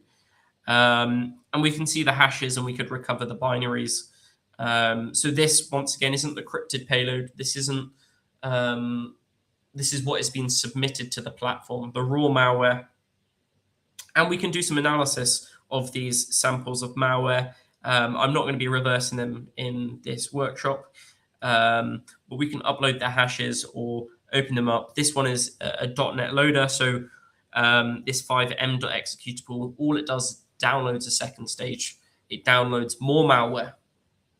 And it uses the Discord CDN to host the malware. Eventually, we can see it also downloads and dynamically loads another .NET binary. This is DCRAT, and we can see the C2 IP address down there. This is another VPS. And moving on, we can see the next one was named by the threat actor Red Shell Beacon. And looking on Virus Total, this has been given the threat label Red Shell. This isn't actually a sample of malware or a name I've heard before, Red Shell. I'm not sure if anyone in the chat has heard of this. I had a Google and I saw some things about it being used in Steam malware and in game mods maybe, but I couldn't find any official reporting, or I wasn't Googling effectively. But regardless, what I wanted to highlight, this user here, this manipulate user, we're going to go from their Telegram. This is the malware affiliated with this user. They're both sort of in the end, rats, remote control. It would allow the threat actor to have remote control, and they have the same C2 IP address. So it's different variants of malware, although at the end, we're seeing the same C2 IP address. So this is the threat actor's Telegram. You could do some OSINT and see their username. I believe they've got Telegram Premium here. But they've received gifts on Telegram. You can send gifts, and looking at some of the gifts which they've received, they appear to be from other threat actors, other cyber criminals, and they're asking a message over Telegram gifts, which is a weird way to communicate between threat actors. Maybe I'm guessing sending them money or sending them these Telegram gifts is a way to get their attention rather than directly DMing the person. But in terms of OPSEC, we can now see this manipulate threat actor, the one which registered to FUDcrypt and had that DCRAT malware. He received a message saying, please answer him. He need his refund to get wallet logs. So I believe this is wallet logs or cryptocurrency wallet logs. This is sort of the terminology threat actors would be using. He had received multiple gifts from other threat actors, and we could, doing further in OSINT and digging into these sort of identities, you can see them talking on other forums previously about Verizon and It appeared, although we will not be going through all the evidence and all the connections in this blog, that this was a threat actor affiliated with cryptocurrency theft and potentially SIM swapping. But it looks like they'd also been deploying rats and malware as another method of gaining initial access to a system and stealing cryptocurrency. So to wrap up, there is so much Open Directory telemetry out there. Day in, day out, they get scanned. You can find live ones or you can find archives. And you can go a lot further than just saying, look, I found this Open Directory with these malware and these payloads. If you've got access to the C2 telemetry, the server side logs, you can use these to your advantage. You can put your digital forensics hat on, but you're not analyzing a victim machine. You're analyzing the forensic artifacts associated with a threat actor server, which they've exposed on the internet.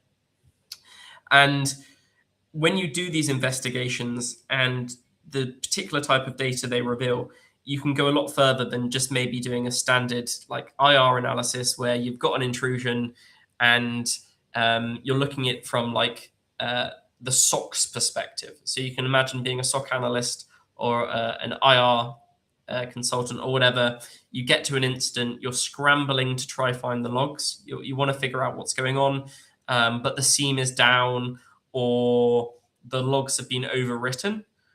The advantage of using threat actor infrastructure is that you're using the server-side telemetry. You're looking what they're running from their own machines. So you don't just get visibility into maybe the one machine you're investigating. You can see sometimes threat actors which have C2 servers and data exposed with tens and tens of victims, depending on the intrusion or the tradecraft or the type of threat actor. It really offers a unique perspective when investigating them. And as you saw here, particularly with the database, we could pivot and we could enrich what could have just been a standard. You upload malware, it gets encrypted, and you've got DLL hijacking. Well, we're now getting closer to saying we've identified the customers. We can see where they're authenticating from. We can see how they're paying, and we can pivot and use OSINT to gain additional information into these adversaries from their communications on Telegram via GIFs, which is a kind of a weird way of figuring out what this threat actor is up to. But you often see on Twitter, if you do hashtag OpenDir, you can see people sharing tweets of lists of files which have been found in open directories. We at Control.Intel, we like to go further, whether this is by analyzing the malware and finding vulnerabilities in the C2 protocols, or whether this is by parsing the serialized Cobalt Strike Java object logs, so you can actually see what commands a threat actor has ran on all their victims across all time. There is a lot of intelligence value to be extracted from open directories than just a listing of files and hashes. And you can really build up a picture of how a threat actor operates through a few mistakes. And if they make mistakes once, they're likely going to make again. As I mentioned earlier with Qlin ransomware or Chilin ransomware, the pronunciation is probably a bit wrong there. As we saw, they did 5 distinct servers. They made the same mistake, and we could pivot and find these all. So yeah, I'm just about to wrap up there. That's the end of my slides. I'm not sure if I'm running out on time there or that's all good. I will stop sharing now. But yeah, I hope everyone enjoyed that. I think I've got some messages there. Okay, I had a 5-minute warning. I didn't actually see those warnings there. I'm not sure if we've got some questions. Okay, hello John, you're back. Hey, Yeah. just thought I'd jump in to help out. But hey, that was phenomenal, dude. So cool to, I don't know, pull the thread and see how far the rabbit hole goes between not just, oh, sure, malware, but like, what are the adversaries doing? What are the conversations they're having? What operations are they working through? And even tracing their cryptocurrency payments. It's just too cool. Yeah, man. There's a lot Yeah, of content out there that's just like individual analysis, but seeing the whole chain of evidence and how it really builds a narrative, I thought that was awesome. Well done, man. thank you, thank you. And I see we've got a question there from Hector. Mhm. How does one determine which threat intel is legitimate and accurate? That's a really good question, and it's a hard one to answer. So you can see threat intel may be delivered in the format of blogs, um, or incident reports from vendors. So this could be from Control or Intel. This could be from Huntress. Incredible blogs always going out from Huntress, always winning. It's hard. You have to trust a vendor or a third party, really. Usually, if it's accurate and it's good, there will be a list of IOCs, or there may be some samples which are referenced. There'll be enough technical detail and dirt that you can maybe corroborate it yourself. That is what I think makes good threat intelligence. And I'm going to be completely honest, you could be scrolling through Hacker News or some other cybersecurity journalist news shop, and there is a lot of FUD, or like maybe threats which are misinterpreted, or that mistakes which happen. So it's a hard question. Ben, this isn't really a question, but I saw it. Okay. It might be a good one to comment on. So they're actually making their own startup right now, I guess, similarly to this. So maybe take a read of that. Maybe share some advice and some lessons learned. Okay, let me. I'm working on my own startup now to monitor domains who did what. Right now, that will help system and security teams monitor their domains for who did what. That's a good question. I'm not I've never started a startup myself, and domain monitoring isn't something I specialize in. I could recommend some other platforms which I know do something similar. Unfortunately, this is not my niche, so I'm going to have to say that I'm not entirely certain for that question, but. And I'm glad that really excited you. Can't wait to dig in more. And this is the thing, right? This happens day in, day out. You can go out on Shodan Census. If you can get a Shodan lifetime subscription once a year for that £5, you're going to be balling, because it's really worth it. And you can always go out and poke around. So yeah, and that's the course there where we go into it and we break it down. I didn't in this workshop actually share the course content or walk through it. I'll leave that for you all to do. But yeah, I would encourage people to dig in more. This is very much, I do this in a lot of my spare time, and I'm sort of overflowing with sort of Open Directory failures. And particularly right now, we see a lot of AI abuse, whether this is AI is developing tooling, or whether they're actually using agents to go out there and do abuse. The agent will often leave an Open Directory open. If it wants to stage a file, it's pretty clear when you find an Open Directory which is full of Python scripts, hundreds of Python scripts with like v1, v2, v3, v4. And this is, I don't know, Claude or Codex in the background ripping apart, and they're jailbreaking the models to actually go out and do this abuse. It happens, right? You see it in the news. We're talking about Cobalt Strike here. This is something it's not really discussed, the server-side artifacts. Everyone deals with Cobalt Strike when you're doing an IR and you want to figure out what their name pipes are and how is it being used, what payloads it's dropping. But really, if you can access via their own mistakes the threat actor servers, you can get everything from the Cobalt Strike team server bin files and pass these. Someone said, why do threat actors share that activity on forums? Don't they want to be undetected? That's a really, really, really good question. And I would say some threat actors maybe we're talking about state affiliated groups or APTs. Yeah, they want to be undetected. They want to be persistent in an environment for a long period of time.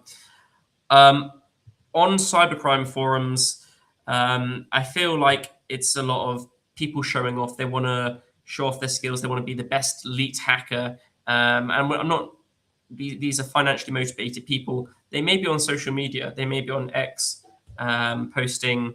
And I say they are on X. There are cyber criminals all over social media. And sometimes they like to interact with researchers.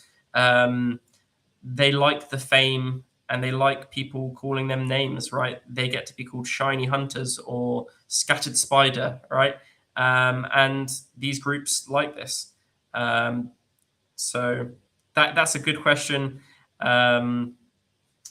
Yeah, usually when threat actors talk a lot and they're active on forums, I think they're more likely to be caught or tracked down. As you do see, oftentimes threat actors forum activity from years ago leads to them being identified, being de-anonymized, because yeah, the data is exposed. But yeah, I hope you. That's a funny question, Ian.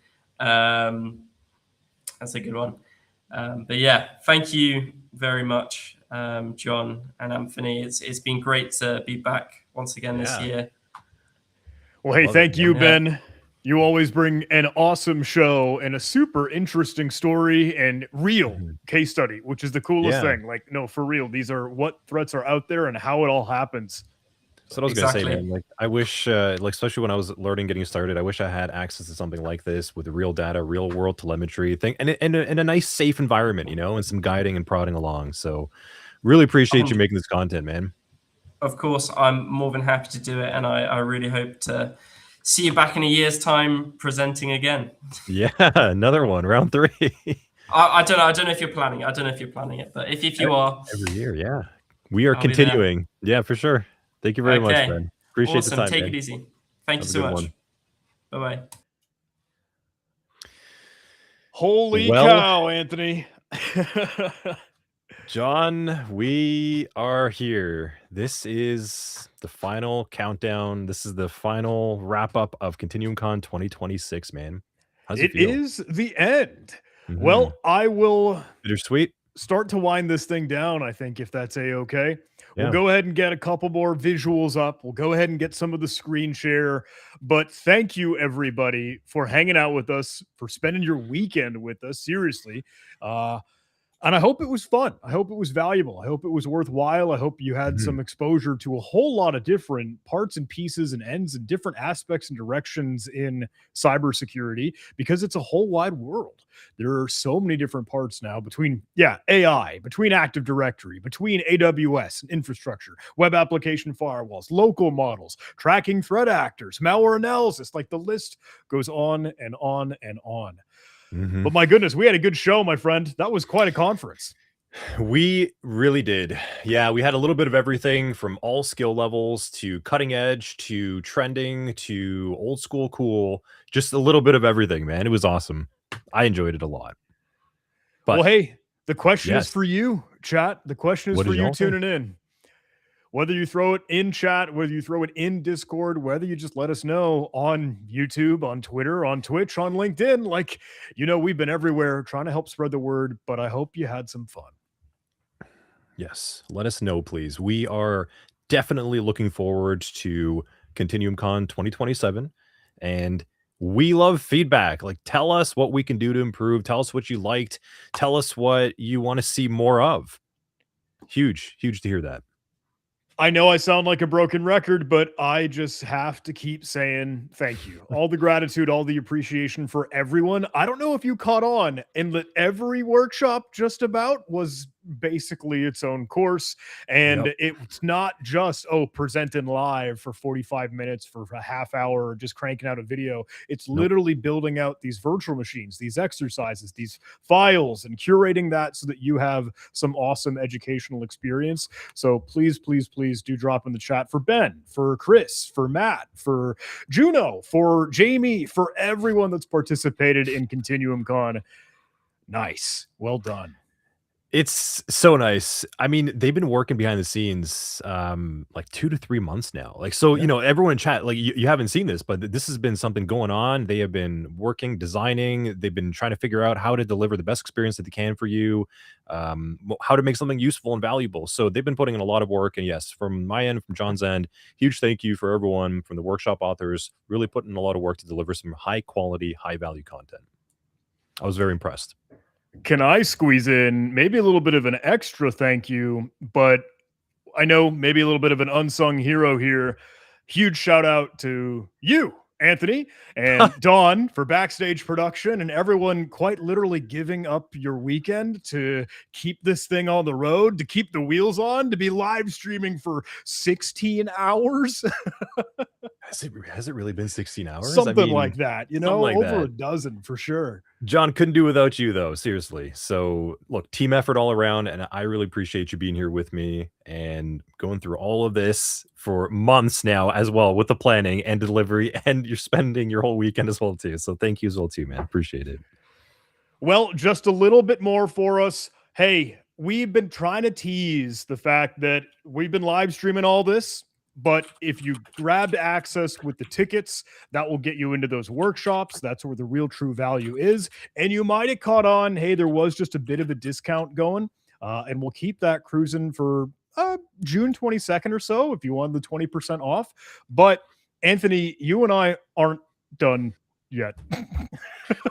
No, ContinuumCon continues. So next Friday, June 19th, 1 p.m. Eastern, what do we have, John? What are we going to do? What are we going to talk about? Well, I've been given some words. Yes, a redux, a recap. Hey, we're going to be doing a little bit of an aftermath, a little bit of a post-mortem where Anthony and I can kind of let our hair down, talk about how this all shook out, all the workshops, maybe talk through some of the capture the flag solutions if we want to do any fun live demos. But we will announce the winners of the capture the flag there fully, officially, because we have extended it just a bit. Is that right? Yes. So we've extended the CTF until tomorrow at 12 p.m. Eastern is when it officially ends. And we're going to be tightening up everything at that point. We're going to do a full look at all of these submissions. If there's any adjustments we need to make, because remember, there are full incident reports that are manually reviewed. So that is something part of the CTF.